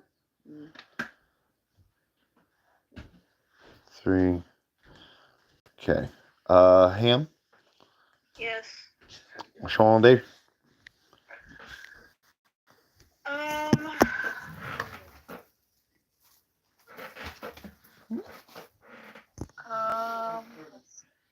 I'm going to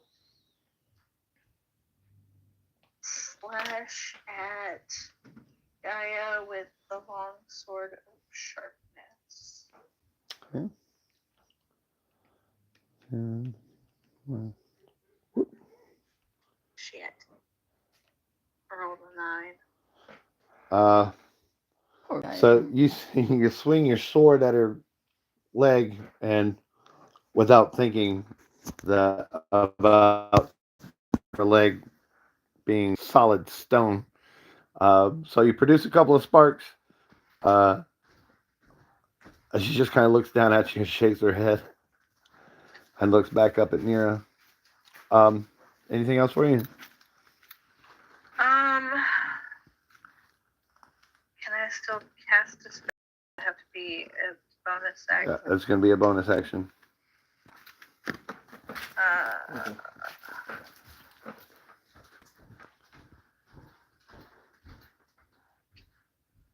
I think I'm good then. Okay.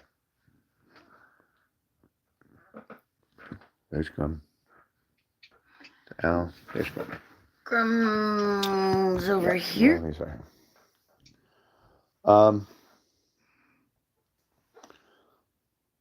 Grum is going to step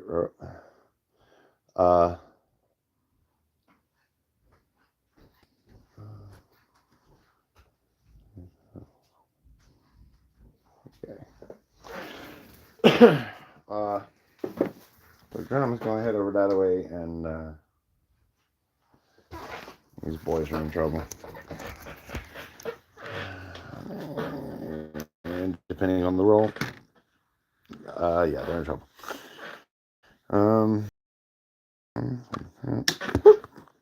See?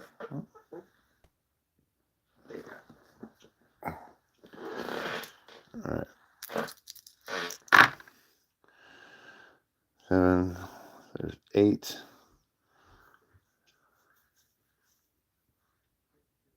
And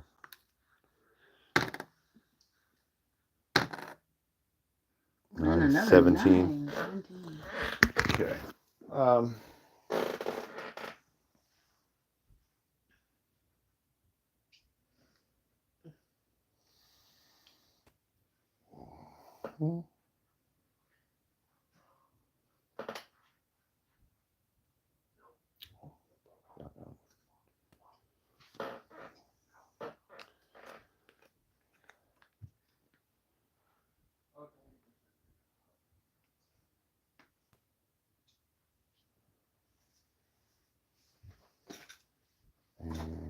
There. Damn, question. Like a vampire drink basilisk blood, like. Good question. It was just a curious thing because My what he I can't see anyone and everyone's just trying to kill me, so I'm just. So, as the dude pulls the javelin out and casts Cure Wounds on his friend, he looks up to suddenly see a Grum swinging his massive warhammer, and knocks him out cold. The ground and just came back.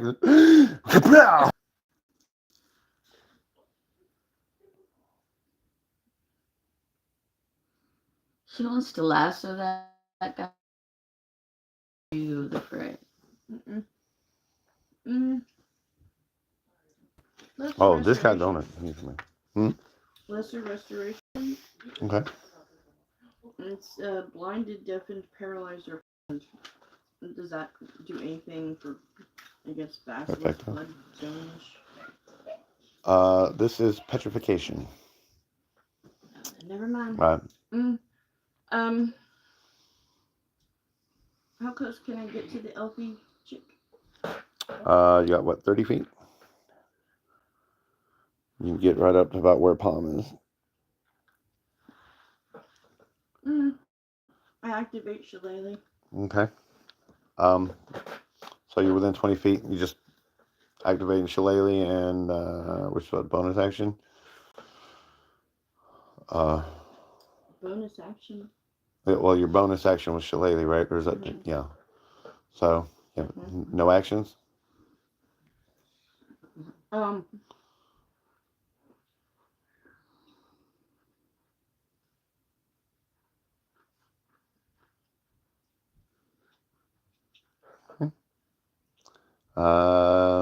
Trifecta. I think Feta might have accidentally. No, I didn't. I was sitting here talking. All right. Start me off with a con save. Con save. Okay. So knew that was coming. Yeah.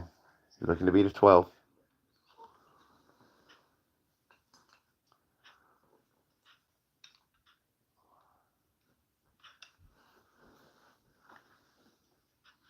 Woohoo! 15. All right. You're still petrified from the waist down, but you're still good from the waist up. That's what he said.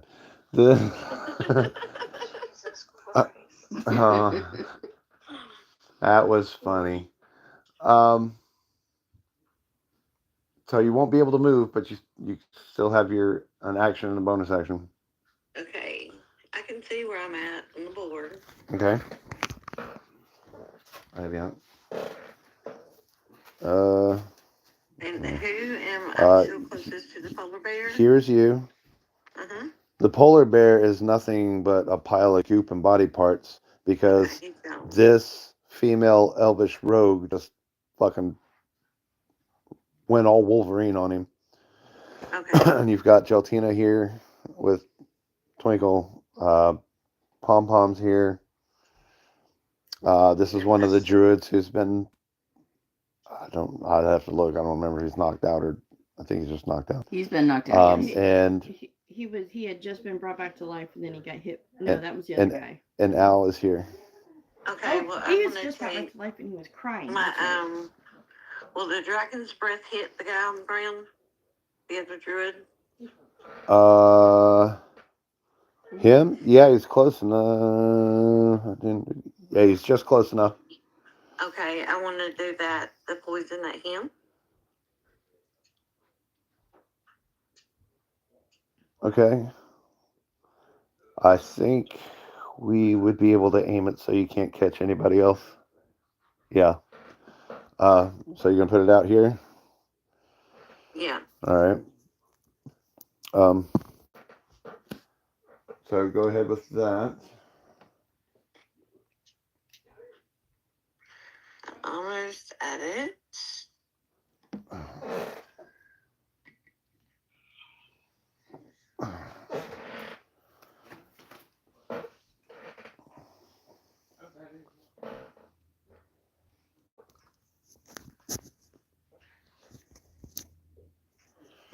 I wrote the wrong one, sorry. Sure you are.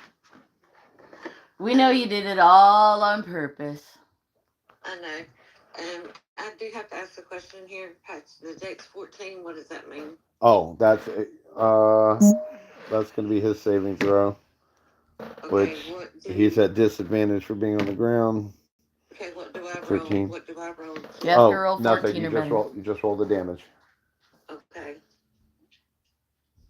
Did that come up? I think it was a 6.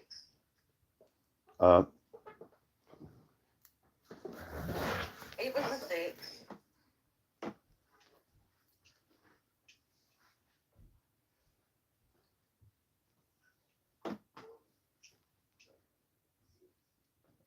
Because it was 4 and 2 net ones. Here we go. Well, 4 and 2 ones.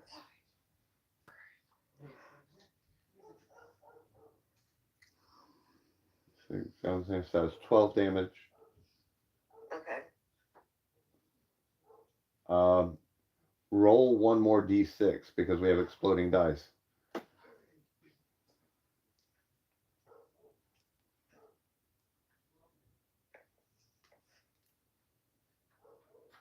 One. All right, 13, 12. So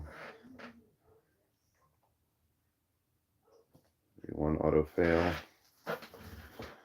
So yeah, you spit your dragon's breath back out again, and this poisonous goop just like pretty much hurled all over the place. And the poor bastard who just woke up and was crying like a baby starts puking his guts out and lays back down on the ground. His body starts bubbling and festering with all sorts of infections and pustules.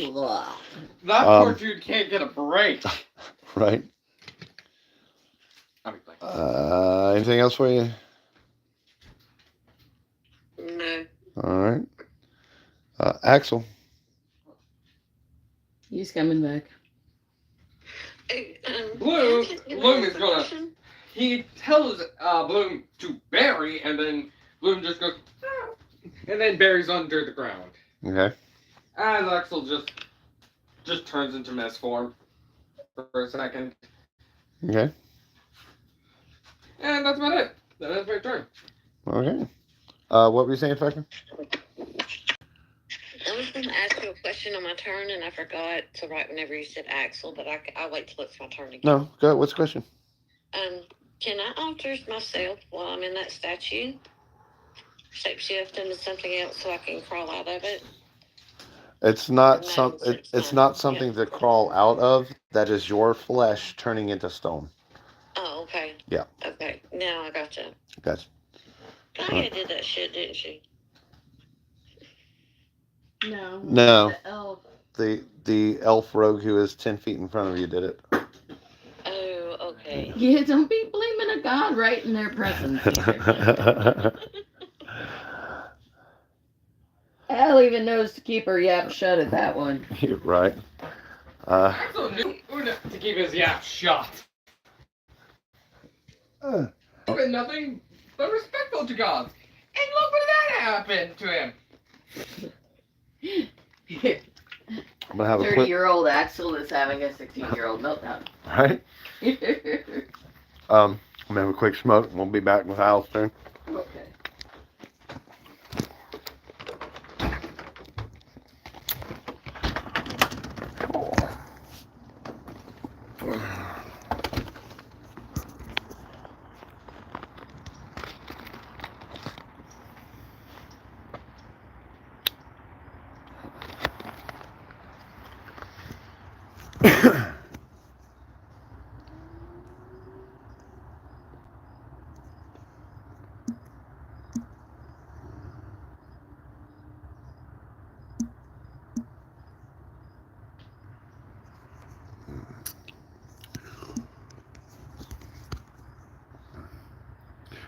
Hope y'all enjoying it so far.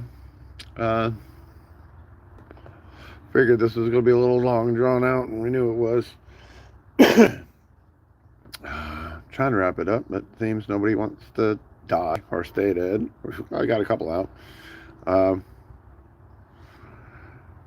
We have two goddesses who can't seem to hit each other thanks to the dice rolls.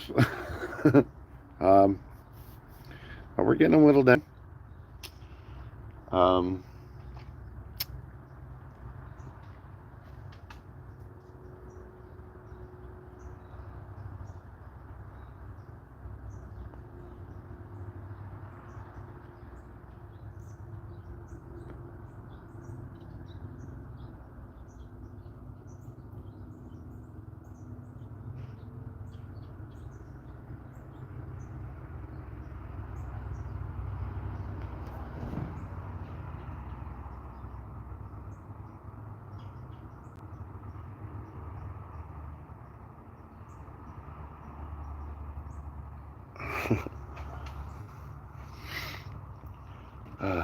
I'm going to have to try to find a way to wrap this up pretty soon.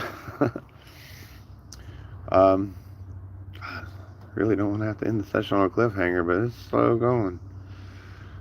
Of course, I do realize that there's a lot of time going, okay, it's your turn. Oh, what do I want to do? What do I want to do? What do I want to do? You just had 10, 15 minutes. That's your last turn to figure out what you want to do. Bye. It's all right. Remember, everybody's new. I mean, I'm new to DMing, so this is my first campaign as a DM, although I have plenty of experience playing. And a lot of our players, this is only their first or second game, so do require some patience. It's a learning curve, but we'll get there.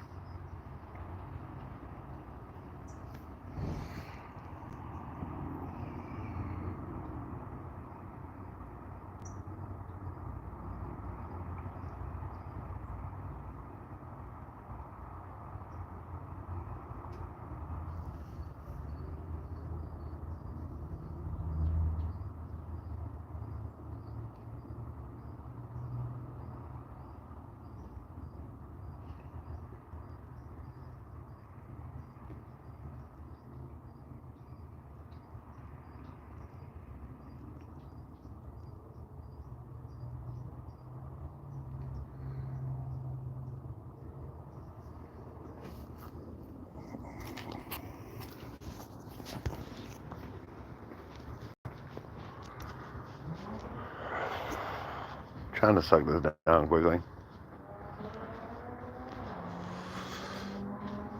I'm Angie. Hi, Angie.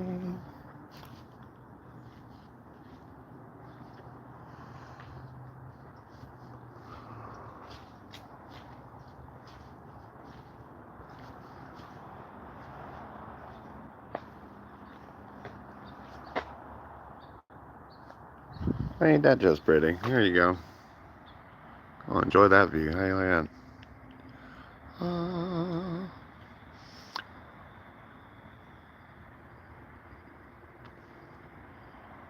You know, there you go. Okay. Now not so pretty. Sorry.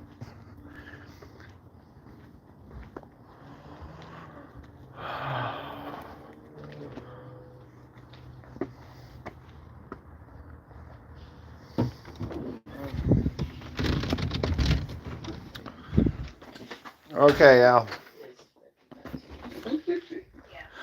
So you went around without attacking, or you did attack, right? I haven't. She It's my attacked the turn. polar You bear. healed, well, but your previous turn you healed her and they came back And attack. and Yeah. attacked. Okay, so you're still raging. You have your holy fire on, Oh yeah. and our I'm gonna smack him again.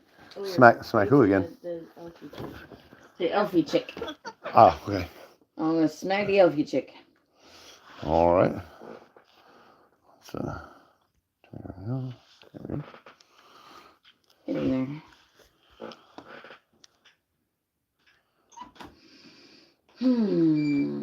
12. 12 is not going to hit. Oh dang.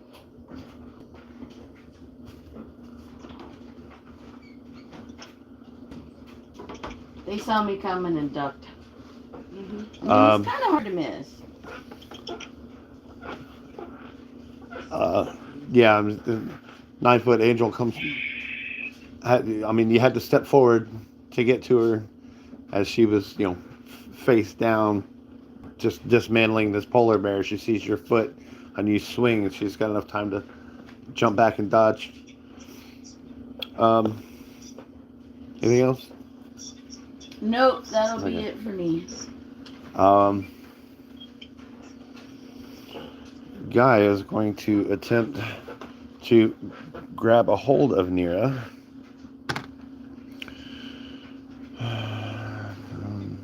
Druid, or is it the Gaia? Huh? Gaia herself is attempting to grab a hold of Nira. Middle of the right fight, so nobody's messing with me. Yeah. Fine. And Nira fails the grapple check. So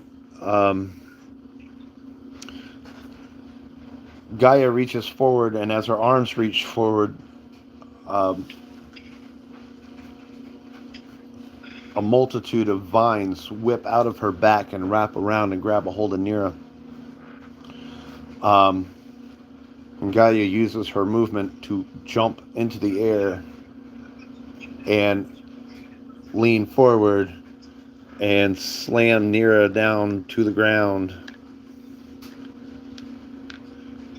Oh, they're tickling each other. Take that, OnlyFans.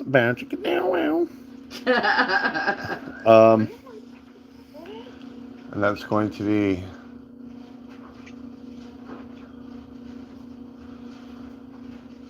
D6 and a D8. 8 points of damage to Nira. And crushing damage.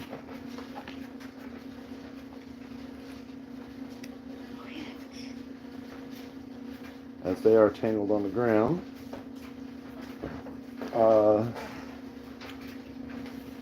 Death saving throw for no longer a raptor boy. He makes a save. Yay.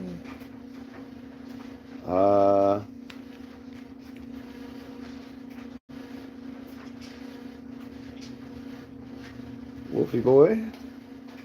His death save is a fail. And so the druid who's laying down, who was that was next to him? That one's Grum. That's Grum? Okay. Yep. As he's standing up, he's going to use a bonus action to pick up the javelin in his fellow druid's hands, and Stab at Grum. And miss. Just because it's a wild grab, and he's kind of desperate, just because it's really setting in that he just might die. Nira is going to attempt to roll out and grapple Gaia in return, get her wings free. So her 17 versus Gaia's 13. So Gaia manages to roll over on top of Gaia and free up her wings and take flight. So she's going to have 60. She's going to slam down on top of Gaia. So that's going to be 66. Who's my Geltina? I'm using your thing.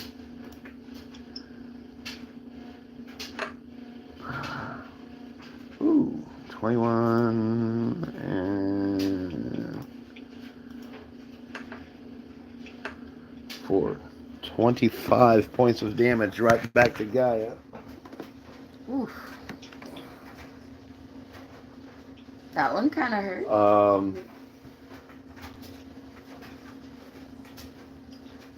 And as she and Gaia both land on the ground,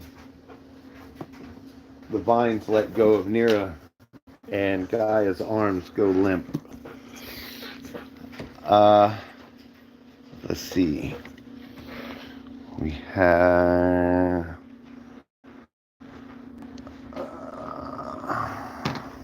advantage. Good.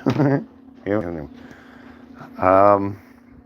Apparently, Whole Duder can't shoot a sitting target.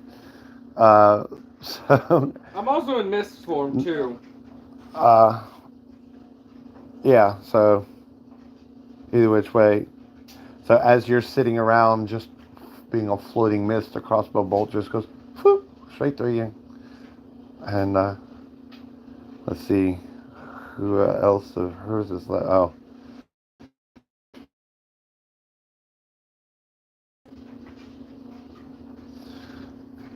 And this one is going to pop back out of this smoke, 10, 15, 20, into this smoke. And so the advantage, 17.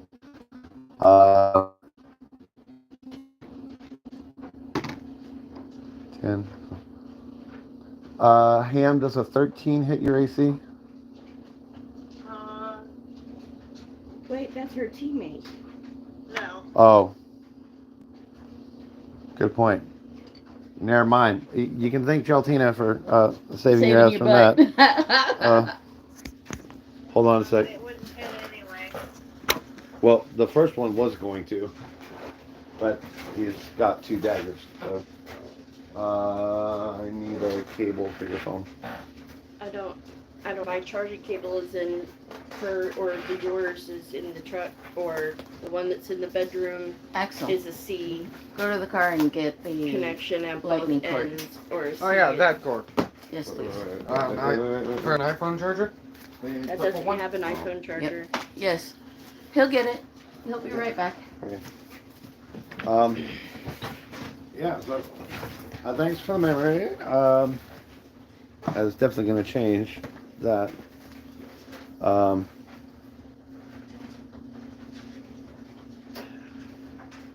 he's going to cut across and try. Was the movement halved in the It's spike just growth? Okay. 2D. 2d4 per. No, 1d4 per. No, 2d4 per 5 feet. Yeah. Right. Yep. So that's going to be 64.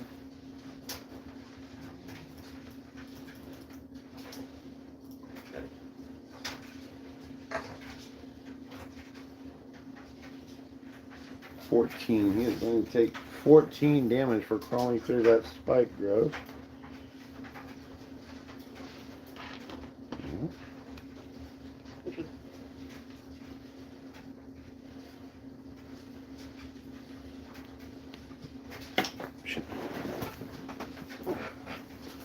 Ooh, I have an idea. 20, 25, 30. This trifecta. Okay.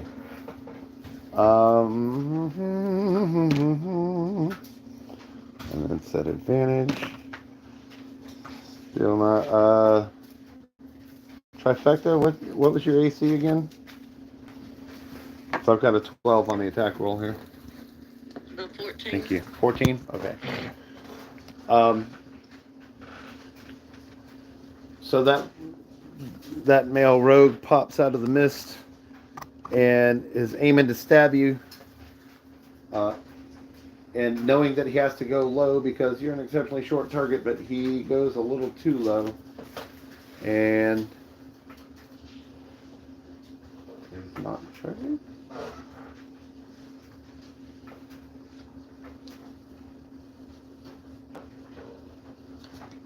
And he hits your already solidified legs. So you get to take no damage from that attack.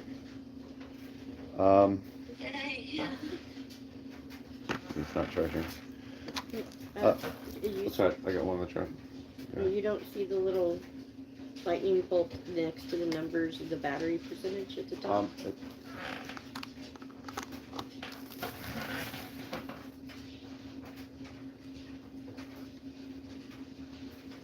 I don't know how you, it just, here. Okay, no. It's charging. Okay. Stupid iPhone.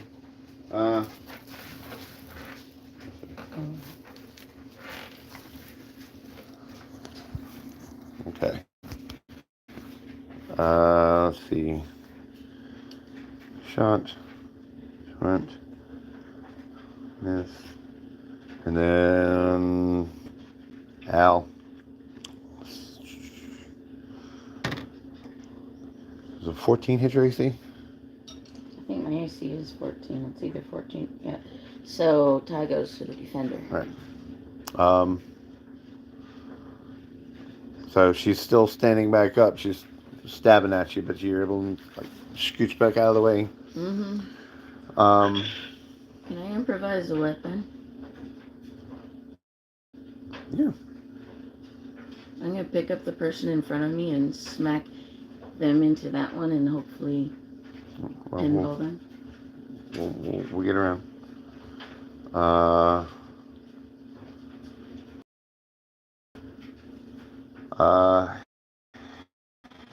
Ham?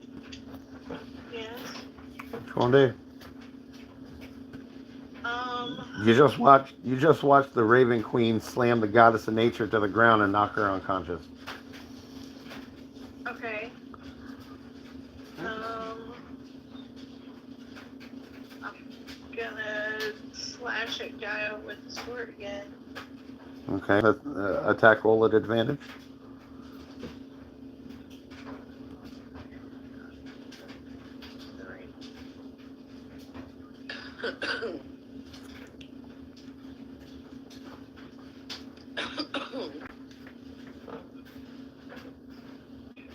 Dirty 20. Yeah, go ahead and roll damage.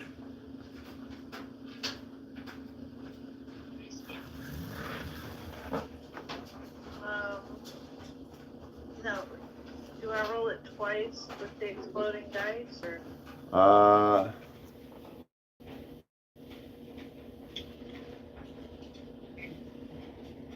Well, you rolled a 4 on a D8, so no. Okay. Had you rolled an 8 on that D8, then yes, it would have been an exploding die. I gotcha. So it's actually 5 damage. Right, gotcha. Anything else for you? No, because I haven't taken any damage. Okay.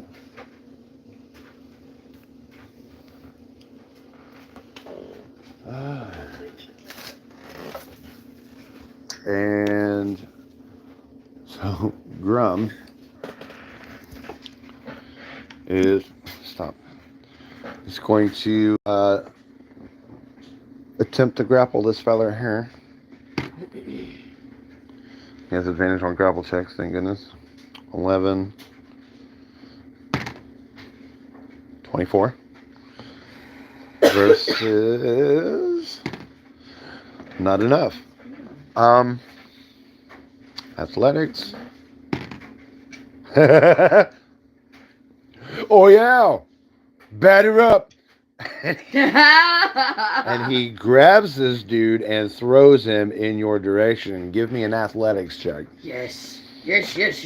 Hold on. At advantage. In the background, you hear?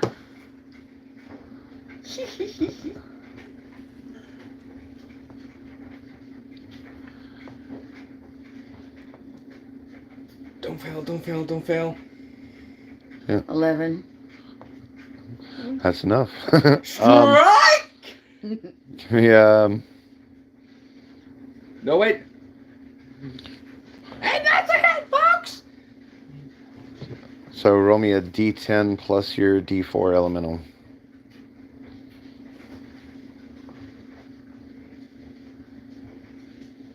Five. 3 of it is the elemental. Yeah, as this dude comes flying at you, you he just and you just smack right in the face, flips over, he lands prone on the ground, and he's again knocked out. This man needs to learn You're how like, to stay stay down. the fuck down. Yeah, this man needs to learn how to stay down. But as you had to turn and swing to hit him, you've also done that same 5 damage to old Chicky Girl. And also knocked her ass out.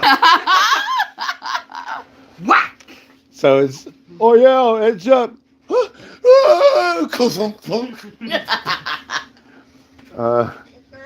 Double knockout! Al wins! In the background. Geltina. Okay, so I step forward to the rogue guy, and use the staff of This in here? annihilation, which is Alright. really active. Attack roll at advantage because you have him flanked. I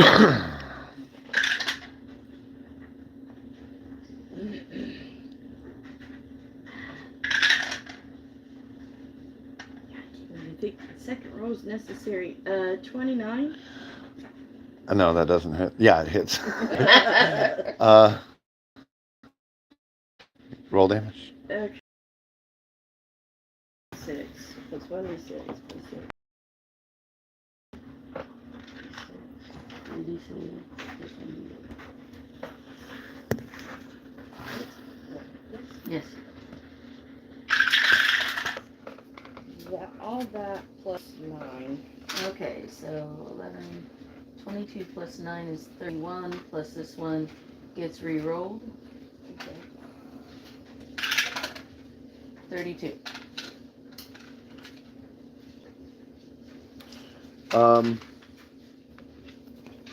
Yeah.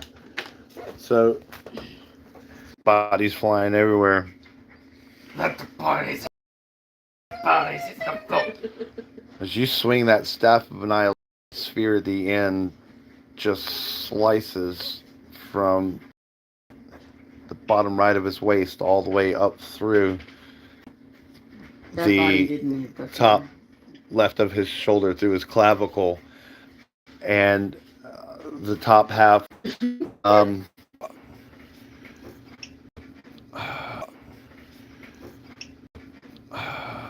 signal maybe. Just keeps Try dropping. that. Okay. So you're stepping over the bodies that have just been knocked out cold. Yeah. All right. And, Twinkle can come up from underground. Right. You want him back above ground? Yes. Okay. I send him to Grum. Okay. So 30. So he's got another, what, 20 feet of movement? Yeah. Okay. Oops.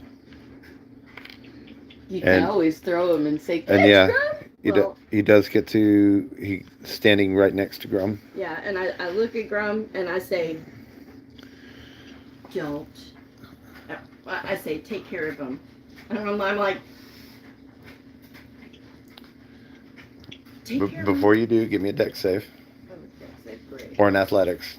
Just making an athletics check.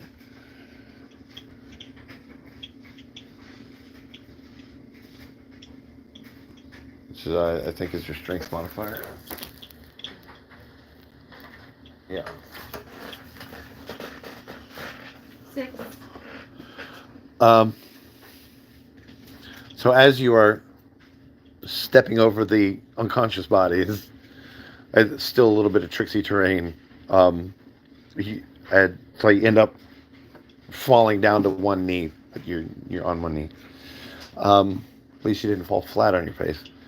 So and you said you were. I was trying to, I'm trying to resist the urge to like just you don't fucking throw him, but at the same time I know it would be very effective if it's necessary. And he's probably safer over there than he is with me if anybody hits me and fiery retribution comes happening as a reaction. So I'm just like, take care. Careful. Careful. As I'm tripping over body, just looking at Grum going, careful. Yeah. Meanwhile, Like Grum knows the definition of careful. but yeah, okay. Trifecta, start me off with your con save. I'm rolling. Rolling. Rolling. They see me rolling.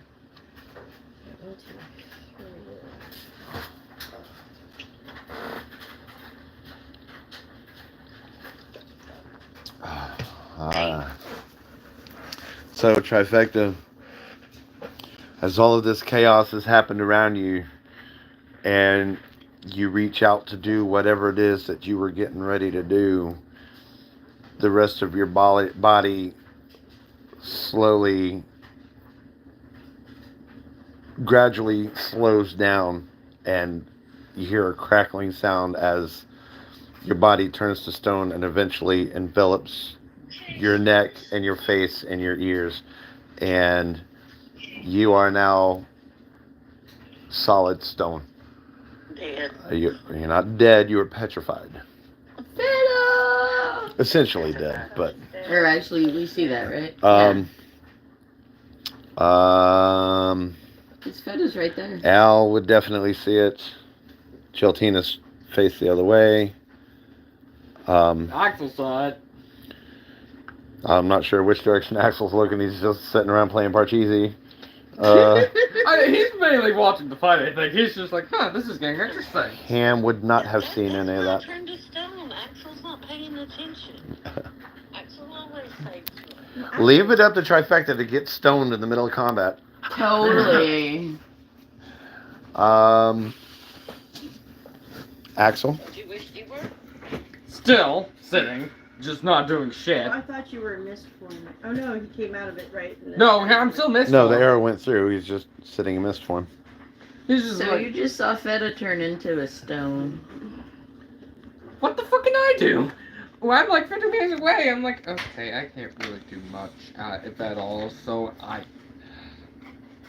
shit. Rest in peace, Feta. Rest in peace, Feta. Cause Rest in pieces. Again, she didn't smash into pieces yet. well, everybody does. As he just I'm still. takes his hat, turns from mist form, takes his head, puts it back on, and turns back into mist form, and sits down.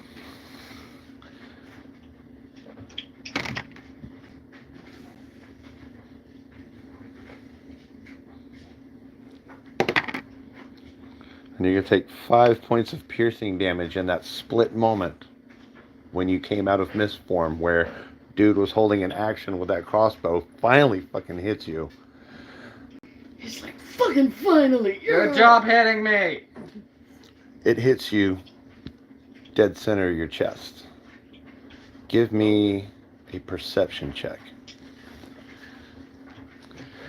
I don't know where my dice is at, so 14. In your Done with it. in your mind, you hear so loudly that it might as well be in your ear.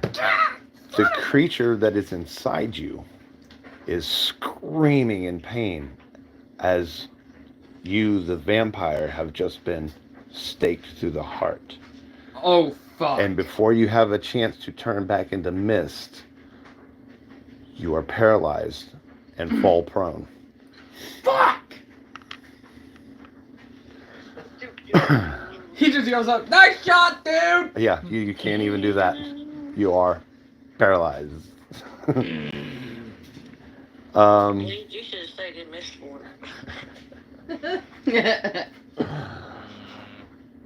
So he's like, okay, what the fuck's going on now? Al? Alright, so Feta is still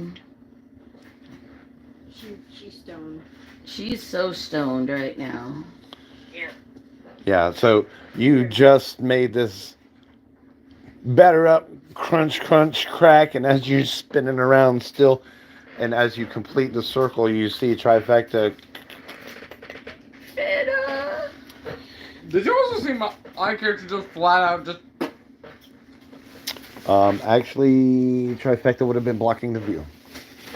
So Well, I don't hold, see wait, you wait, let me Get staked. rethink that. Hold on, because trifecta's only 5 feet tall. Al's 9 feet tall. Yeah, you also see Axel get staked. Oh damn. and there are no more That's a double there are down no there. more enemies around us. And What was that movie where the guy goes, damn. Oh, that's Back to the Future. The whole Doc Brown. Damn. Damn, damn. That's a damn moment. Oh, Axel.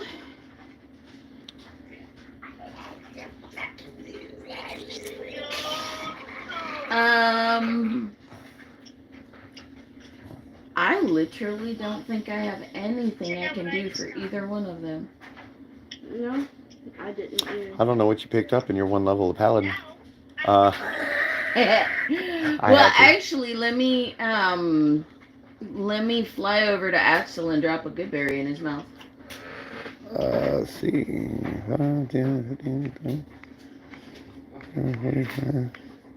You just get to him. Because I don't know if I can drop a good berry in Feta's mouth and it do anything, but at least I can do that for Axel. So, Axel, you recover 1 hit point from the good berry. And that's your bonus action. Yep. I Any just action? got staked! You We got can't stoned and staked. I just recovered one. Stake when you're stoned. Even better, stake when you're stoned. Any actions? I help Axel up to stand if How so? possible. Other than I pick his ass up, be like, Okay. "You okay?" So you fly over, you put the good berry in his mouth, force him to chew, rub his throat, gonna make him swallow, Uh-huh. and then you stand up and you pick him up and set him back down, and he flops back down to the ground. And this one just goes, this is what being staked feels like. Damn. Axel, you Uh-huh. okay? Can I at least blink my eyes? Oh, I'm sure they blink naturally, but you cannot control the blinking. Autonomic No. response, yeah, but not conscious. We're gonna start off with Gaia making her first death savings. Okay. Well, actually, she missed the first 2, but this is her first success. Let's see that one. Raptor boy makes his save, so he's at 2 and 2. Wolfie boy, wait, no.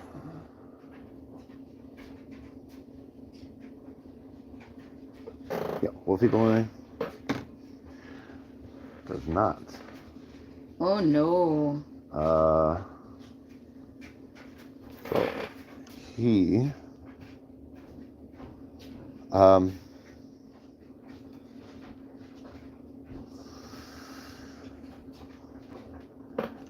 as he fails his last death save, is teleported back to the pentagram area.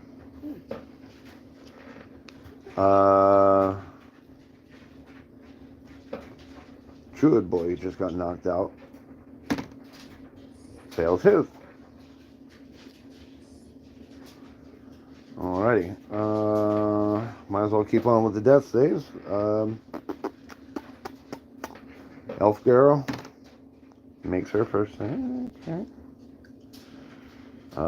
He's gone. And Al, does a 14 hit your AC? Nope. Up front? Okay.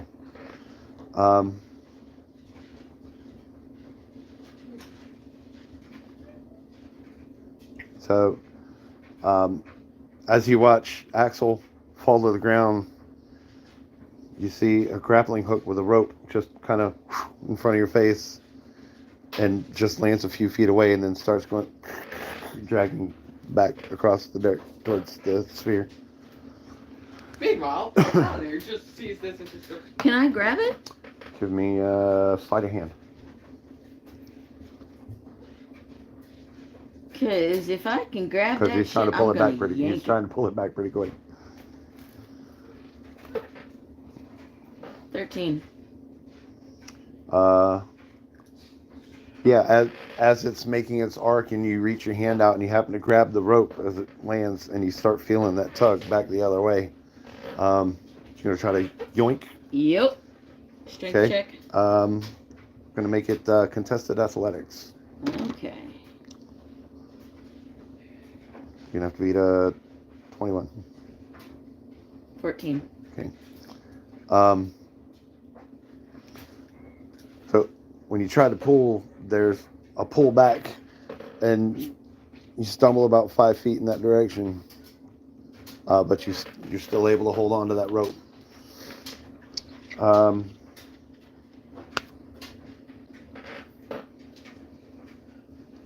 Did Elf Girl with him? Near herself is going to stand.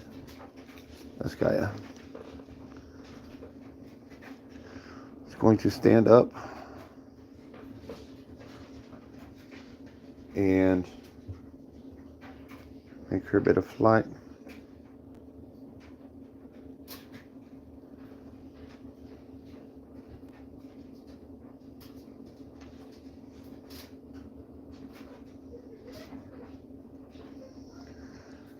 And as she's flying, she reaches over her shoulder and produces a long, slender sword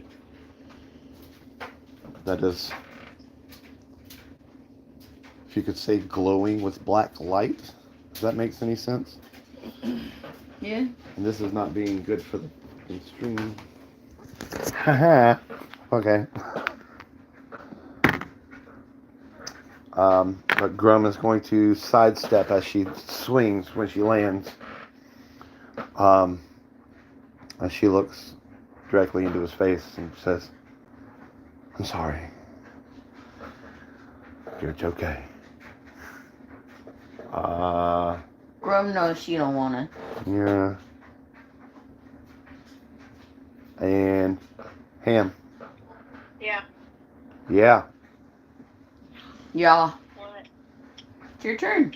Say what? What you want to do? What you gonna do? Guy is still laying in front of me, right? Correct. But she's like dead, right? She's unconscious. If I hit her again, is she dead? It's a good question.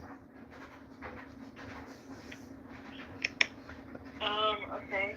Well, then I am gonna go for her neck with a sword of sharpness.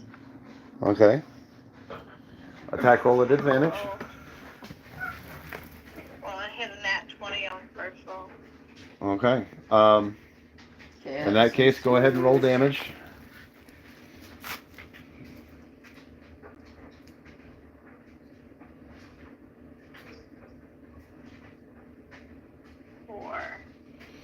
But hey, don't worry about it because remember, when we roll a crit, you also you start with the maximum. So that's 16 plus 4 is 20. So that's actually 20 points of damage. Ouch. Now, with the sword of sharpness, when you crit, Yeah. it adds 14 of slashing. And, Okay.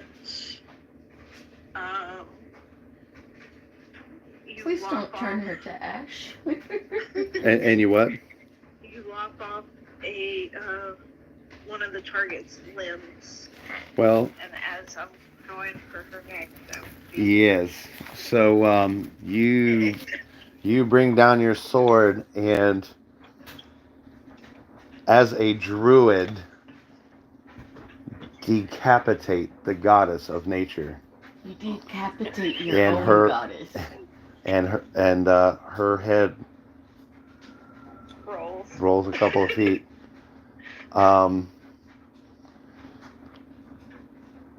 And we're going to put her I'm not that crazy. over here with these Oh guys. no.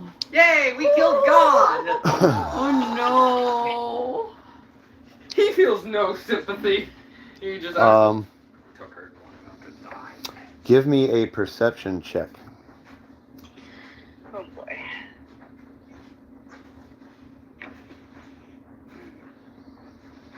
$16. no. All the king's horses. When her head stops rolling, it's hitting you on a psychological level like, holy fuck, I'm a druid. What the fuck did I just do to the goddess nature? And you're staring directly into her eyes.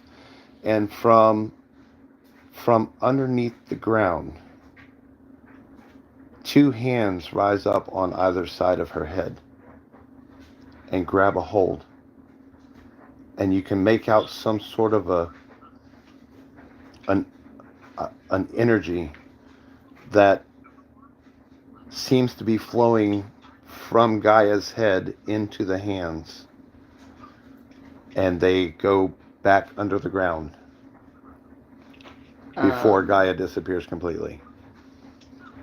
What just happened? And you and Geltina both feel, for lack of better words, I almost said worms. For lack of better worms, for lack of better words, you feel a disturbance in the force, as it were. A disturbance in the force of nature, like something has just gone out of balance. Something just got seriously fooled.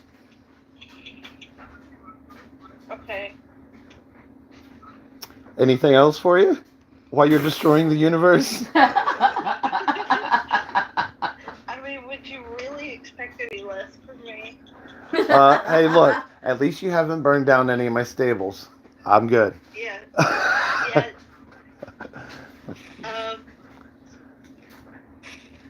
You'll still have 20 feet of movement and a bonus action.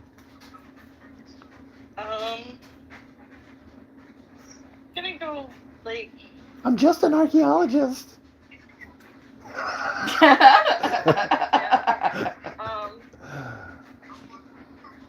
I'm just an archaeologist who cut the head off a god. You didn't really have to cut off the head of the god. It was kind of a stupid move from that point. I didn't really think it was gonna work. That's okay. I'm sure she didn't either. I'm good. Okay. I was coming. Stand there kind of stunned.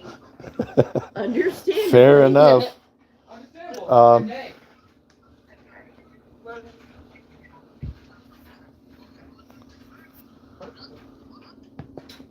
Grum, getting rather upset at the entire situation, now goes into a rage. And I've got to pull him over here. Oh no.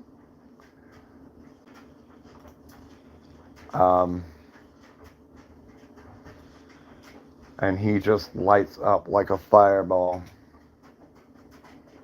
Come on, come on, come on. Reaction, where's that? Action? No. Ooh, they made it weird. Rage. Ooh, I did not realize that. Grum has 4 rages per. Oh, no. Oh dang.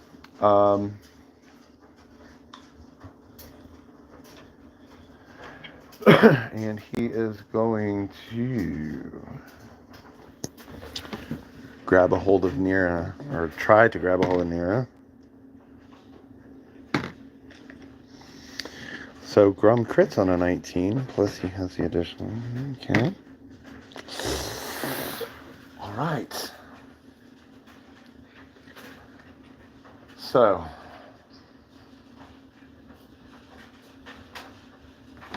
Okay. Strength rolls. 11, 16, plus.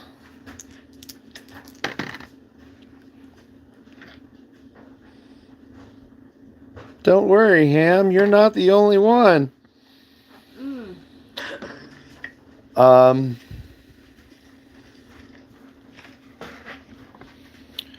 So, Grum spins Nira around and buckles her knees so that she's down on her knees in front of him, and puts her into a headlock. And he says, "I'm sorry too, Nira." She says, "Just do it." And Al is crying. And he snaps Nira's neck. And her body is teleported to her pentagram. Meanwhile, Axel. Al is crying and goes up to. Well, I can't do anything yet. It's okay. Geltina. Woof.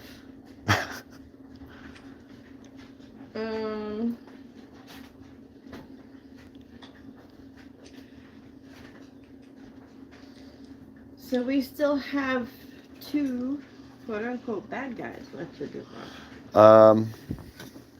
We have Ham having a breakdown, understandably, and a road that we can't currently see. Correct. And then you have these 2 who are unconscious, and that one who is unconscious. Yeah, but they can't fight, so they're basically out. Oh, well, the 2... And you have this druid who is safe inside of this pentagram, so it's that invisible barrier. They so died just enough. They died. They're under protection. They are currently being...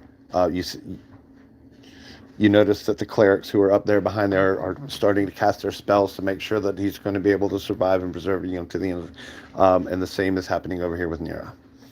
Do we see what's happening with the other 3? Which other 3? The ones that just disappeared.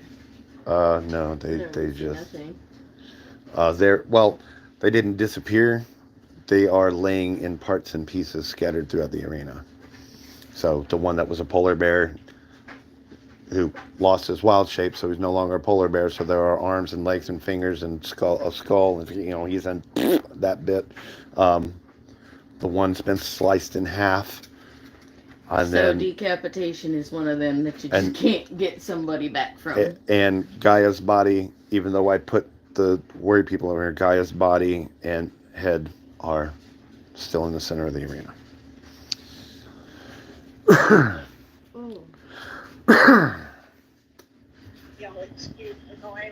So Yeah. Okay. Oh, I gotta make dinner. So I want to step forward a smidge.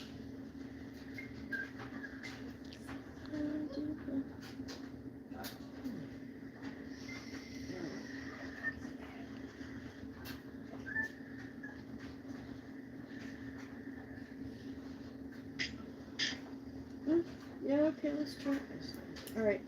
I want to step forward and aim at Ham. Ice knife. E- Even with having just witnessed Grum snap near his neck.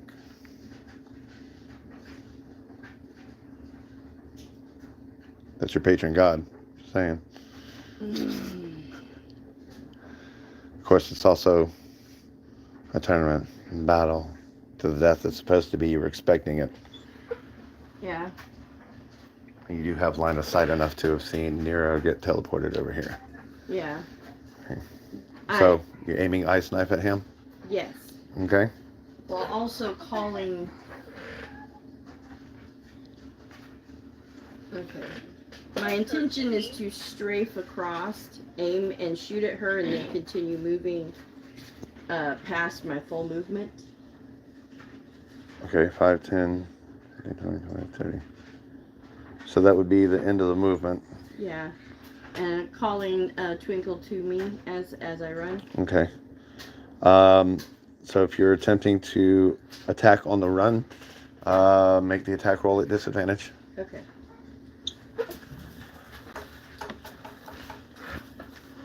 Okay, that one. I would say that's disadvantage. And it's 3. So Chaos ensues. So as you are trying to hit Ham on the run, you kind of like fire off a little early. So your ice knife cuts through the smoke bomb. And by the time it comes out on the other end, it looks like a shit ton of glitter. Gotta love these cards. We gotta show all the cameras. A shit ton of glitter. And Ham, you see this poof of blue ice and smoke that just like looks like a shit ton of blue glitter as it whizzes by your left head, the left side of your head, and you watch Geltina dipping between the spheres of smoke.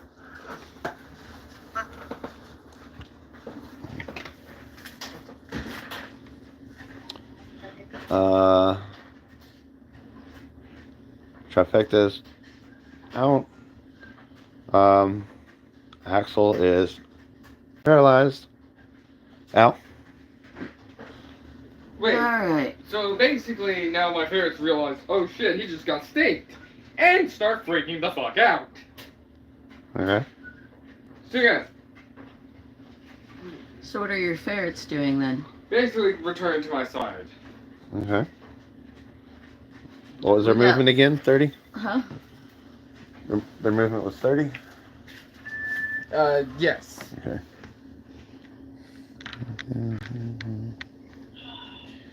Here. 2, 3, 4, 5, 6, like right here. Sure. They're also doing a Give or dash. take. Gotcha. So we got one that's left standing. 2, one of whom you can't see. Okay. So I guess I fly over and say sorry to him. You can actually right up on her. All right. And then I attack. Uh-huh.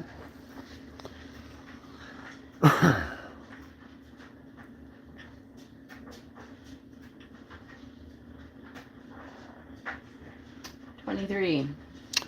Well, that's gonna hit. I already said sorry, Ham. All right. Lord. Okay. Guess I deserve it. That was not a good look. I gotta re-roll that, don't I? So 22 plus 28, and 5 of that is lightning.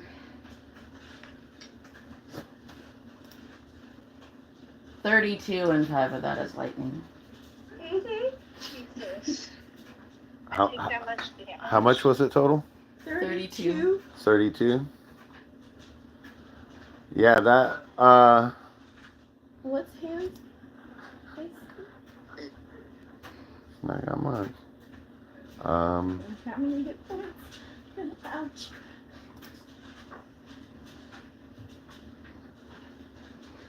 Well, I did say sorry That was my first. damage, Yeah. right? Yeah, that was your damage.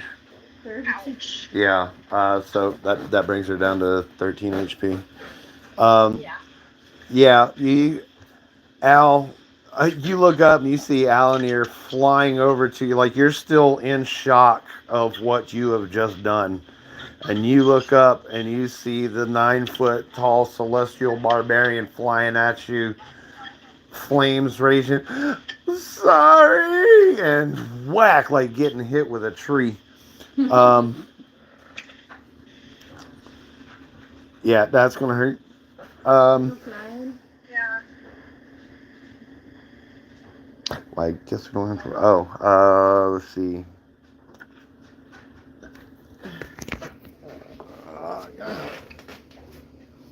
All right, last death saving throw for Raptor Boy, win or lose, and he's out. So that one gets teleported over. Let's see. Wolfie is already teleported back. oh, he did. Okay.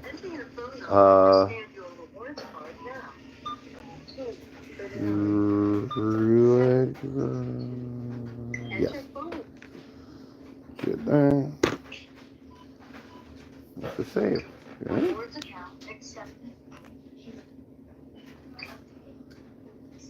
Alright. Let's see. On to. Let's see. Nearest out. Okay. On to nearest bit. Elfie girl. Fails. And whoops, we knocked somebody over. You know.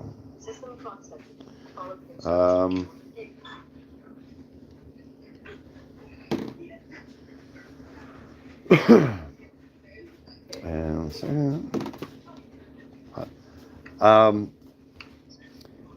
Ham and Al, as you guys are standing there in the middle in your little entanglement, you see 2 daggers just fly right in between you guys' faces.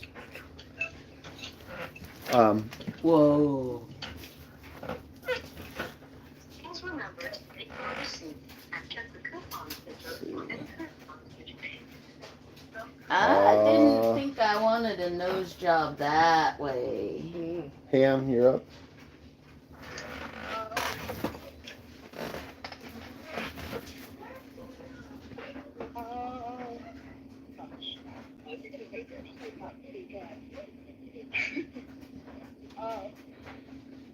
Okay.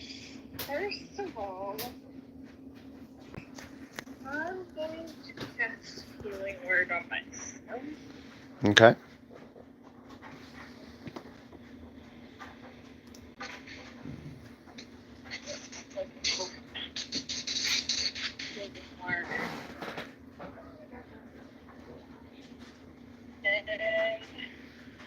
Okay, I got 21.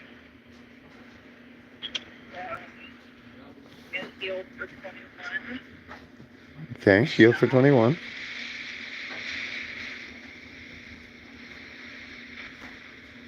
And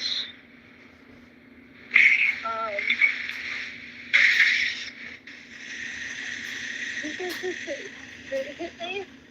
Huh? I said, who was it that hit me? Alan here. Ow. Okay. And where exactly are we on the map? You are in the middle of the arena. Okay. So Stand. it's just me and her. Well, and Gaia's dead body and dissevered head. Yes. No, you said I just Oh. want to be sure before I do what I'm gonna do. No, her head disappeared, but her body's still there. No, the body is still there. The head is still there. Just saw the hands come up and.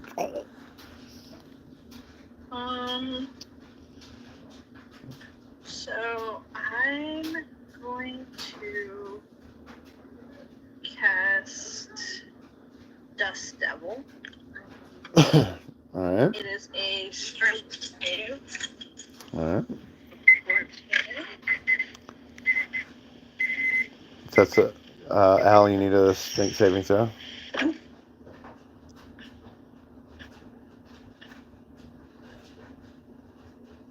Hold on, I have to get this. All right.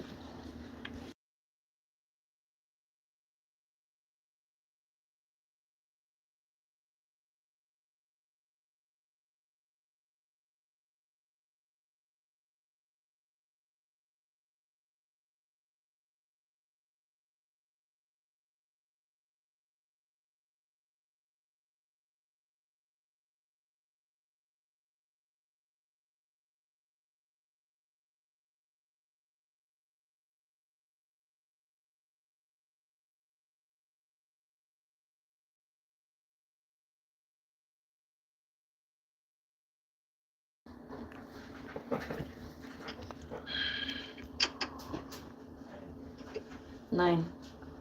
She rolled a 9, so she failed to save.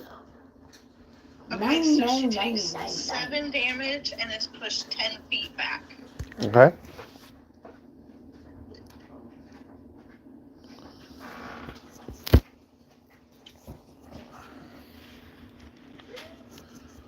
So, Okay. as you hit him, as she reels back, she whips right back forward and casts this spell, and this small tornado of sand and dust blasts between you and knocks you 10 feet back. And now you have a little bit. And now you have some, Extra what do they call it? exfoliation. The sand blasted, yeah. Meanwhile, Anything else, Ham? Movement, bonus No, action? I think that's about all I can do. Okay.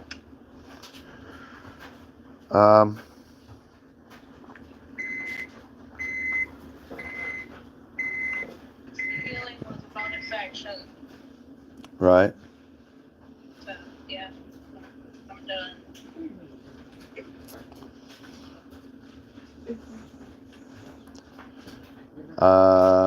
Grum is going to take the entirety of his turn to investigate through the audience. What the hell is...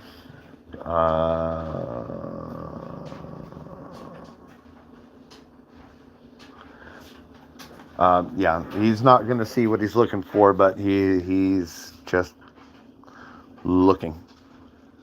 Gaia.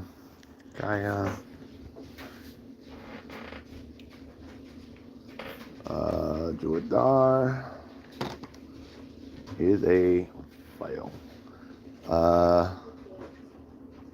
This one teleports back. Elf Rogue makes her save.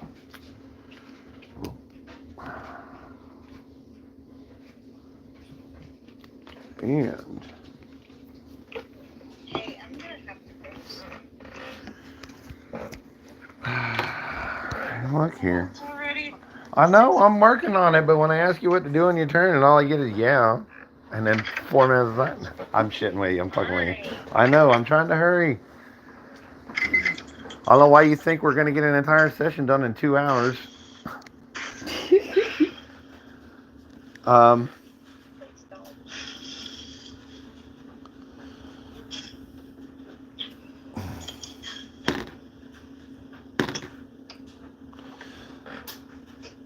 So This male row has stepped out of here and attempted to backstab you, and apparently was in too much of a rush. Just kept running. I guess he wasn't even looking, just got like, ah! And poofed back into this one. 20, 25, 30. 2d4 of damage. Per 5 feet, and that's actually 44. So there's 2, 6, 7, so there's 8, 10, and 11.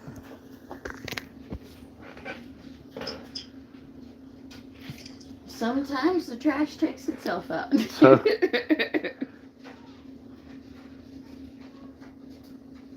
So you don't really even see him. You just kind of hear as he runs behind you, and then off behind you to your left, and the ball is in the ball. You hear, ah, okay.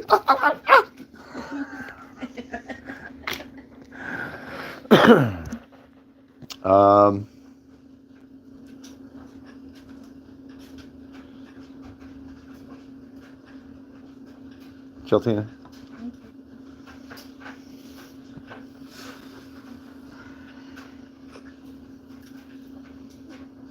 Cliff, am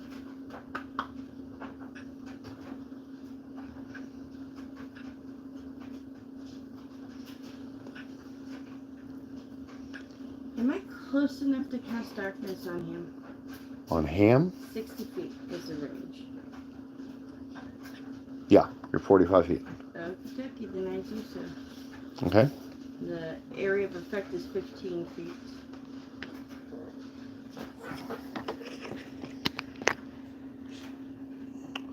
Diameter?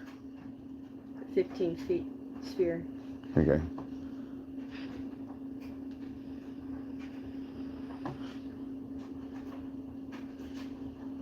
Should be diameter, yeah. 15. We need a spell that you can cast that whatever the person's mood is, it does the weather over their head that way, but in an extreme way. So if they're happy, then they have the sun shining, but it like blinds everybody around them. When they're angry, they keep getting zapped in the butt by like lightning. I know my circle is not pretty, but there it is.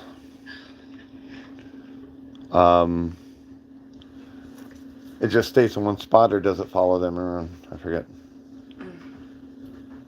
I think it just stays in one spot. Yeah, I think she said Okay. sunshine. Yeah.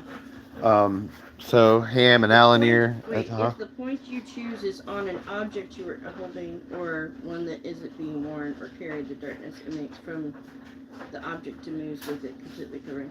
It says, and it moves with it. Yes. Yeah. Okay, so then it'll be height centered on her. it'll Yeah. be centered on her.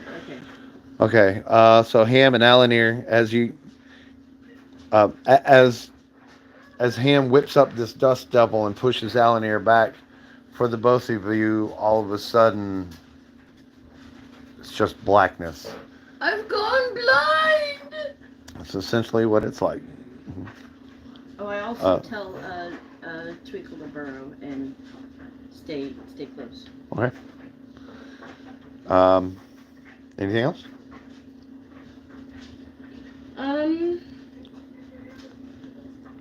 No. Okay. Petrified. Staked. Out. We're back up at me? Mm-hmm. Oh yeah, duh. I'm going to literally blindly start swinging. Okay. Are you moving or just... Yeah, I'll be moving. You want to charge forward or random direction? It's Pump and Bloom where I'm at. Charge in the direction that I'm currently facing. Okay. Because as far as I knew, that's where she was. All right. So, So the attack roll will be at disadvantage. Mhm.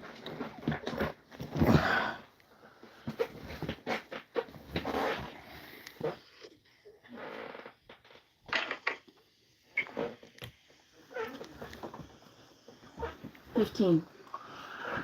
That's at disadvantage. All right. Ham, does a 15 hit you? I don't think so. Hold on. I'm trying to watch stitches. I'll check. I got you. No. 15 does not. Okay. You can't see anything, but you do feel the air around you moving. Need both of you to give me a dex save. Okay.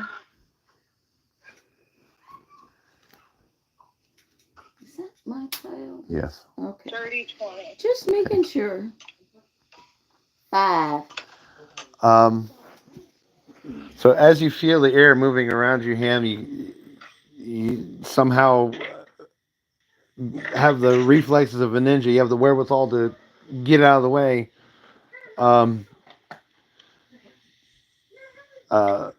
And as you were sidestepping, you feel something hit your foot.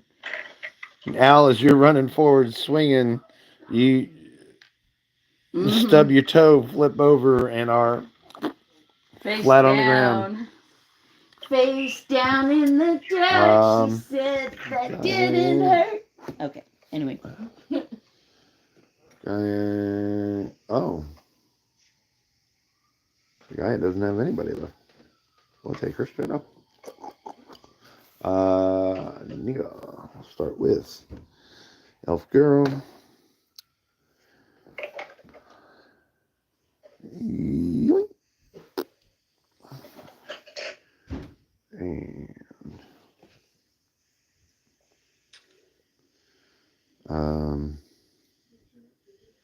The guy hiding in rough terrain. right. He's going to. Well, he was heading that direction. 2, 4, 5, 6, 7, and then 10, 11, 2, 3, 11.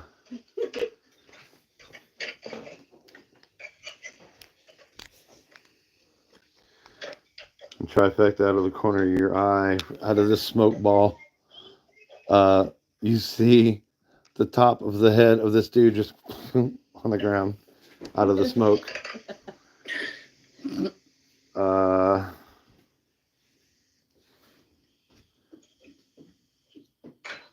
Ham? What? It is your turn.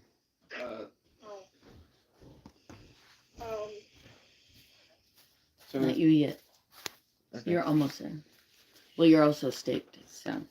Yeah, that's what I thought. My animals aren't, so basically it's just gonna be some fun role play for my pom-pom and bloom. Yeah.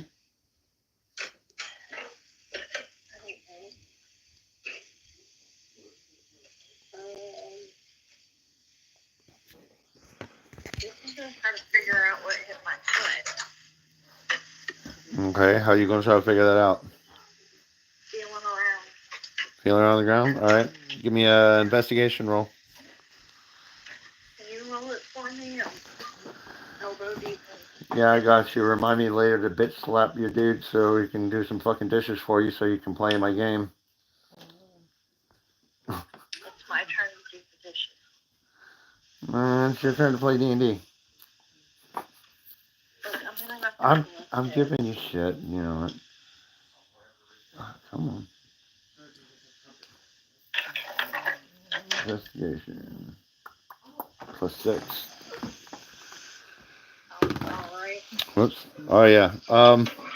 Yeah, you reach down around your feet and feel around and you find another foot, a very large foot. And of course you're able to put 2 and 2 together and figure out this is probably Al, who you were just facing against. Right.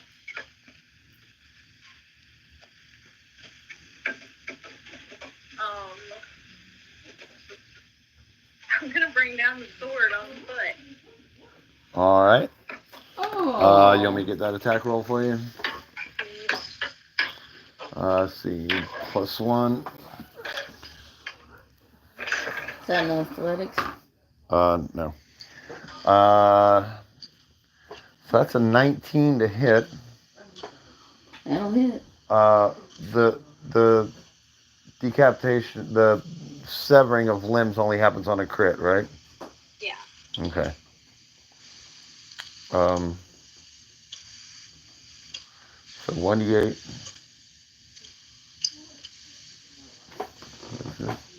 Let me just bring this. No, but I should have done that.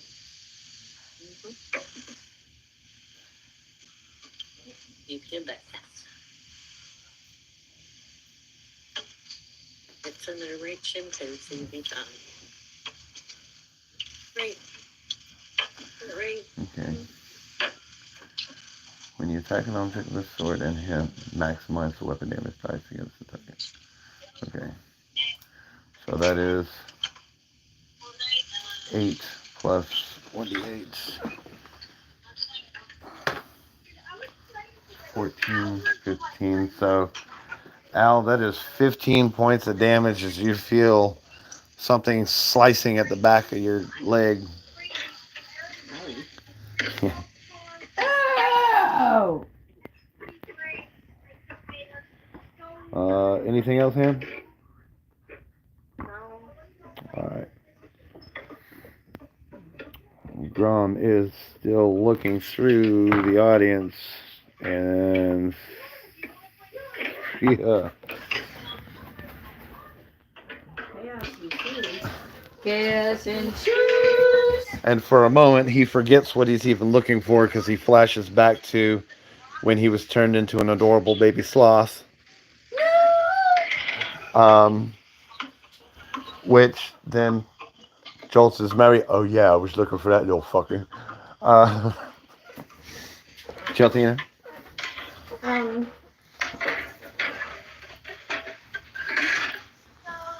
How much movement does a velociraptor get? 60 feet. Can I reach the center of the darkness I cast? Can I Yes. reach him? But the action would be consumed with wild shape and movement. Correct.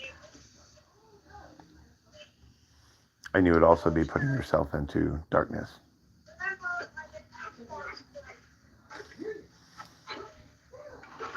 It doesn't mean you can't be intimidating in the dark.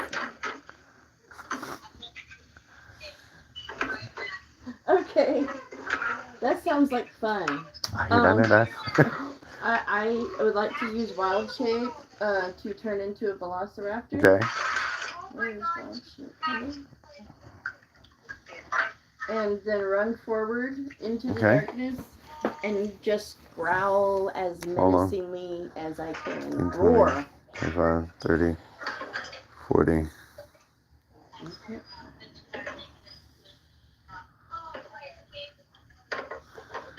So, as you were making a beeline through the darkness, you're not exactly where the darkness ends. You get your full movement speed and end up between the darkness and the smoke. But Ham, as you were slicing away in the darkness, you feel a large presence move right next to you, and you hear this very loud, low, deep, growling, clicking sound that I'm not even going to attempt to imitate. But it's very Jurassic Park in nature. Give me an intimidation roll.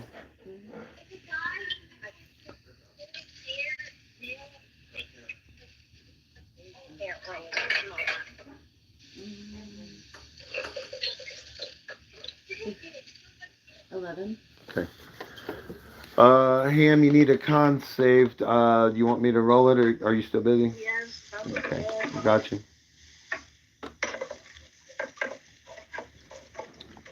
There we go. Stop. There we go. No, you can do that. Plus 2. There's one more. Yeah, we'll give you that one. You said 11? 11. Okay.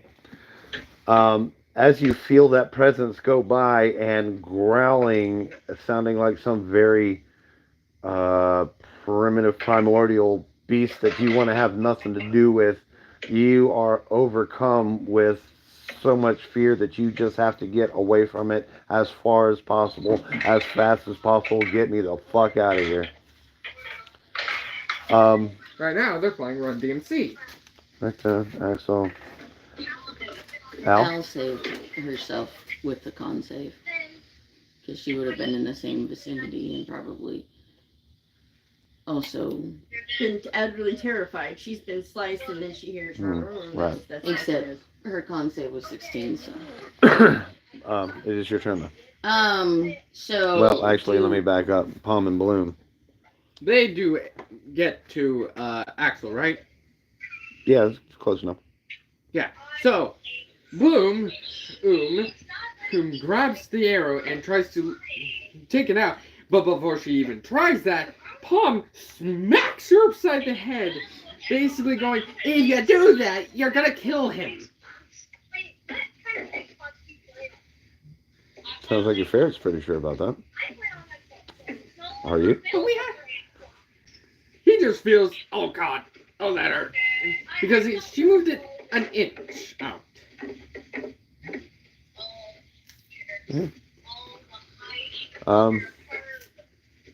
Al? Okay, so. Did Ham actually step around me, or No. is she still in the... She's right where you tripped over her. Okay, so I'm going to roll over and try to swing at her. While still prone? She got her It's half your movement to stand up. Well, I mean, yeah, I could stand up. Mhm. I'll stand up.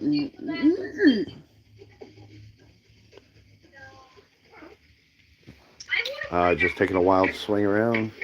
Mm-hmm. Disadvantage? Yes. 11. It's not gonna miss.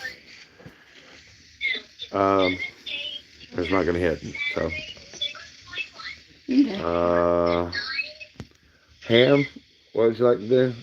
If it wasn't a disadvantage. All right, no, I take that back because you are afraid. So, let's see. 1, 2, 3, 4.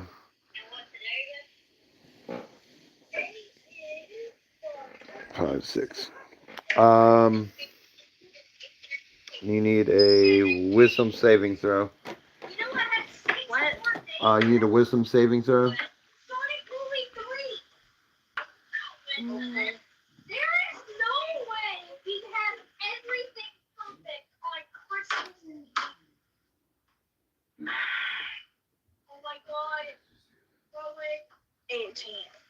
All right. You've run away from the area, you've run away from the sound that scared the shit out of you. And you won't be able to do anything else on this turn. But you realize that there are not very many enemies, if any at all, left. So it has to be someone from within your party. So it kind of makes sense to you. I'm just going to leave it there, but the darkness does follow her. And I'll figure out for all that later.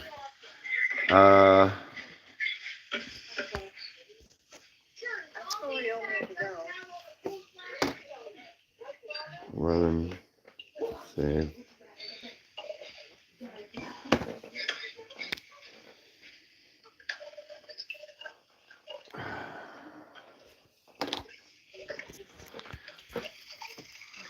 I mean, if you gotta go, you gotta go.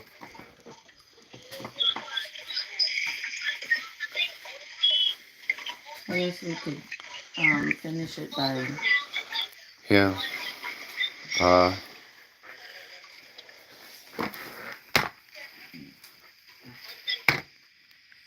I'm still not seeing shit. Jotina?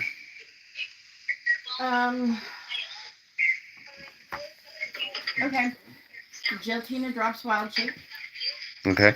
and commands Twinkle Mm-hmm. to burrow Mm-hmm. and multi-attack hand. Okay.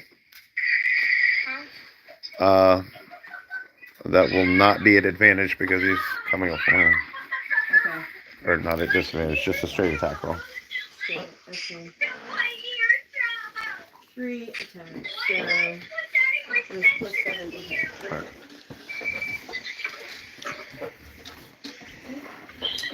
We're in the thing.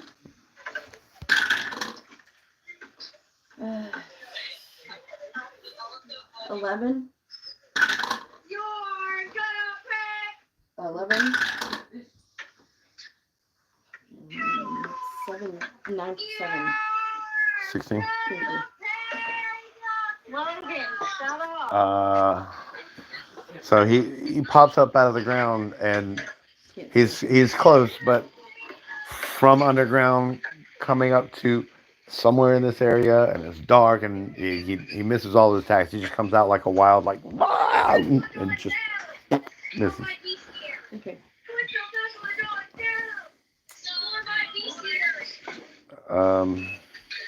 Anything else for him? I mean, if that's not all of his movement, I'd like him to burrow back down. Yeah, he can burrow back now. Okay. But what about you? Action, bonus Goes the action, weasel. movement, anything. I move forward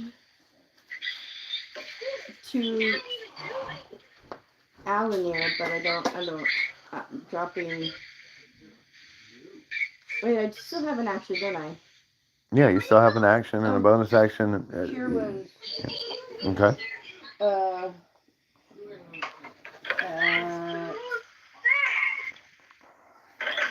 Fourth level? So, well, no, let's go third. Can I? Yeah. That's okay. Why not? I don't know. Okay, so this is cure for 12.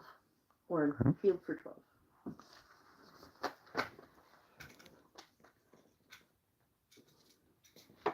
So you healed me for 12? Uh-huh.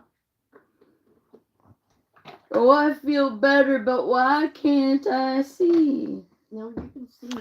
No, yeah, the darkness is moved with Ham. So I still can't see.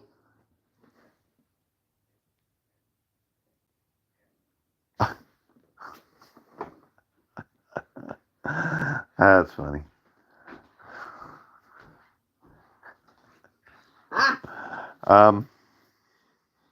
So it's basically only.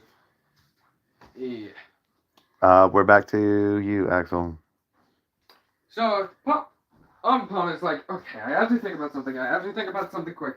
Okay, think, and it's just like Bloom just goes, how about I do it anyways? Rips out crossbow bolt. Rips it out. Oh. I'll need a sleight of paw check at disadvantage. A sleight of paw.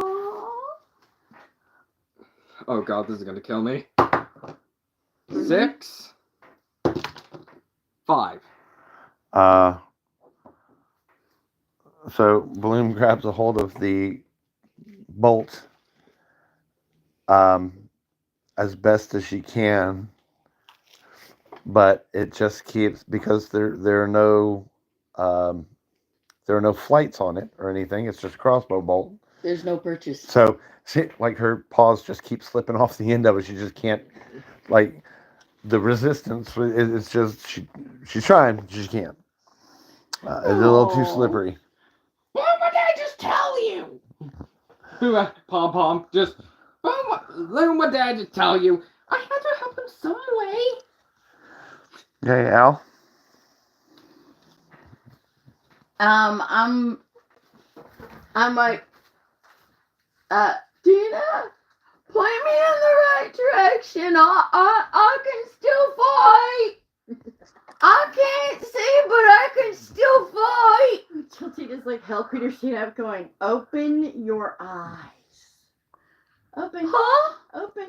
Come on. Open eyes. I can see you. Yeah, give me an insight. Okay.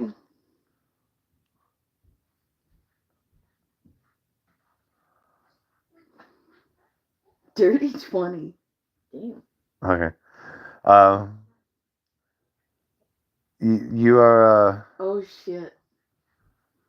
you feel a little like silly because like, oh, of course all I had to do is open my eyes. So you're thankful that Chaltina kind of pointed that out to you. You weren't sure if she healed you with her magical stuff or not, but you're glad that she didn't have to touch you with the magic, and that was all you had to do was. Oh, thank you, Yeah. Jotina. Pat, pat. You're welcome. Yeah, you got picked up into a bear hug. I forgot that we're like right in the middle of a. With my feet dangling off the ground, I'm just pat, pat, pat. Thank you. Put me down.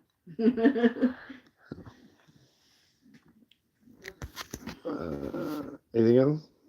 Nope, that's it. Cause she's just so happy to have her eyesight back.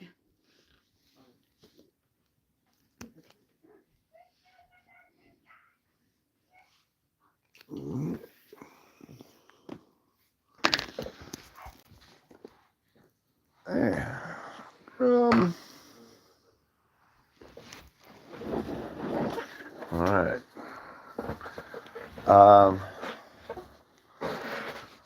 So as Grum is looking around in the audience, he finally sees what he's looking for, and his eyes squint, and he points like Babe Ruth calling a home run. And does this number. Chaltina?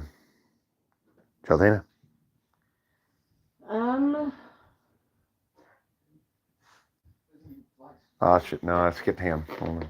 Yeah. Who I think hung up. Well, she did say she had to go. I know she did. I just.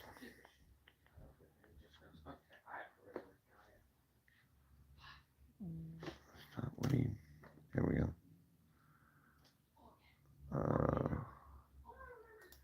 Can you tell me who's on the call?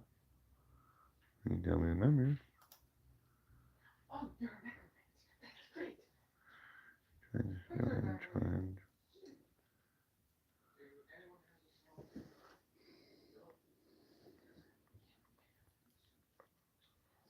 I don't think she's on the call. Hold on, be prepared for perhaps some feedback, but it'll be brief.